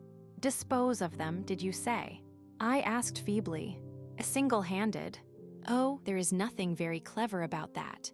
If one is prepared in advance, all is simple. The motto of the Boy Scout, is it not? And a very fine one. Me, I was prepared. Not so long ago, I rendered a service to a very famous chemist who did a lot of work in connection with poison gas during the war. He devised for me a little bomb, simple and easy to carry about. One has but to throw it and poof, the smoke, and then the unconsciousness. Immediately, I blow a little whistle and straightway, some of Jap's clever fellows who were watching the house here long before the boy arrived, and who managed to follow us all the way to Limehouse, came flying up and took charge of the situation. But how was it you weren't unconscious too? Another piece of luck. Our friend number 4, who certainly composed that ingenious letter, permitted himself a little jest at my mustaches, which rendered it extremely easy for me to adjust my respirator under the guise of a yellow muffler. I remember, I cried eagerly, and then with the word remember, all the ghastly horror that I had temporarily forgotten came back to me. Cinderella, I fell back with a groan. I must have lost consciousness again for a minute or two. I awoke to find Poirot forcing some brandy between my lips. What is it, mon ami? But what is it, then? Tell me. Word by word, I got the thing told, shuddering as I did so. Poirot uttered a cry. My friend, but what you must have suffered. And I who knew nothing of all this. But reassure yourself. All is well. You will find her, you mean. But she is in South America. And by the time we get there, long before, she will be dead, and God knows how and in what horrible way she will have died. No, you do not understand. She is safe and well. She has never been in their hands for one instant. But I got a cable from Bronson. No, you did not. You may have got a cable from South America signed Bronson. That is a very different matter. Tell me, has it never occurred to you that an organization of this kind, with ramifications all over the world, might easily strike at us through that little girl, Cinderella, whom you love so well? No, never, I replied. Well, it did to me. I said nothing to you because I did not want to upset you unnecessarily, but I took measures of my own. Your wife's letters all seem to have been written from the ranch, but in reality, she has been in a place of safety devised by me for over 3 months. I looked at him for a long time. You are sure of that? Parbleu, I know it. They tortured you with a lie. I turned my head aside. Poirot put his hand on my shoulder. There was something in his voice that I had never heard there before. You like not that I should embrace you or display the emotion, I know well. I will be very British. I will say nothing, but nothing at all. Only this, that in this last adventure of ours, the honors are all with you, and happy is the man who has such a friend as I have. 14. The Peroxide Blonde. I was very disappointed with the results of Poirot's bomb attack on the premises in Chinatown. To begin with, the leader of the gang had escaped. When Jap's men rushed up in response to Poirot's whistle, they found 4 Chinamen unconscious in the hall, but the man who had threatened me with death was not among them. I remembered afterwards that when I was forced out onto the doorstep to decoy Poirot into the house, this man had kept well in the background. Presumably, he was out of the danger zone of the gas bomb and made good his escape by one of the many exits which we afterwards discovered.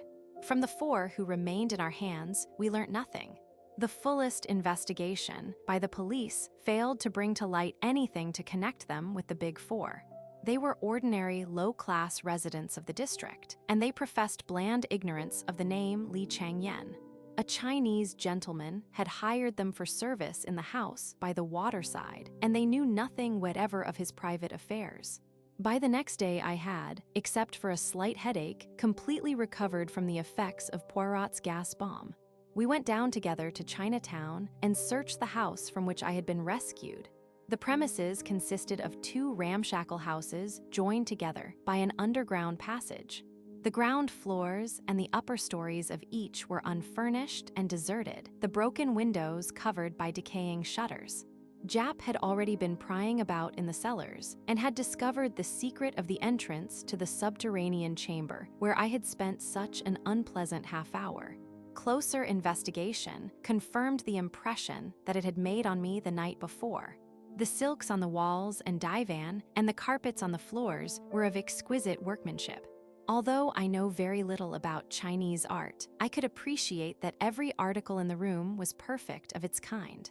With the aid of Jap and some of his men, we conducted a most thorough search of the apartment.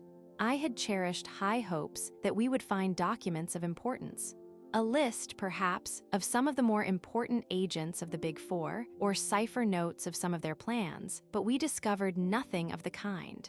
The only papers we found in the whole place were the notes which the Chinaman had consulted whilst he was dictating the letter to Poirot. These consisted of a very complete record of each of our careers, an estimate of our characters, and suggestions about the weaknesses through which we might best be attacked. Poirot was most childishly delighted with this discovery. Personally, I could not see that it was of any value whatever, especially as whoever compiled the notes was ludicrously mistaken in some of his opinions. I pointed this out to my friend when we were back in our rooms. "My dear Poirot," I said, "you know now what the enemy thinks of us. He appears to have a grossly exaggerated idea of your brain power and to have absurdly underrated mine, but I do not see how we are better off for knowing this." Poirot chuckled in rather an offensive way. "You do not see, Hastings, no. But surely now we can prepare ourselves for some of their methods of attack now that we are warned of some of our faults. For instance, my friend, we know that you should think before you act. Again, if you meet a red-haired young woman in trouble, you should eye her. What you say, askance, is it not?" Their notes had contained some absurd references to my supposed impulsiveness and had suggested that I was susceptible to the charms of young women with hair of a certain shade. I thought Poirot's reference to be in the worst of taste, but fortunately I was able to counter him. "And what about you?" I demanded. "Are you going to try to cure your overweening vanity?" "Your finicky tidiness," I was quoting, and I could see that he was not pleased with my retort. "Oh, without doubt, Hastings, in some things they deceive themselves, tant mia. They will learn in due time. Meanwhile, we have learnt something, and to know is to be prepared." This last was a favorite axiom of his lately, so much so that I had begun to hate the sound of it. "We know something, Hastings," he continued. "Yes, we know something, and that is to the good, but we do not know nearly enough. We must know more." "In what way?" Poirot settled himself back in his chair, straightened a box of matches which I had thrown carelessly down on the table, and assumed an attitude that I knew only too well. I saw that he was prepared to hold forth at some length. "See you, Hastings, we have to contend against 4 adversaries. That is, against 4 different personalities. With number 1, we have never come into personal contact. We know him, as it were, only by the impress of his mind. And in passing, Hastings, I will tell you that I begin to understand that mind very well, a mind most subtle and oriental. Every scheme and plot that we have encountered have emanated from the brain of Li Chang-Yen. Number 2 and number 3 are so powerful, so high up, that they are for the present immune from our attacks. Nevertheless, what is their safeguard is, by a perverse chance, our safeguard also. They are so much in the limelight that their movements must be carefully ordered. And so we come to the last member of the gang. We come to the man known as number 4. Poirot's voice altered a little, as it always did when speaking of this particular individual. Number 2 and number 3 are able to succeed, to go on their way unscathed, owing to their notoriety and their assured position. Number 4 succeeds for the opposite reason. He succeeds by the way of obscurity. Who is he? Nobody knows. What does he look like? Again, nobody knows. How many times have we seen him, you and I? 5 times, is it not? And could either of us say truthfully that we could be sure of recognizing him again?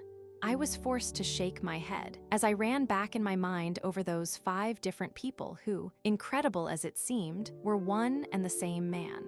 The burly lunatic asylum keeper, the man in the buttoned-up overcoat in Paris, James, the footman, the quiet young medical man in the yellow Jasmine case, and the Russian professor. In no way did any 2 of these people resemble each other. "No," I said hopelessly. "We've nothing to go by whatsoever." Poirot smiled.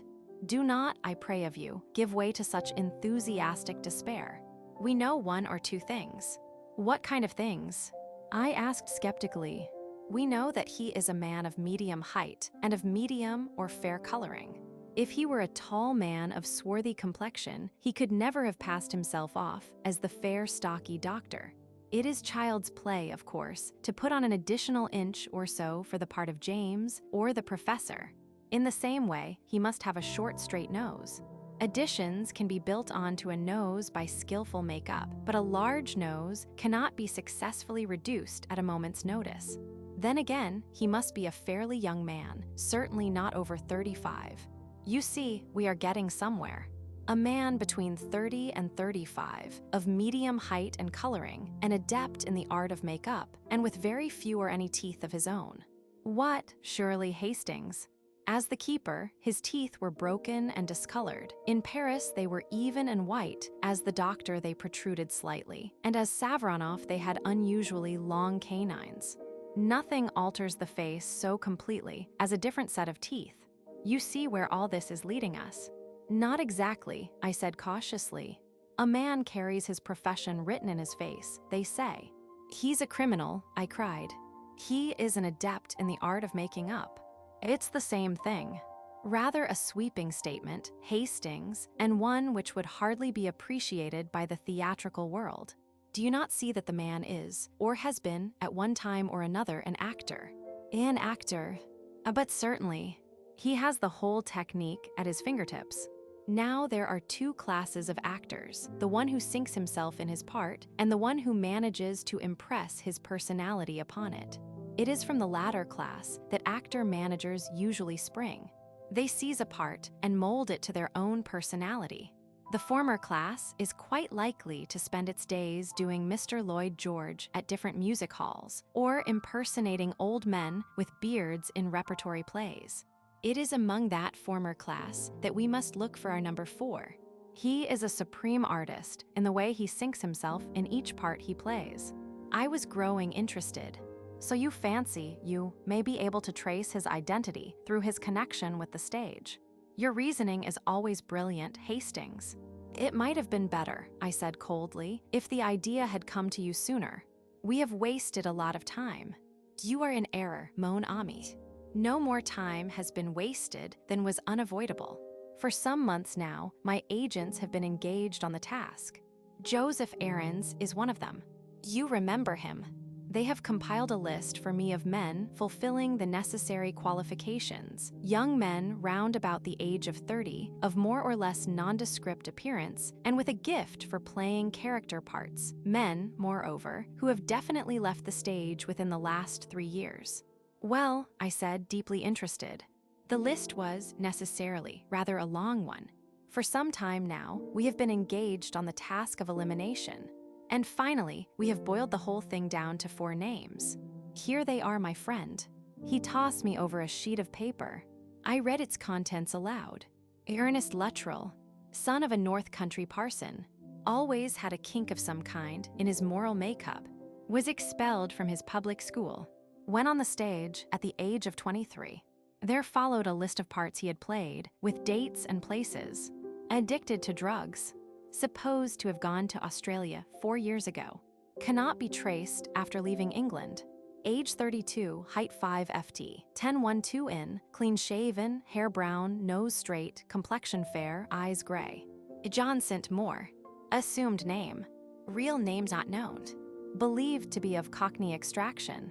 On stage since quite a child. Did music hall impersonations. Not been heard of for 3 years. Age about 33, height 5 ft, 10 in, slim build, blue eyes, fair coloring. Austin Lee. Assumed name. Real name Austin Foley. Good family. Always had taste for acting and distinguished himself in that way at Oxford. Brilliant war record. Acted in, the usual list followed. It included many repertory plays.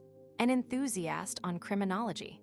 Had bad nervous breakdown as the result of a motor accident 3.5 years ago and has not appeared on the stage since. No clue to his present whereabouts. Age 35, height 5 ft, 9'12" in, complexion fair, eyes blue, hair brown. Claude Darrell. Supposed to be real name. Some mystery about his origin. played at music halls and also in repertory plays. Seems to have had no intimate friends. Was in China in 1919. Returned by way of America. Played a few parts in New York. Did not appear on the stage one night and has never been heard of since. New York police say most mysterious disappearance. Age about 33, hair brown, fair complexion, gray eyes. Height 5 FD, 1012 in. Most interesting, I said, as I laid down the paper. And so this is the result of the investigation of months. These 4 names. Which of them are you inclined to suspect? Poirot made an eloquent gesture. Mon ami, for the moment it is an open question. I would just point out to you that Claude Darrell has been in China and America, a fact not without significance, perhaps, but we must not allow ourselves to be unduly biased by that point. It may be a mere coincidence. And the next step? I asked eagerly. Affairs are already in train. Every day, cautiously worded advertisements will appear. Friends and relatives of one or the other will be asked to communicate with my solicitor at his office. Even today we might, the telephone. Probably it is, as usual, the wrong number and they will regret to have troubled us. But it may be, yes, it may be, that something has arisen. I crossed the room and picked up the receiver. Yes. M. Poirot's rooms. Yes, Captain Hastings speaking. Oh, it's you, Mr. McNeil. McNeil and Hodgson were Poirot's solicitors. I'll tell him. Yes, we'll come round at once. I replaced the receiver and turned to Poirot, my eyes dancing with excitement. I say, Poirot, there's a woman there. Friend of Claude Darrell's. Miss Flossie Monroe. McNeil wants you to come round. At the instant, cried Poirot, disappearing into his bedroom and reappearing with a hat. A taxi soon took us to our destination, and we were ushered into Mr. McNeil's private office. Sitting in the armchair facing the solicitor was a somewhat lurid-looking lady no longer in her first youth. Her hair was of an impossible yellow and was prolific in curls over each ear. Her eyelids were heavily blackened, and she had by no means forgotten the rouge and the lip salve. Ah, here is M. Poirot, said Mr. McNeil. M. Poirot, this is Miss Monroe, who has very kindly called to give us some information. Ah, but that is most kind, cried Poirot. He came forward with great empressement and shook the lady warmly by the hand. Mademoiselle blooms like a flower in this dry-as-dust old office, he added, careless of the feelings of Mr. McNeil. This outrageous flattery was not without effect. Miss Monroe blushed and simpered. Oh, go on now, Mr. Poirot. As she exclaimed, I know what you Frenchmen are like. Mademoiselle, we are not mute like Englishmen before beauty. Not that I am a Frenchman, I am a Belgian, you see. I've been to Ostend myself, said Miss Monroe. The whole affair, as Poirot would have said, was marching splendidly. And so you can tell us something about Mr. Claude Darrell, continued Poirot. I knew Mr. Darrell very well at one time, explained the lady. And I saw your advertisement, being out of a shop for the moment, and my time being my own, I said to myself, there, they want to know about poor old Claudie, lawyers, too, maybe it's a fortune looking for the rightful heir, I'd better go round at once. Mr. McNeil rose. Well, Monsieur Poirot, shall I leave you for a little conversation with Miss Monroe? You are too amiable. But stay, a little idea presents itself to me. The hour of the déjeuner approaches. Mademoiselle will perhaps honor me by coming out to luncheon with me. Miss Monroe's eyes glistened. It struck me that she was in exceedingly low water, and that the chance of a square meal was not to be despised. A few minutes later saw us all in a taxi, bound for one of London's most expensive restaurants. Once arrived there, Poirot ordered a most delectable lunch, and then turned to his guest. And for wine, mademoiselle. What do you say to champagne? Miss Monroe said nothing or everything. The meal started pleasantly. Poirot replenished the lady's glass with thoughtful assiduity and gradually slid on to the topic nearest his heart. The poor Mr. Darrell. What a pity he is not with us. Yes, indeed, sighed Miss Monroe. Poor boy, I do wonder what's become of him. It is a long time since you have seen him, yes. Oh, simply ages, not since the war. He was a funny boy, Claudie, very close about things, never told you a word about himself. But of course, that all fits in if he's a missing heir. Is it a title, Mr. Poirot? Alas, a mere heritage, said Poirot unblushingly. But you see, it may be a question of identification.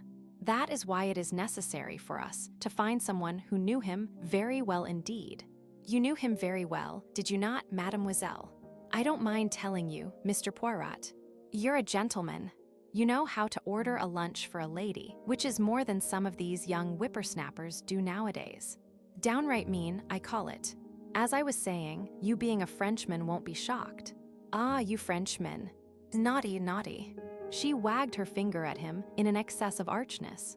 Well, there it was, me and Claudie, two young things. What else could you expect? And I've still a kindly feeling for him. Though mind you, he didn't treat me well. No, he didn't. He didn't treat me well at all. Not as a lady should be treated.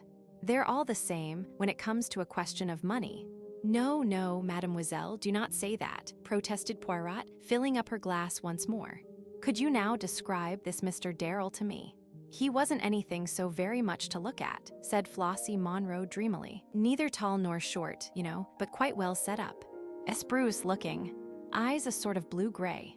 And more or less fair-haired, I suppose. But oh, what an artist. I never saw anyone to touch him in the profession. He'd have made his name before now if it hadn't been for jealousy. Ah, Mr. Poirot, jealousy. You wouldn't believe it, you really wouldn't, what we artists have to suffer through jealousy. Why, I remember once at Manchester, we displayed what patience we could in listening to a long, complicated story about a pantomime and the infamous conduct of the principal boy.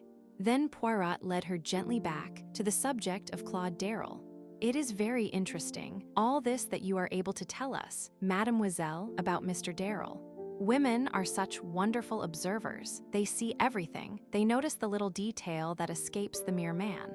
I have seen a woman identify one man out of a dozen others. And why, do you think? She had observed that he had a trick of stroking his nose when he was agitated. Now would a man ever have thought of noticing a thing like that? Did you ever? Cried Miss Monroe. I suppose we do notice things.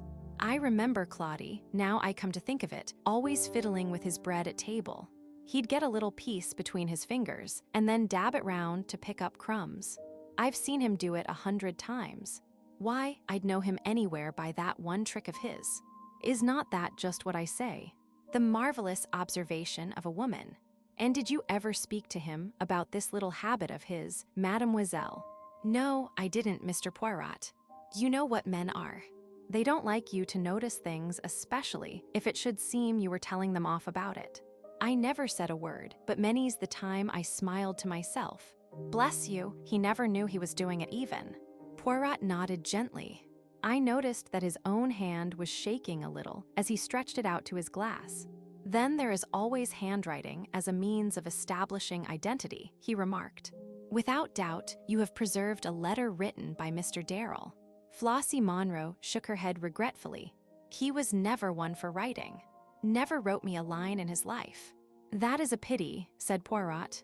I tell you what, though, said Miss Monroe suddenly. I've got a photograph, if that would be any good. You have a photograph? Poirot almost sprang from his seat with excitement. It's quite an old one, 8 years old at least. Sonny fate reine. No matter how old and faded. Ah, ma foi, but what stupendous luck. You will permit me to inspect that photograph, mademoiselle. Why, of course. Perhaps you will even permit me to have a copy made. It would not take long. Certainly, if you like. Miss Monroe rose. Well, I must run away, she declared archly. Very glad to have met you and your friend, Mr. Poirot. And the photograph. When may I have it? I'll look it out tonight. I think I know where to lay my hand upon it. And I'll send it to you right away. 1,000 thanks, mademoiselle. You are all that is of the most amiable. I hope that we shall soon be able to arrange another little lunch together. As soon as you like, said Miss Monroe. I'm willing. Let me see, I do not think that I have your address. With a grand air, Miss Monroe drew a card from her handbag and handed it to him. It was a somewhat dirty card, and the original address had been scratched out and another substituted in pencil. Then, with a good many bows and gesticulations on Poirot's part, we bade farewell to the lady and got away. Do you really think this photograph so important? I asked Poirot. Yes, mon ami. The camera does not lie. One can magnify a photograph, seize salient points that otherwise would remain unnoticed. And then there are 1,000 details, such as the structure of the ears, which no one could ever describe to you in words. Oh yes, it is a great chance, this which has come our way. That is why I propose to take precautions. He went across to the telephone as he finished speaking and gave a number which I knew to be that of a private detective agency which he sometimes employed. His instructions were clear and definite. 2 men were to go to the address he gave and, in general terms, were to watch over the safety of Miss Monroe. They were to follow her wherever she went. Poirot hung up the receiver and came back to me. Do you really think that necessary, Poirot? I asked. It may be. There is no doubt that we are watched, you and I, and since that is so, they will soon know with whom we were lunching today. And it is possible that number 4 will scent danger. About 20 minutes later, the telephone bell rang. I answered it. A curt voice spoke into the phone. Is that Mr. Poirot? St. James Hospital speaking. A young woman was brought in 10 minutes ago. A street accident. Miss Flossie Monroe. She is asking very urgently for Mr. Poirot. But he must come at once. She can't possibly last long. I repeated the words to Poirot. His face went white. A quick, Hastings. We must go like the wind. A taxi took us to the hospital in less than 10 minutes. We asked for Miss Monroe and were taken immediately to the accident ward. But a white-capped sister met us in the doorway. Poirot read the news in her face. It is over, eh? She died 6 minutes ago. Poirot stood as though stunned. The nurse, mistaking his emotion, began speaking gently. She did not suffer, and she was unconscious towards the last. She was run over by a motor, you know, and the driver of the car did not even stop. Wicked, isn't it? I hope someone took the number. The stars fight against us, said Poirot in a low voice. You would like to see her. The nurse led the way, and we followed. Poor Flossie Monroe, with her rouge and her dyed hair. She lay there very peacefully, with a little smile on her lips. Yes, murmured Poirot. The stars fight against us, but is it the stars? He lifted his head as though struck by a sudden idea. Is it the stars, Hastings? If it is not, if it is not. Oh, I swear to you, my friend, standing here by this poor woman's body, that I will have no mercy when the time comes. What do you mean? I asked. But Poirot had turned to the nurse and was eagerly demanding information. A list of the articles found in her handbag was finally obtained. Poirot gave a suppressed cry as he read it over. You see, Hastings, you see. Is he what? There is no mention of a latchkey. But she must have had a latchkey with her. No, she was run down in cold blood, and the first person who bent over her took the key from her bag. But we may yet be in time. He may not have been able to find at once what he sought. Another taxi took us to the address Flossie Monroe had given us, a squalid block of mansions in an unsavory neighborhood. It was some time before we could gain admission to Miss Monroe's flat, but we had at least the satisfaction of knowing that no one could leave it whilst we were on guard outside. Eventually, we got in. It was plain that someone had been before us. The contents of drawers and cupboards were strewn all over the floor. Locks had been forced, and small tables had even been overthrown, so violent had been the searchers' haste. Poirot began to hunt through the debris. Suddenly he stood erect with a cry, holding out something. It was an old-fashioned photograph frame, empty. He turned it slowly over. Affixed to the back was a small round label, a price label. It cost 4 shillings, I commented. Mon Dieu, Hastings, use your eyes. That is a new clean label. It was stuck there by the man who took out the photograph, the man who was here before us, but knew that we should come, and so left this for us. Claude Darrell, alias number 4. 15. The Terrible Catastrophe. It was after the tragic death of Miss Flossie Monroe that I began to be aware of a change in Poirot. Up to now, his invincible confidence in himself had stood the test. But it seemed as though, at last, the long strain was beginning to tell. His manner was grave and brooding, and his nerves were on edge. In these days, he was as jumpy as a cat. He avoided all discussion of the Big Four as far as possible and seemed to throw himself into his ordinary work with almost his old ardor. Nevertheless, I knew that he was secretly active in the big matter. Extraordinary-looking Slavs were constantly calling to see him, and though he vouchsafed no explanation as to these mysterious activities, I realized that he was building some new defense or weapon of opposition with the help of these somewhat repulsive-looking foreigners. Once, purely by chance, I happened to see the entries in his passbook. He had asked me to verify some small item, and I noticed the paying out of a huge sum even for Poirot, who was coining money nowadays, to some Russian with apparently every letter of the alphabet in his name. But he gave no clue as to the line on which he proposed to operate. Only over and over again, he gave utterance to one phrase: "It is the greatest mistake to underestimate your adversary. Remember that, mon ami." And I realized that that was the pitfall he was striving at all costs to avoid. So matters went on until the end of March, and then one morning Poirot made a remark which startled me considerably. "This morning, my friend, I should recommend the best suit. We go to call upon the Home Secretary." "Indeed. That is very exciting. He has called you in to take up a case." "Not exactly. The interview is of my seeking. You may remember my saying that I once did him some small service. He is inclined to be foolishly enthusiastic over my capabilities in consequence, and I am about to trade on this attitude of his. As you know, the French Premier, M. Disjardo, is over in London, and at my request, the Home Secretary had arranged for him to be present at our little conference this morning. The Right Honourable Sidney Crowther, His Majesty's Secretary of State for Home Affairs, was a well-known and popular figure. A man of some 50 years of age, with a quizzical expression and shrewd gray eyes, he received us with that delightful bonhomie of manner which was well known to be one of his principal assets. Standing with his back to the fireplace was a tall, thin man with a pointed black beard and a sensitive face. "M. Disjardo," said Crowther, "allow me to introduce to you M. Hercule Poirot, of whom you may, perhaps, already have heard." The Frenchman bowed and shook hands. "I have indeed heard of M. Hercule Poirot," he said pleasantly. "Who has not?" "You are too amiable, monsieur," said Poirot, bowing, but his face flushed with pleasure. "Any word for an old friend?" asked a quiet voice, and a man came forward from a corner by a tall bookcase. It was our old acquaintance, Mr. Ingalls. Poirot shook him warmly by the hand. "And now, M. Poirot," said Crowther, "we are at your service. I understood you to say that you had a communication of the utmost importance to make to us." "That is so, monsieur. There is in the world today a vast organization, an organization of crime. It is controlled by 4 individuals who are known and spoken of as the Big Four.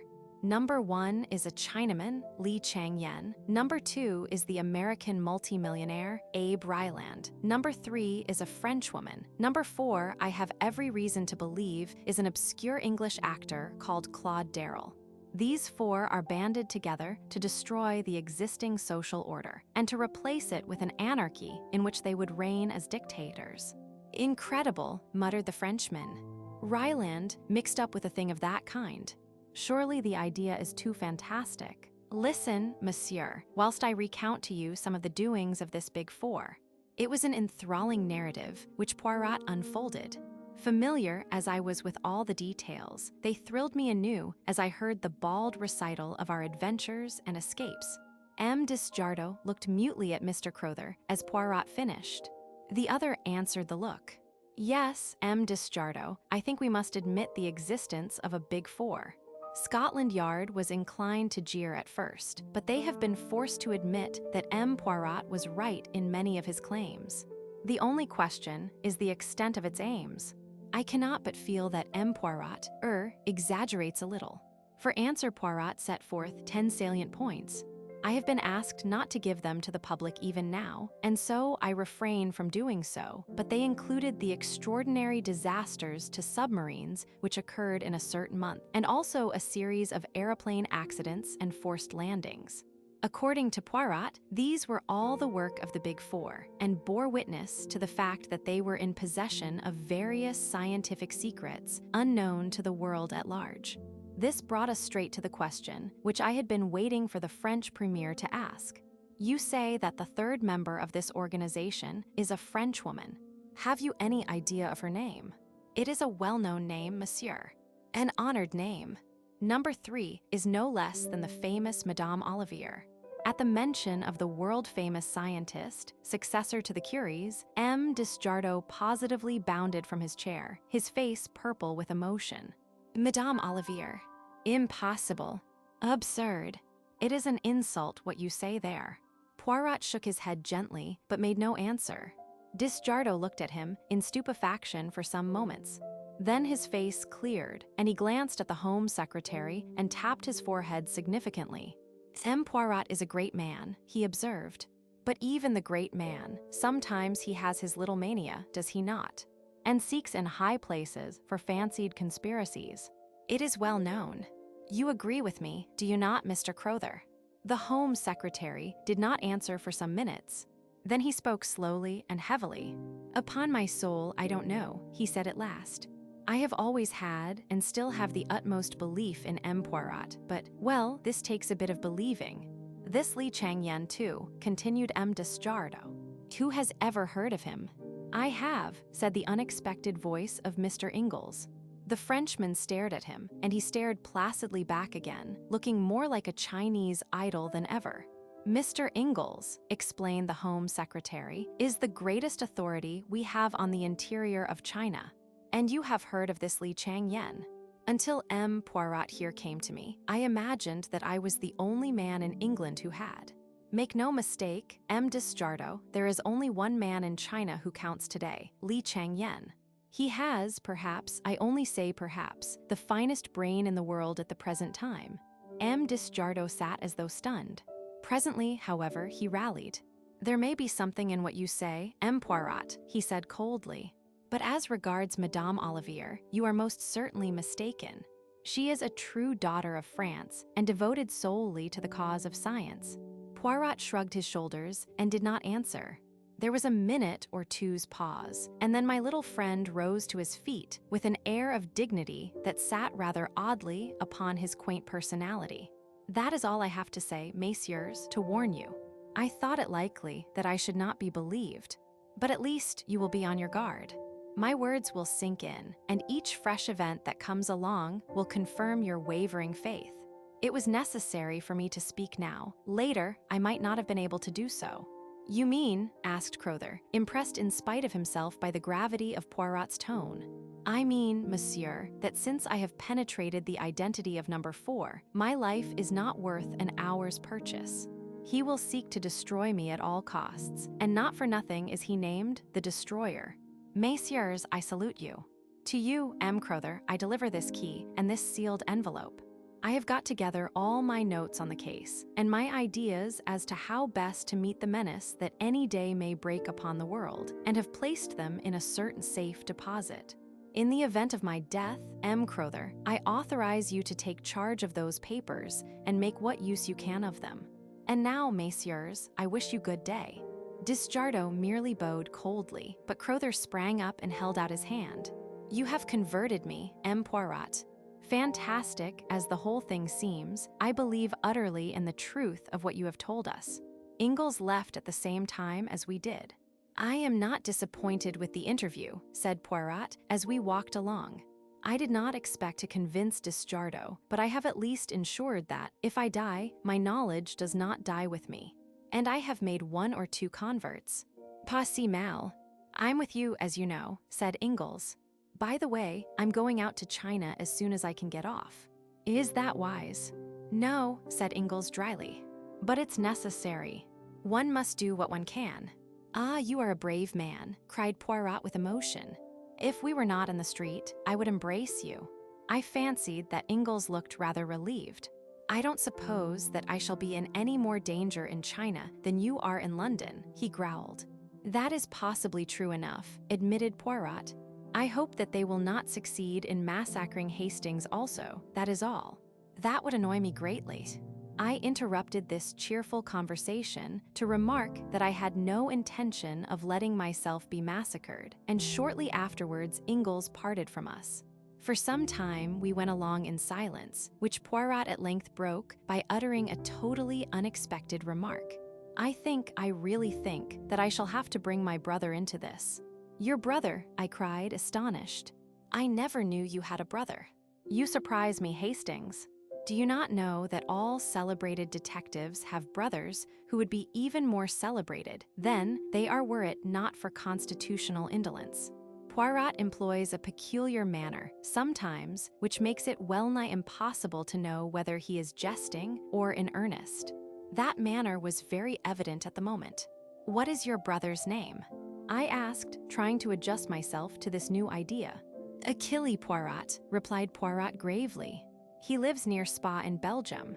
"What does he do?" I asked with some curiosity, putting aside a half-formed wonder as to the character and disposition of the late Madame Poirot and her classical taste in Christian names. "He does nothing. He is, as I tell, of a singularly indolent disposition, but his abilities are hardly less than my own, which is saying a great deal." "Is he like you to look at?" "Not unlike, but not nearly so handsome, and he wears no mustaches." "Is he older than you, or younger?" "He happens to have been born on the same day." "A twin," I cried.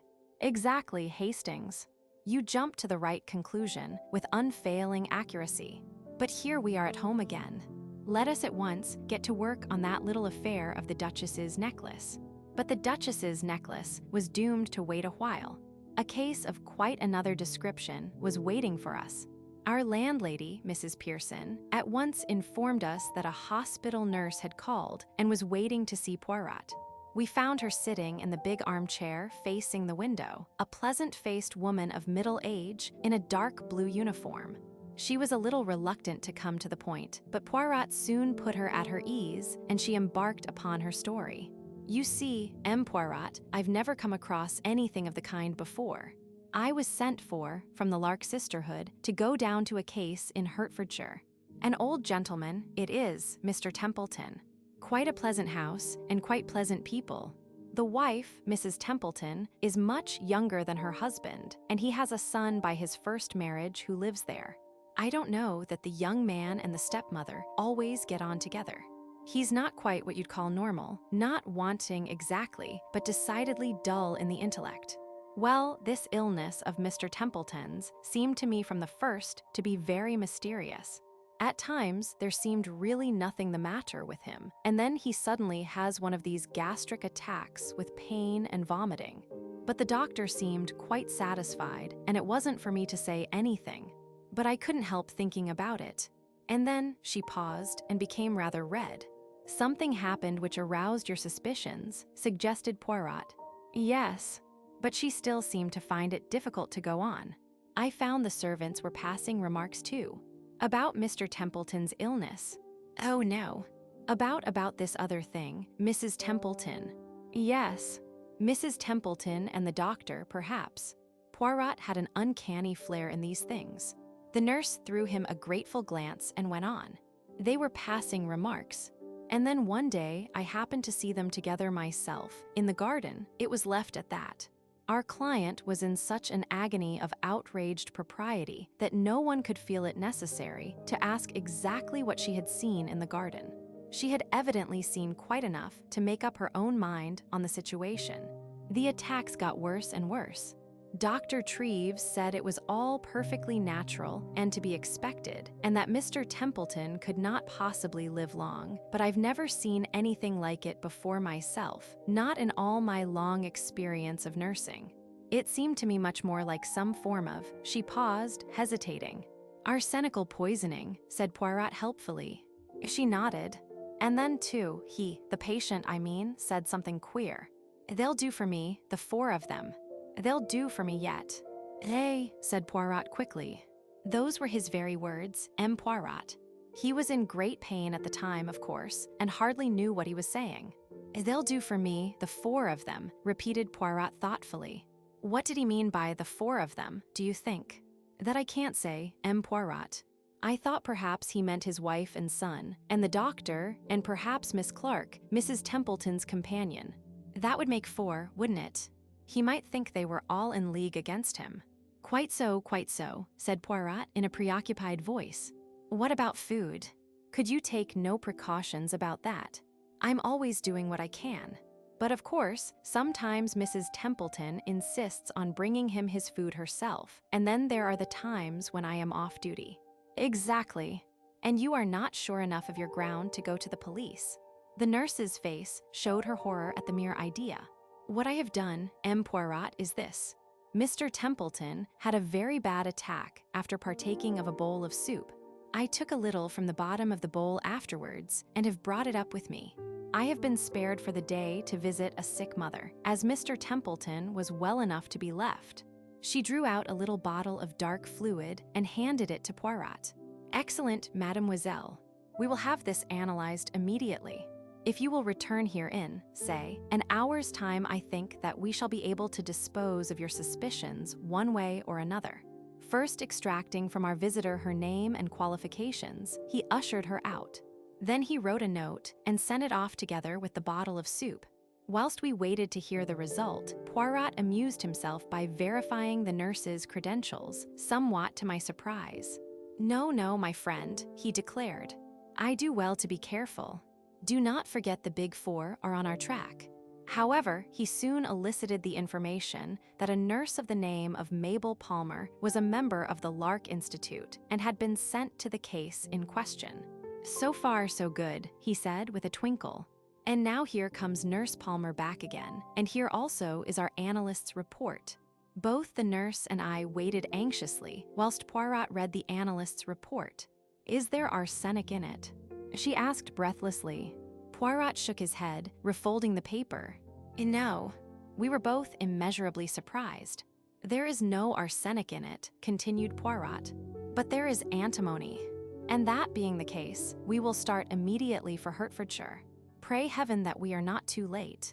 It was decided that the simplest plan was for Poirot to represent himself truly as a detective, but that the ostensible reason of his visit should be to question Mrs. Templeton about a servant formerly in her employment whose name he obtained from Nurse Palmer, and who he could represent as being concerned in a jewel robbery. It was late when we arrived at Elmstead, as the house was called. We had allowed Nurse Palmer to precede us by about 20 minutes, so that there should be no question of our all arriving together. Mrs. Templeton, a tall, dark woman, with sinuous movements and uneasy eyes, received us. I noticed that as Poirot announced his profession, she drew in her breath with a sudden hiss, as though badly startled, but she answered his question about the maidservant readily enough. And then, to test her, Poirot embarked upon a long history of a poisoning case in which a guilty wife had figured. His eyes never left her face as he talked, and try as she would, she could hardly conceal her rising agitation.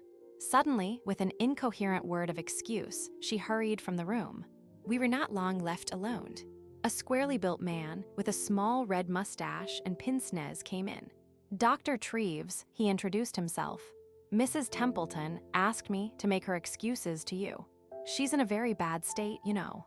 Nervous strain, worry over her husband, and all that. I've prescribed bed and bromide. But she hopes you'll stay and take pot luck, and I'm to do host. We've heard of you down here, M. Poirot, and we mean to make the most of you. Ah, here's Mickey. A shambling young man entered the room. He had a very round face and foolish-looking eyebrows raised as though in perpetual surprise. He grinned awkwardly as he shook hands. This was clearly the wanting son. Presently, we all went in to dinner. Dr. Thieves left the room to open some wine, I think, and suddenly the boy's physiognomy underwent a startling change. He leant forward, staring at Poirot. You've come about father, he said, nodding his head. I know lots of things, but nobody thinks I do. Mother will be glad when father's dead, and she can marry Dr. Thieves. She isn't my own mother, you know. I don't like her. She wants father to die. It was all rather horrible. Luckily, before Poirot had time to reply, the doctor came back, and we had to carry on a forced conversation. And then suddenly, Poirot lay back in his chair with a hollow groan. His face was contorted with pain. "My dear sir, what's the matter?" cried the doctor. "A sudden spasm. I am used to them." No, I require no assistance from you, doctor. If I might lie down upstairs." His request was instantly acceded to, and I accompanied him upstairs, where he collapsed on the bed, groaning heavily. For the first minute or two, I had been taken in, but I had quickly realized that Poirot was, as he would have put it, playing the comedy, and that his object was to be left alone upstairs near the patient's room.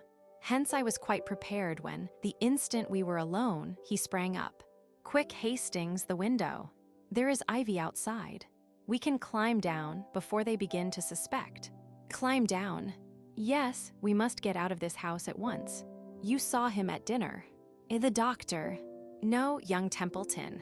His trick with his bread. Do you remember what Flossie Monroe told us before she died? That Claude Darrell had a habit of dabbing his bread on the table to pick up crumbs. Hastings, this is a vast plot, and that vacant-looking young man is our arch-enemy, number 4.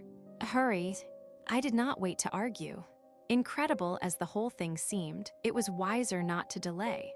We scrambled down the ivy as quietly as we could and made a beeline for the small town and the railway station. We were just able to catch the last train, the 8.34, which would land us in town about 11 o'clock. "A plot," said Poirot thoughtfully. "How many of them were in it, I wonder? I suspect that the whole Templeton family are just so many agents of the Big Four. Did they simply want to decoy us down there? Or was it more subtle than that? Did they intend to play the comedy down there and keep me interested until they had had time to do what? I wonder now." He remained very thoughtful. Arrived at our lodgings, he restrained me at the door of the sitting room. "Attention, Hastings. I have my suspicions. Let me enter first." He did so, and, to my slight amusement, took the precaution to press on the electric switch with an old galoche. Then he went round the room like a strange cat, cautiously, delicately, on the alert for danger. I watched him for some time, remaining obediently where I had been put by the wall. "It's all right, Poirot," I said impatiently. "It seems so, mon ami, it seems so. But let us make sure." "Rot," I said. "I shall light the fire anyway and have a pipe. I've caught you out for once. You had the matches last, and you didn't put them back in the holder as usual, the very thing you're always cursing me for doing." I stretched out my hand. I heard Poirot's warning cry, saw him leaping towards me, my hand touched the matchbox. Then, a flash of blue flame, an ear-rending crash, and darkness. I came to myself to find the familiar face of our old friend Dr. Ridgway bending over me. An expression of relief passed over his features. "Keep still," he said soothingly. "You're all right. There's been an accident, you know." "Poirot," I murmured. "You're in my digs. Everything's quite all right." A cold fear clutched at my heart. His evasion woke a horrible fear. "Poirot," I reiterated. "What of Poirot?" He saw that I had to know, and that further evasions were useless. "By a miracle you escaped. Poirot did not." A cry burst from my lips. "Not dead. Not dead." Ridgway bowed his head, his features working with emotion. With desperate energy, I pulled myself to a sitting position. "Poirot may be dead," I said weakly, "but his spirit lives on. I will carry on his work. Death to the Big Four." Then I fell back, fainting. "16. The Dying Chinaman. Even now, I can hardly bear to write of those days in March. Poirot, the unique, the inimitable Hercule Poirot, dead. There was a particularly diabolical touch in the disarranged matchbox, which was certain to catch his eye, and which he would hasten to rearrange, and thereby touch off the explosion.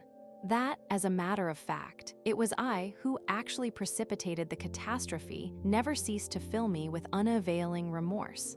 It was, as Dr. Ridgway said, a perfect miracle that I had not been killed, but had escaped with a slight concussion. Although it had seemed to me as though I regained consciousness almost immediately, it was in reality over 24 hours before I came back to life. It was not until the evening of the day following that I was able to stagger feebly into an adjoining room and view with deep emotion the plain elm coffin which held the remains of one of the most marvelous men this world has ever known. From the very first moment of regaining consciousness, I had only one purpose in mind: to avenge Poirot's death and to hunt down the Big Four remorselessly. I had thought that Ridgway would have been of one mind with me about this, but to my surprise, the good doctor seemed unaccountably lukewarm. Get back to South America was his advice, tendered on every occasion. Why attempt the impossible? Put as delicately as possible, his opinion amounted to this: if Poirot, the unique Poirot, had failed, was it likely that I should succeed? But I was obstinate, putting aside any question as to whether I had the necessary qualifications for the task. And I may say in passing that I did not entirely agree with his views on this point. I had worked so long with Poirot that I knew his methods by heart and felt fully capable of taking up the work where he had laid it down. It was, with me, a question of feeling. My friend had been foully murdered. Was I to go tamely back to South America without an effort to bring his murderers to justice? I said all this and more to Ridgway, who listened attentively enough.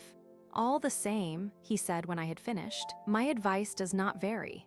I am earnestly convinced that Poirot himself, if he were here, would urge you to return. In his name, I beg of you, Hastings, abandon these wild ideas and go back to your ranch. To that only one answer was possible, and, shaking his head sadly, he said no more. It was a month before I was fully restored to health. Towards the end of April, I sought and obtained an interview with the Home Secretary. Mr. Crowther's manner was reminiscent of that of Dr. Ridgway. It was soothing and negative. Whilst appreciating the offer of my services, he gently and considerately declined them. The papers referred to by Poirot had passed into his keeping, and he assured me that all possible steps were being taken to deal with the approaching menace. With that cold comfort, I was forced to be satisfied. Mr. Crowther ended the interview by urging me to return to South America. I found the whole thing profoundly unsatisfactory. I should, I suppose, in its proper place, have described Poirot's funeral. It was a solemn and moving ceremony, and the extraordinary number of floral tributes passed belief. They came from high and low alike, and bore striking testimony to the place my friend had made for himself in the country of his adoption. For myself, I was frankly overcome by emotion as I stood by the grave side and thought of all our varied experiences and the happy days we had passed together. By the beginning of May, I had mapped out a plan of campaign. I felt that I could not do better than keep Poirot's scheme of advertising for any information respecting Claude Darrell. I had an advertisement to this effect inserted in a number of morning newspapers, and I was sitting in a small restaurant in Soho and judging of the effect of the advertisement when a small paragraph in another part of the paper gave me a nasty shock. Very briefly, it reported the mysterious disappearance of Mr. John Ingalls from the SS Shanghai shortly after the latter had left Marseille. Although the weather was perfectly smooth, it was feared that the unfortunate gentleman must have fallen overboard. The paragraph ended with a brief reference to Mr. Ingalls' long and distinguished service in China. The news was unpleasant. I read into Ingalls' death a sinister motive. Not for one moment did I believe the theory of an accident. Ingalls had been murdered, and his death was only too clearly the handiwork of that accursed Big Four. As I sat there, stunned by the blow, and turning the whole matter over in my mind, I was startled by the remarkable behavior of the man sitting opposite me. So far, I had not paid much attention to him.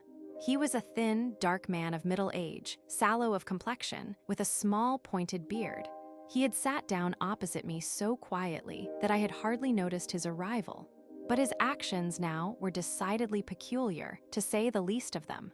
Leaning forward, he deliberately helped me to salt, putting it in 4 little heaps round the edge of my plate.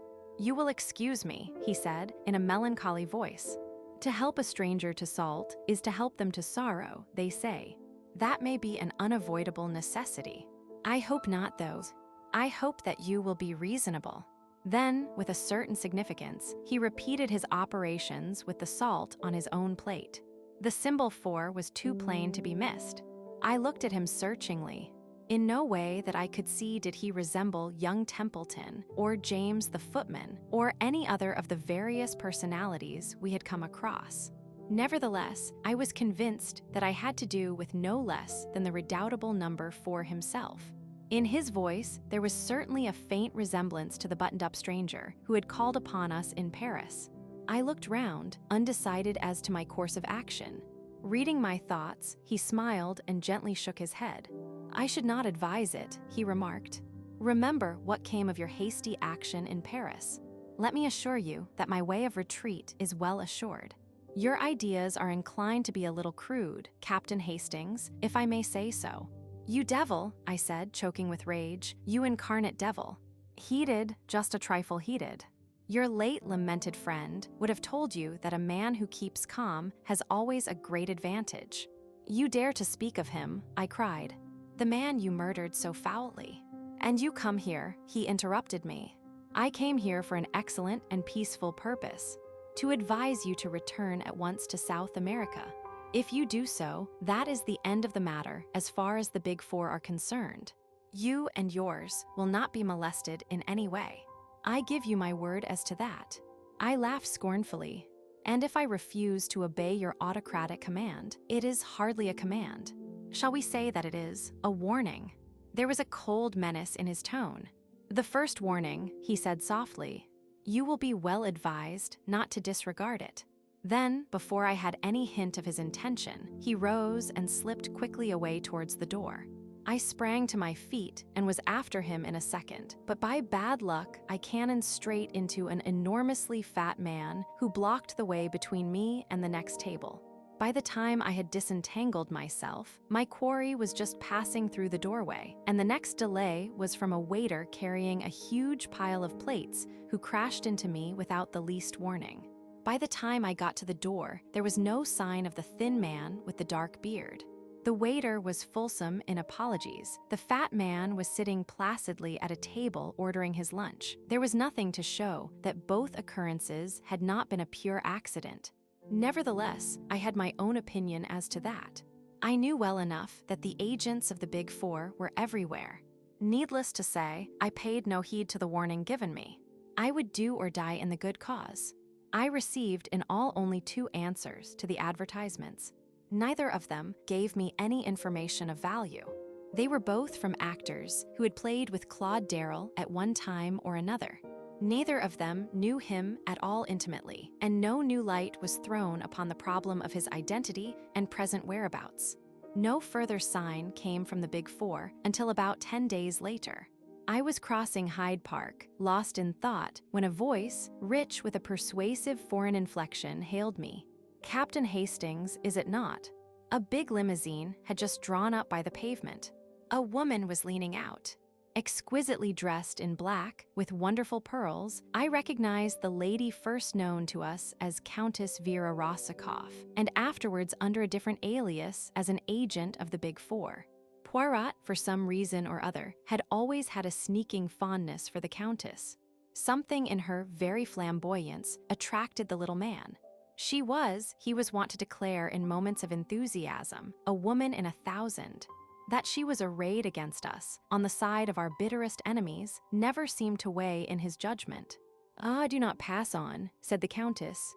"I have something most important to say to you. And do not try to have me arrested either, for that would be stupid. You were always a little stupid. Yes, yes, it is so. You are stupid now when you persist in disregarding the warning we sent you. It is the second warning I bring you. Leave England at once. You can do no good here, I tell you that frankly. You will never accomplish anything. In that case," I said stiffly, "it seems rather extraordinary that you are all so anxious to get me out of the country." The Countess shrugged her shoulders, magnificent shoulders, and a magnificent gesture. "For my part, I think that too stupid. I would leave you here to play about happily. But the chiefs, you see, are fearful that some word of yours may give great help to those more intelligent than yourself. Hence, you are to be banished." The Countess appeared to have a flattering idea of my abilities. I concealed my annoyance. Doubtless, this attitude of hers was assumed expressly to annoy me and to give me the idea that I was unimportant. "It would, of course, be quite easy to remove you," she continued, "but I am quite sentimental sometimes. I pleaded for you. You have a nice little wife somewhere, have you not? And it would please the poor little man who is dead to know that you were not to be killed. I always liked him, you know. He was clever, but clever. Had it not been a case of 4 against 1, I honestly believe he might have been too much for us. I confess it frankly, he was my master. I sent a wreath to the funeral as a token of my admiration, an enormous one of crimson roses. Crimson roses express my temperament. I listened in silence and a growing distaste. You have the look of a mule when it puts its ears back and kicks. Well, I have delivered my warning. Remember this, the 3rd warning will come by the hand of the destroyer. She made a sign, and the car whirled away rapidly. I noted the number mechanically, but without the hope that it would lead to anything. The Big Four were not apt to be careless in details. I went home a little sobered. One fact had emerged from the Countess's flood of volubility. I was in real danger of my life. Though I had no intention of abandoning the struggle, I saw that it behoved me to walk warily and adopt every possible precaution. Whilst I was reviewing all these facts and seeking for the best line of action, the telephone bell rang. I crossed the room and picked up the receiver. Yes. Hello. Who's speaking? A crisp voice answered me. This is St. Giles Hospital. We have a Chinaman here, knifed in the street and brought in. He can't last long. We rang you up because we found in his pocket a piece of paper with your name and address on it. I was very much astonished. Nevertheless, after a moment's reflection, I said that I would come down at once. St. Giles Hospital was, I knew, down by the docks, and it occurred to me that the Chinaman might have just come off some ship. It was on my way down there that a sudden suspicion shot into my mind. Was the whole thing a trap? Wherever a Chinaman was, there might be the hand of Li Chang-Yen. I remembered the adventure of the baited trap. Was the whole thing a ruse on the part of my enemies? A little reflection convinced me that at any rate, a visit to the hospital would do no harm. It was probable that the thing was not so much a plot as what is vulgarly known as a plant. The dying Chinaman would make some revelation to me upon which I should act, and which would have the result of leading me into the hands of the Big Four. The thing to do was to preserve an open mind, and whilst feigning credulity, be secretly on my guard.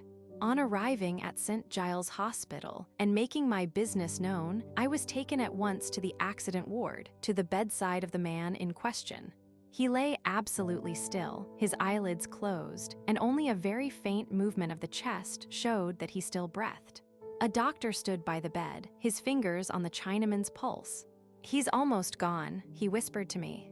"You know him, eh?" I shook my head. "I've never seen him before." "Then what was he doing with your name and address in his pocket?" "You are Captain Hastings, aren't you?" "Yes, but I can't explain it any more than you can." A curious thing. From his papers, he seems to have been the servant of a man called Ingalls, a retired civil servant. "Ah, you know him, do you?" He added quickly, as I started at the name. "Ingalls' servant." Then I had seen him before. Not that I had ever succeeded in being able to distinguish one Chinaman from another. He must have been with Ingalls on his way to China, and after the catastrophe, he had returned to England with a message, possibly for me. It was vital, imperative that I should hear that message. "Is he conscious?" I asked. "Can he speak?" Mr. Ingalls was an old friend of mine, and I think it possible that this poor fellow has brought me a message from him. Mr. Ingalls is believed to have gone overboard about 10 days ago. He's just conscious, but I doubt if he has the force to speak. He lost a terrible lot of blood, you know. I can administer a stimulant, of course, but we've already done all that is possible in that direction. Nevertheless, he administered a hypodermic injection, and I stayed by the bed, hoping against hope for a word, a sign that might be of the utmost value to me in my work. But the minutes sped on, and no sign came. And suddenly, a baleful idea shot across my mind. Was I not already falling into the trap? Suppose that this Chinaman had merely assumed the part of Ingalls' servant, that he was in reality an agent of the Big Four. Had I not once read that certain Chinese priests were capable of simulating death? Or, to go further still, Li Chang-Yen might command a little band of fanatics who would welcome death itself if it came at the command of their master. I must be on my guard. Even as these thoughts flashed across my mind, the man in the bed stirred. His eyes opened. He murmured something incoherently. Then I saw his glance fasten upon me. He made no sign of recognition, but I was at once aware that he was trying to speak to me. Be he friend or foe, I must hear what he had to say. I leaned over the bed, but the broken sounds conveyed no sort of meaning to me. I thought I caught the word hand, but in what connection it was used I could not tell. Then it came again, and this time I heard another word, the words Largo. I stared in amazement as the possible juxtaposition of the two suggested itself to me. Handles Largo, I queried. The Chinaman's eyelids flickered rapidly, as though in assent, and he added another Italian word, the word Carazza. 2 or 3 more words of murmured Italian came to my ears, and then he fell back abruptly. The doctor pushed me aside. It was all over. The man was dead. I went out into the air again, thoroughly bewildered. Handles Largo and a Carazza. If I remembered rightly, a Carazza was a carriage. What possible meaning could lie behind those simple words? The man was a Chinaman, not an Italian. Why should he speak in Italian? Surely, if he were indeed Ingle's servant, he must know English. The whole thing was profoundly mystifying. I puzzled over it all the way home. Oh, if only Poirot had been there to solve the problem with his lightning ingenuity. I let myself in with my latchkey and went slowly up to my room. A letter was lying on the table, and I tore it open carelessly enough. But in a minute, I stood rooted to the ground whilst I read. It was a communication from a firm of solicitors. Dear Sir, it ran, as instructed by our late client, M. Hercule Poirot, we forward you the enclosed letter. This letter was placed in our hands a week before his death, with instructions that in the event of his demise, it should be sent to you at a certain date after his death. Yours faithfully, etc. I turned the enclosed missive over and over. It was undoubtedly from Poirot. I knew that familiar writing only too well. With a heavy heart, yet a certain eagerness, I tore it open. Mon cher ami, it began, when you receive this I shall be no more. Do not shed tears about me, but follow my orders. Immediately upon receipt of this, return to South America. Do not be pig-headed about this. It is not for sentimental reasons that I bid you undertake the journey. It is necessary. It is part of the plan of Hercule Poirot. To say more is unnecessary to anyone who has the acute intelligence of my friend Hastings. Abas the Big Four. I salute you, my friend, from beyond the grave. Ever thine, Hercule Poirot. I read and reread this astonishing communication. One thing was evident. This amazing man had so provided for every eventuality that even his own death did not upset the sequence of his plans. Mine was to be the active part, his the directing genius. Doubtless, I should find full instructions awaiting me beyond the seas. In the meantime, my enemies, convinced that I was obeying their warning, would cease to trouble their heads about me. I could return, unsuspected, and work havoc in their midst. There was now nothing to hinder my immediate departure. I sent off cables, booked my passage, and 1 week later found me embarking in the Ansonia en route for Buenos Aires. Just as the boat left the quay, a steward brought me a note. It had been given him, so he explained, by a big gentleman in a fur coat who had left the boat last thing before the gangway planks were lifted. I opened it. It was terse and to the point. You are wise, it ran. It was signed with a big figure 4. I could afford to smile to myself. The sea was not too choppy. I enjoyed a passable dinner, made up my mind as to the majority of my fellow passengers, and had a rubber or 2 of bridge. Then I turned in and slept like a log, as I always do on board ship. I was awakened by feeling myself persistently shaken. Dazed and bewildered, I saw that one of the ship's officers was standing over me.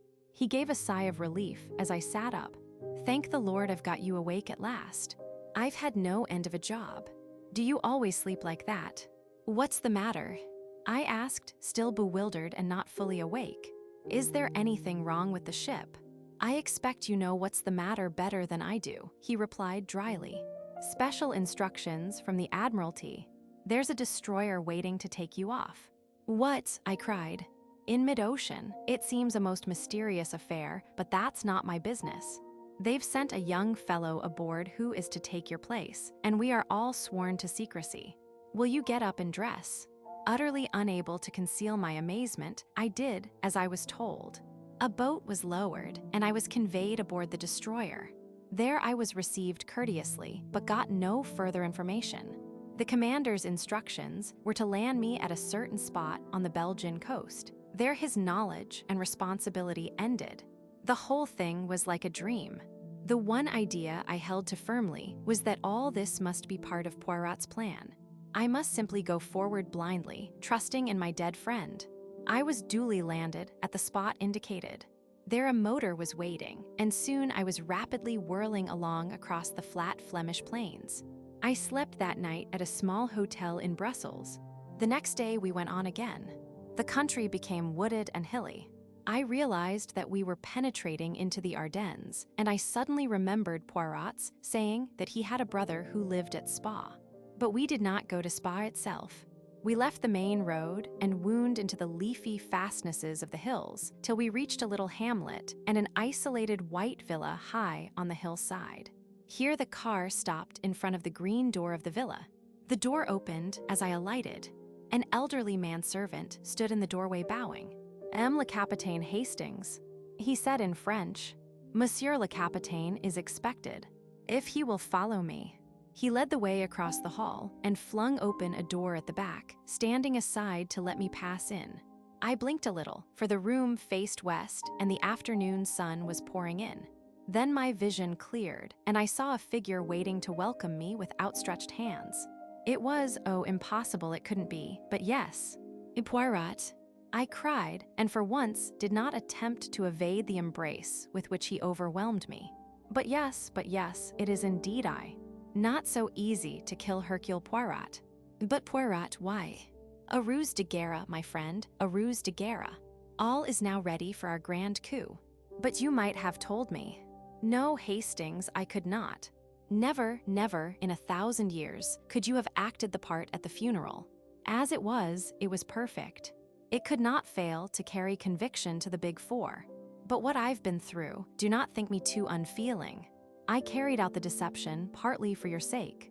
I was willing to risk my own life, but I had qualms about continually risking yours. So after the explosion, I have an idea of great brilliancy. The good Ridgway, he enables me to carry it out. I am dead, you will return to South America. But mon ami, that is just what you would not do. In the end, I have to arrange a solicitor's letter and a long rigmarole.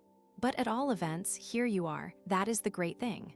And now we lie here, perdu, till the moment comes for the last grand coup, the final overthrowing of the Big Four.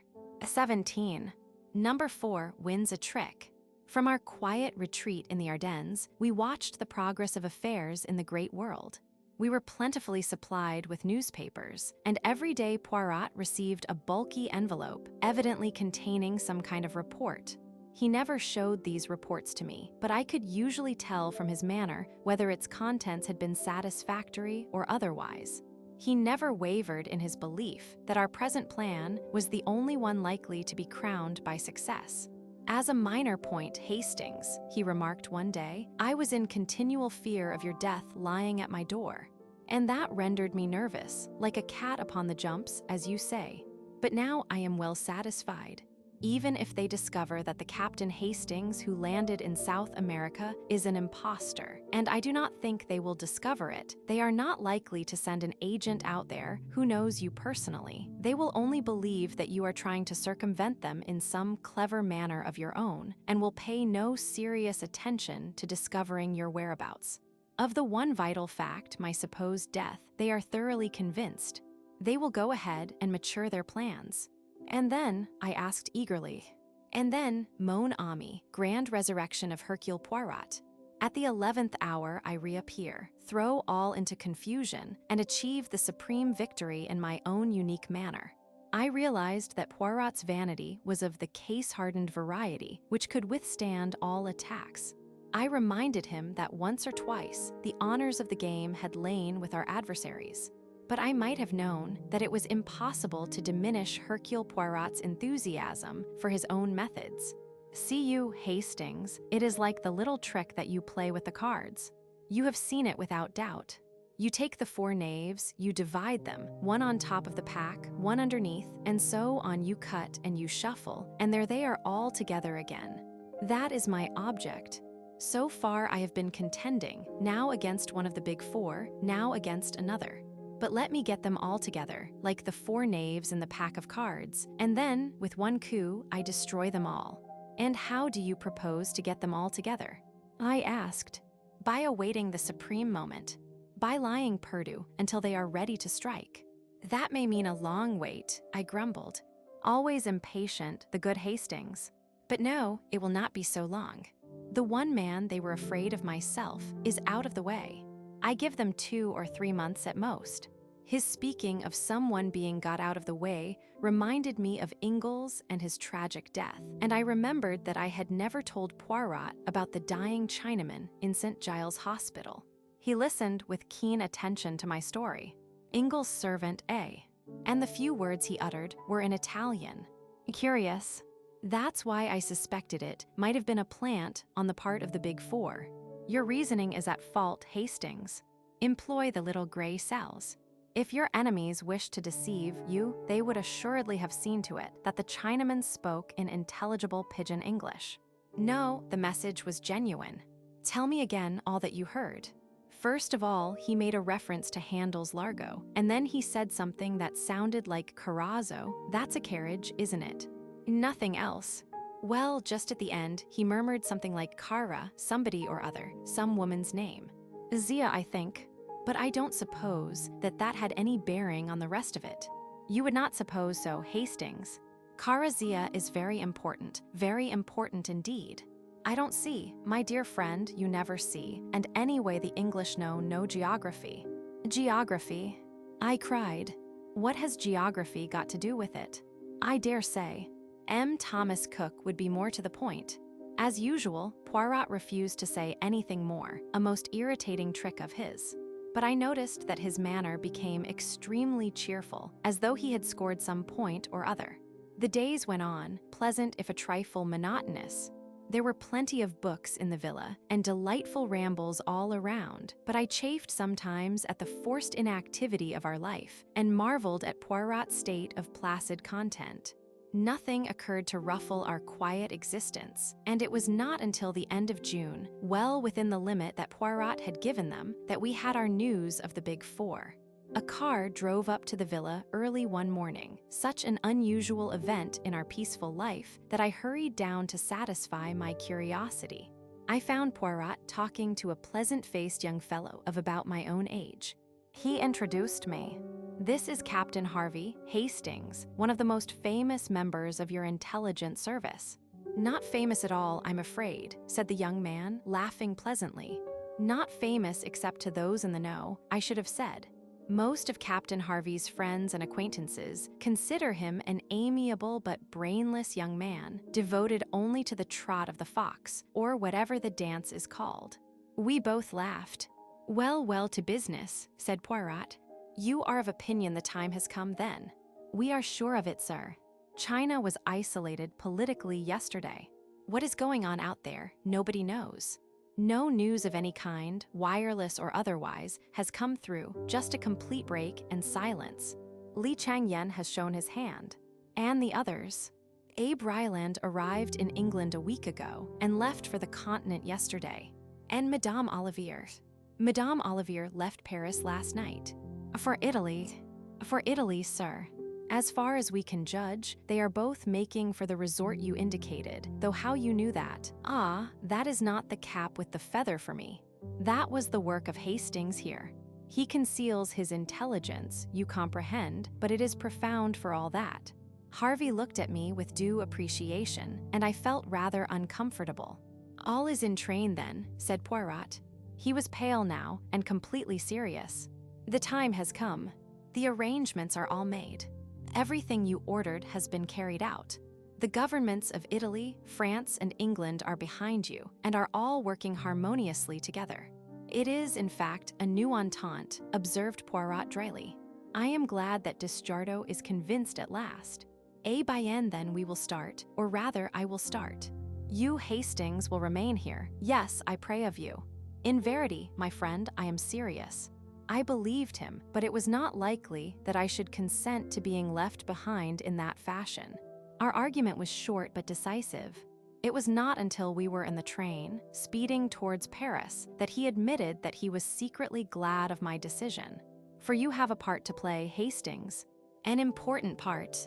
Without you, I might well fail. Nevertheless, I felt that it was my duty to urge you to remain behind. There is danger then. Mon ami, where there is the Big Four, there is always danger. On arrival in Paris, we drove across to the Gare de l'Est, and Poirot at last announced our destination. We were bound for Bolzano and Italian Tyrol.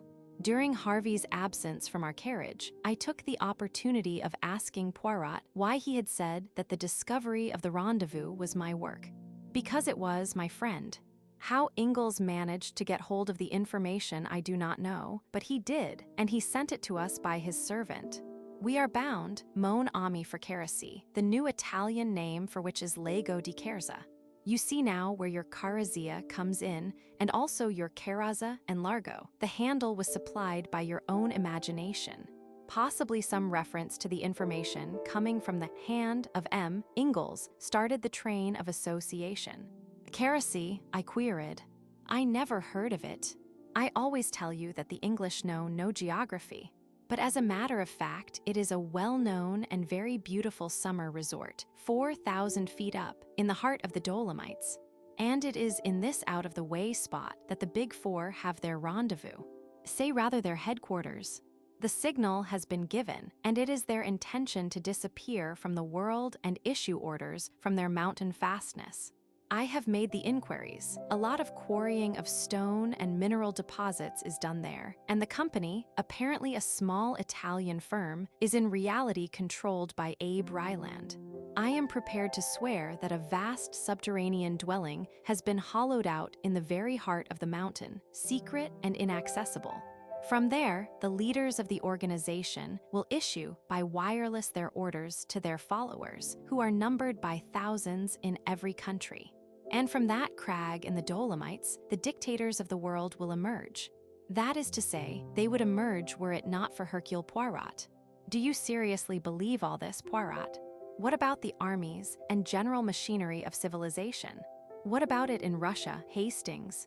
This will be Russia on an infinitely larger scale, and with this additional menace, that Madame Olivier's experiments have proceeded further than she has ever given out. I believe that she has, to a certain extent, succeeded in liberating atomic energy and harnessing it to her purpose. Her experiments with the nitrogen of the air have been very remarkable, and she has also experimented in the concentration of wireless energy, so that a beam of great intensity can be focused upon some given spot. Exactly how far she has progressed, nobody knows, but it is certain that it is much farther than has ever been given out. She is a genius, that woman. The Curies were as nothing to her. Add to her genius the powers of Ryland's almost unlimited wealth, and with the brain of Li Chang-Yen, the finest criminal brain ever known, to direct and plan, Yen, it will not be, as you say, all jam for civilization. His words made me very thoughtful. Although Poirot was given at times to exaggeration of language, he was not really an alarmist. For the first time, I realized what a desperate struggle it was upon which we were engaged. Harvey soon rejoined us, and the journey went on. We arrived at Bolzano about midday. From there, the journey on was by motor. Several big blue motor cars were waiting in the central square of the town, and we three got into one of them. Poirot, notwithstanding the heat of the day, was muffled to the eyes in greatcoat and scarf. His eyes and the tips of his ears were all that could be seen of him. I did not know whether this was due to precaution or merely his exaggerated fear of catching a chill. The motor journey took a couple of hours. It was a really wonderful drive. For the first part of the way, we wound in and out of huge cliffs, with a trickling waterfall on one hand. Then we emerged into a fertile valley, which continued for some miles, and then, still winding steadily upwards, the bare rocky peaks began to show with dense clustering pine woods at their base. The whole place was wild and lovely. Finally, a series of abrupt curves, with the road running through the pine woods on either side, and we came suddenly upon a big hotel and found that we had arrived. Our rooms had been reserved for us, and under Harvey's guidance, we went straight up to them. They looked straight out over the rocky peaks and the long slopes of pine woods leading up to them. Poirot made a gesture towards them. "It is there?" he asked in a low voice. "Yes," replied Harvey. "There is a place called the Felsenlabyrynth, all big boulders piled about in a most fantastic way. A path winds through them. The quarrying is to the right of that, but we think that the entrance is probably in the Felsenlabyrynth." Poirot nodded. "Come, mon ami," he said to me. "Let us go down and sit upon the terrace and enjoy the sunlight." "You think that wise?" I asked. He shrugged his shoulders. The sunlight was marvelous. In fact, the glare was almost too great for me. We had some creamy coffee instead of tea, then went upstairs and unpacked our few belongings.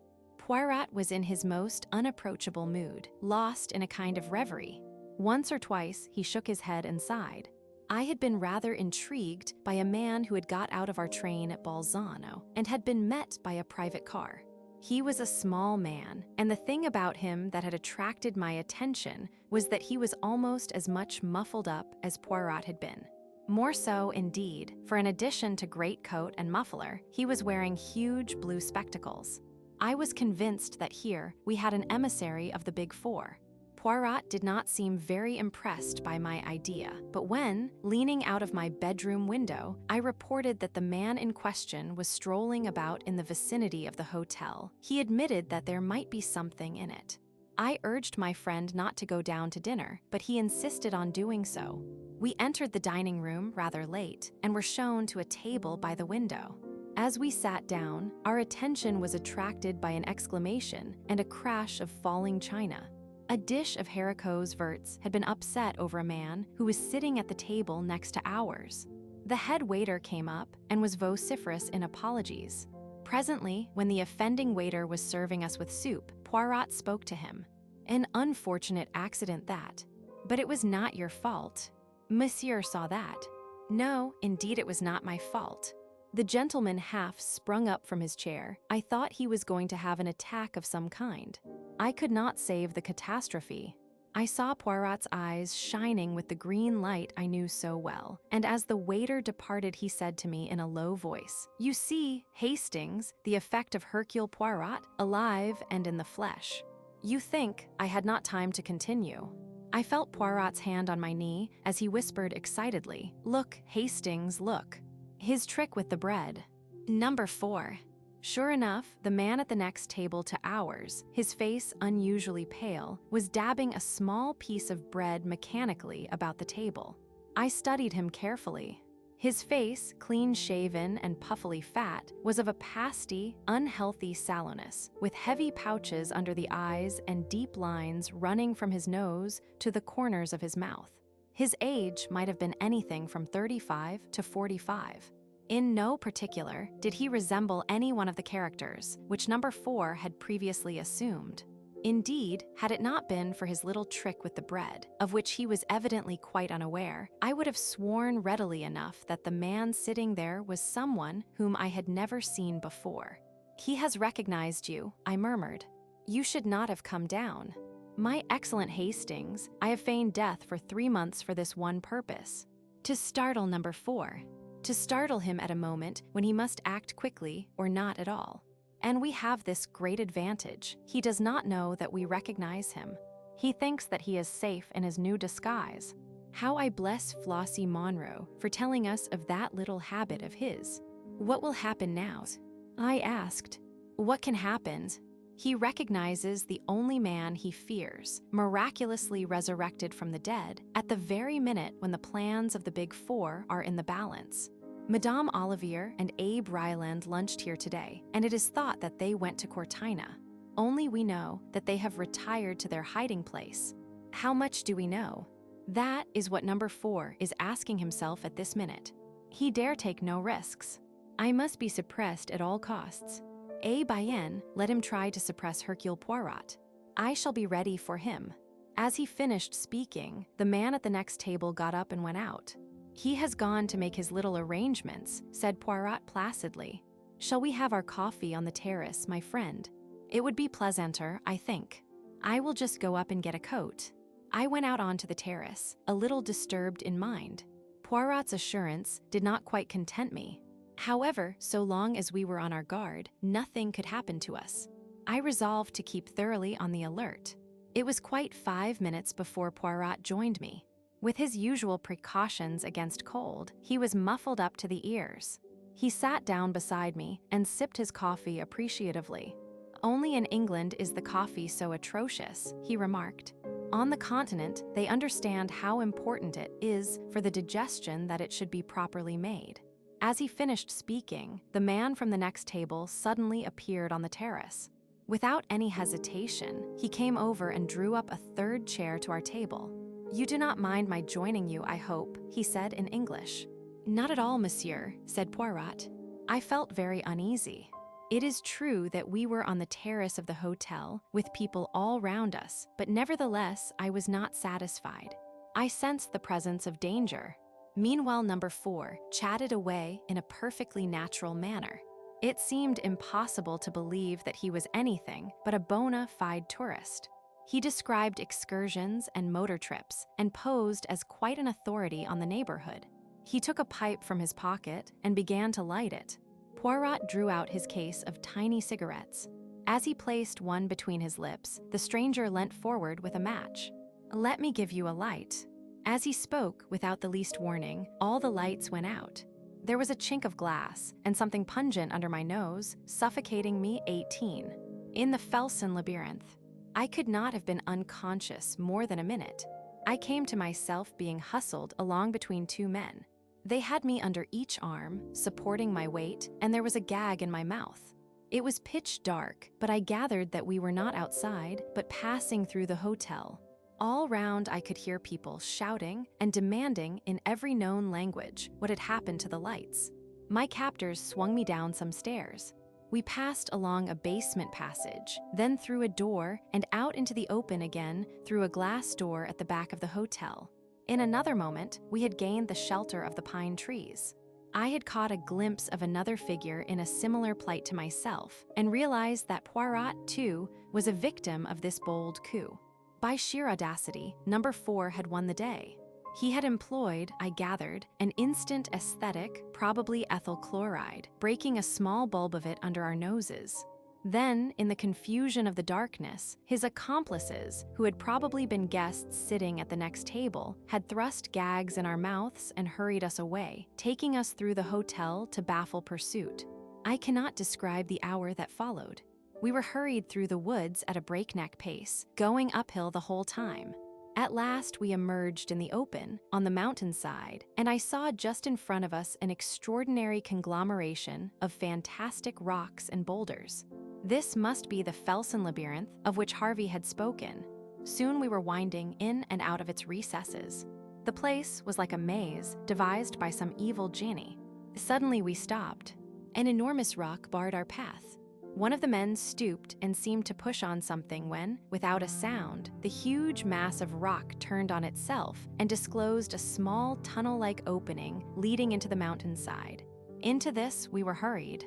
For some time, the tunnel was narrow, but presently it widened, and before very long we came out into a wide, rocky chamber lighted by electricity.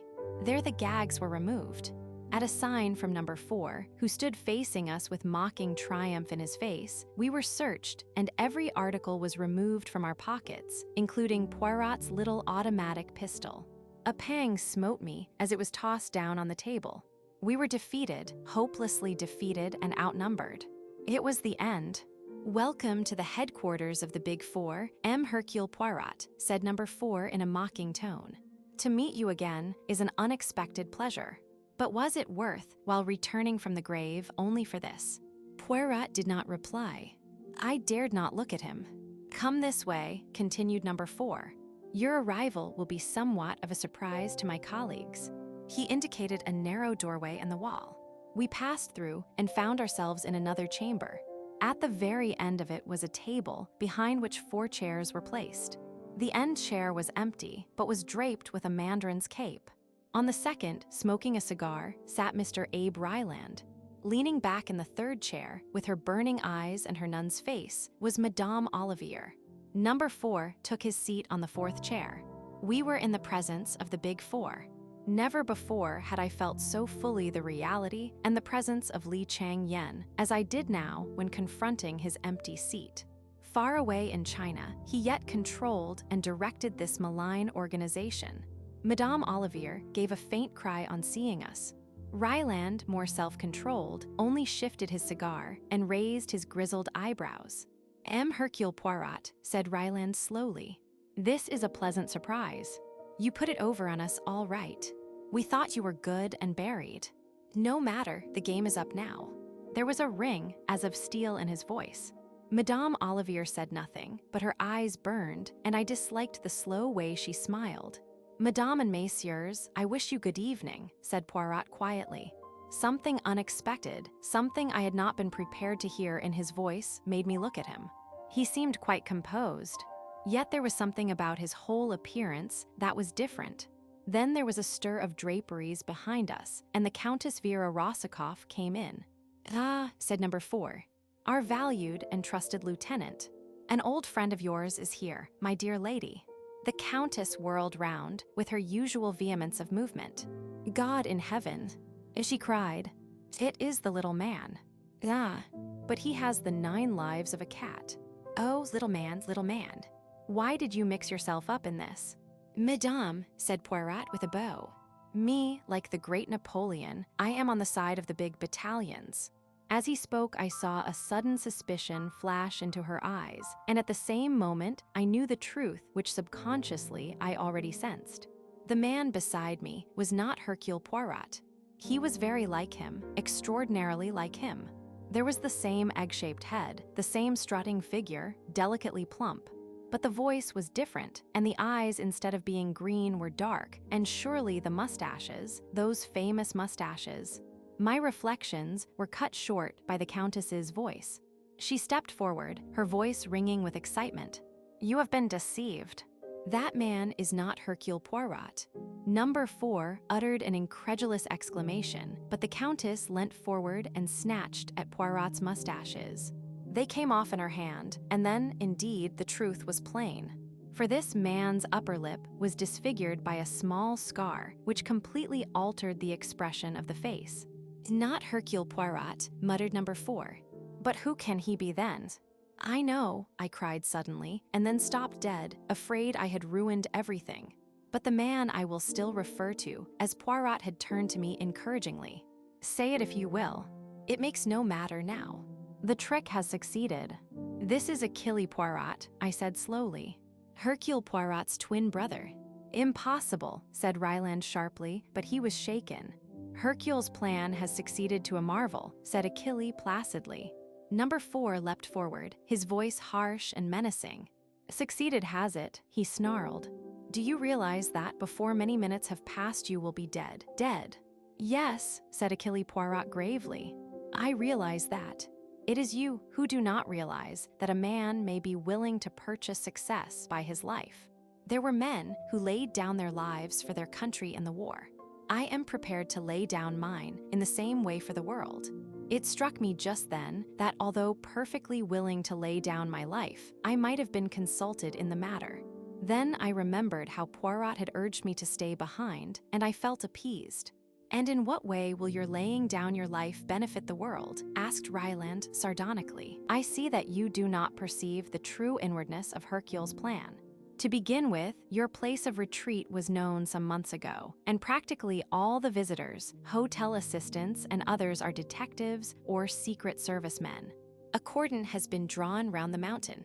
You may have more than one means of egress, but even so you cannot escape. Poirot himself is directing the operations outside. My boots were smeared with a preparation of aniseed tonight before I came down to the terrace in my brother's place. Hounds are following the trail. It will lead them infallibly to the rock in the Felsenlabyrynth where the entrance is situated. You see, do what you will to us, the net is drawn tightly round you. You cannot escape. Madame Olivier laughed suddenly. You are wrong. There is one way we can escape, and like Samson of old, destroy our enemies at the same time. What do you say, my friends?" Ryland was staring at Hercule Poirot. "Suppose he's lying," he said hoarsely. The other shrugged his shoulders. "In an hour it will be dawn. Then you can see for yourself the truth of my words." Already, they should have traced me to the entrance in the Felsenlabyrynth. Even as he spoke, there was a far-off reverberation, and a man ran and shouting incoherently. Ryland sprang up and went out. Madame Olivier moved to the end of the room and opened a door that I had not noticed. Inside, I caught a glimpse of a perfectly equipped laboratory, which reminded me of the one in Paris. Number 4 also sprang up and went out. He returned with Poirot's revolver, which he gave to the Countess. "There is no danger of their escaping," he said grimly. "But still, you had better have this." Then he went out again. The Countess came over to us and surveyed my companion attentively for some time. Suddenly she laughed. "You are very clever, Hercule Poirot," she said mockingly. "Madame, let us talk business. It is fortunate that they have left us alone together. What is your price?" "I do not understand." "What price?" "Madame, you can aid us to escape. You know the secret ways out of this retreat. I ask you, what is your price?" She laughed again. "More than you could pay, little man. Why, all the money in the world would not buy me." "Madame, I did not speak of money. I am a man of intelligence. Nevertheless, this is a true fact. Everyone has his price. In exchange for life and liberty, I offer you your heart's desire. So you are a magician. You can call me so if you like." The Countess suddenly dropped her jesting manner. She spoke with passionate bitterness. "A fool. My heart's desire. Can you give me revenge upon my enemies? Can you give me back youth and beauty and a gay heart? Can you bring the dead to life again?" Hercule Poirot was watching her very curiously. "Which of the 3, madame?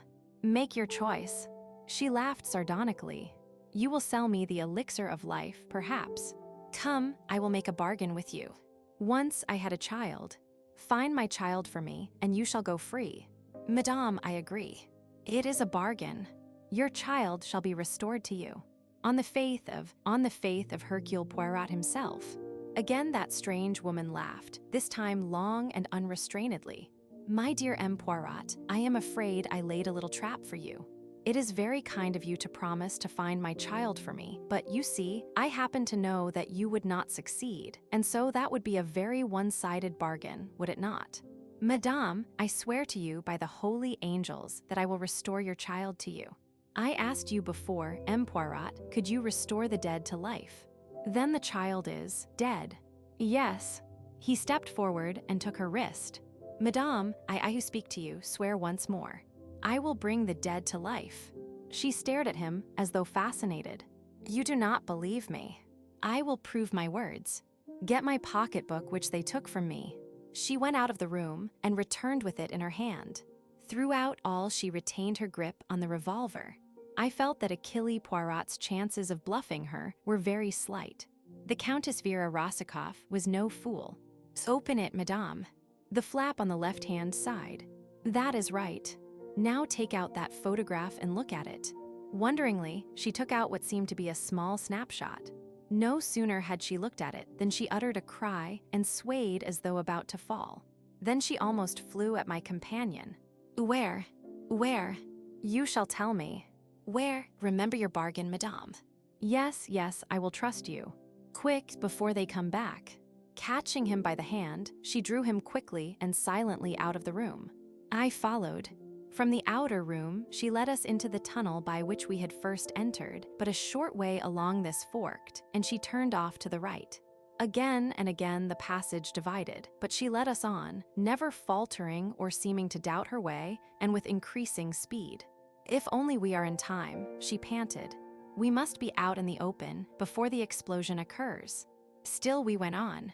I understood that this tunnel led right through the mountain and that we should finally emerge on the other side, facing a different valley. The sweat streamed down my face, but I raced on. And then, far away, I saw a gleam of daylight. Nearer and nearer. I saw green bushes growing. We forced them aside, pushed our way through. We were in the open again, with the faint light of dawn making everything rosy. Poirot's cordon was a reality. Even as we emerged, 3 men fell upon us, but released us again with a cry of astonishment. "Quick!" cried my companion. Quick, there is no time to lose, but he was not destined to finish. The earth shook and trembled under our feet, there was a terrific roar, and the whole mountain seemed to dissolve. We were flung headlong through the air.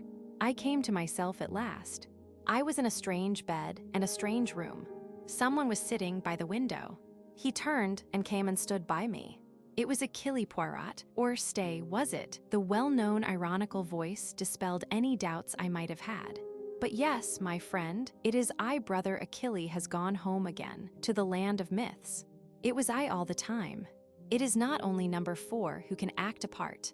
Belladonna in the eyes, the sacrifice of the mustaches, and a real scar, the inflicting of which caused me much pain 2 months ago. But I could not risk a fake beneath the eagle eyes of number 4. And the final touch, your own knowledge and belief that there was such a person as Hercule Poirot. It was invaluable, the assistance you rendered me. Half the success of the coup is due to you. The whole crux of the affair was to make them believe that Hercule Poirot was still at large directing operations. Otherwise, everything was true, the aniseed, the cordon, etc. But why not really send a substitute? And let you go into danger without me by your side? You have a pretty idea of me there. Besides, I always had a hope of finding a way out through the Countess. How on earth did you manage to convince her? It was a pretty thin story to make her swallow all that about a dead child. The Countess has a great deal more perspicacity than you have, my dear Hastings. She was taken in at first by my disguise, but she soon saw through it. When she said, "You are very clever, M. Hercule Poirot," I knew that she had guessed the truth. It was then or never to play my trump card. All that rigmarole about bringing the dead to life. Exactly, but then you see, I had the child all along. What? But yes. You know my motto, be prepared. As soon as I found that the Countess Rossakoff was mixed up with the Big Four, I had every possible inquiry made as to her antecedents. I learnt that she had had a child who was reported to have been killed, and I also found that there were discrepancies in the story, which led me to wonder whether it might not, after all, be alive. In the end, I succeeded in tracing the boy, and by paying out a big sum, I obtained possession of the child's person. The poor little fellow was nearly dead of starvation. I placed him in a safe place, with kindly people, and took a snapshot of him in his new surroundings. And so, when the time came, I had my little coup de theater all ready. You are wonderful, Poirot, absolutely wonderful. I was glad to do it too, for I had admired the Countess. I should have been sorry if she had perished in the explosion. I've been half afraid to ask you, what of the Big Four? All the bodies have now been recovered. That of number 4 was quite unrecognizable, the head blown to pieces. I rather wish it had not been so. I should have liked to be sure, but no more of that. Look at this. He handed me a newspaper in which a paragraph was marked. It reported the death by suicide of Li Chang-Yen, who had engineered the recent revolution which had failed so disastrously. My great opponent, said Poirot gravely. It was fated that he and I should never meet in the flesh. When he received the news of the disaster here, he took the simplest way out. A great brain, my friend, a great brain. But I wish I had seen the face of the man who was number 4. Supposing that, after all, but I romance. He is dead. Yes, mon ami, together we have faced and routed the Big Four, and now you will return to your charming wife, and I shall retire. The great case of my life is over. Anything else will seem tame after this. No, I shall retire. Possibly I shall grow vegetable marrows. I might even marry and range myself. He laughed heartily at the idea, but with a touch of embarrassment. I hope small men always admire big, flamboyant women. Marry and range myself, he said again.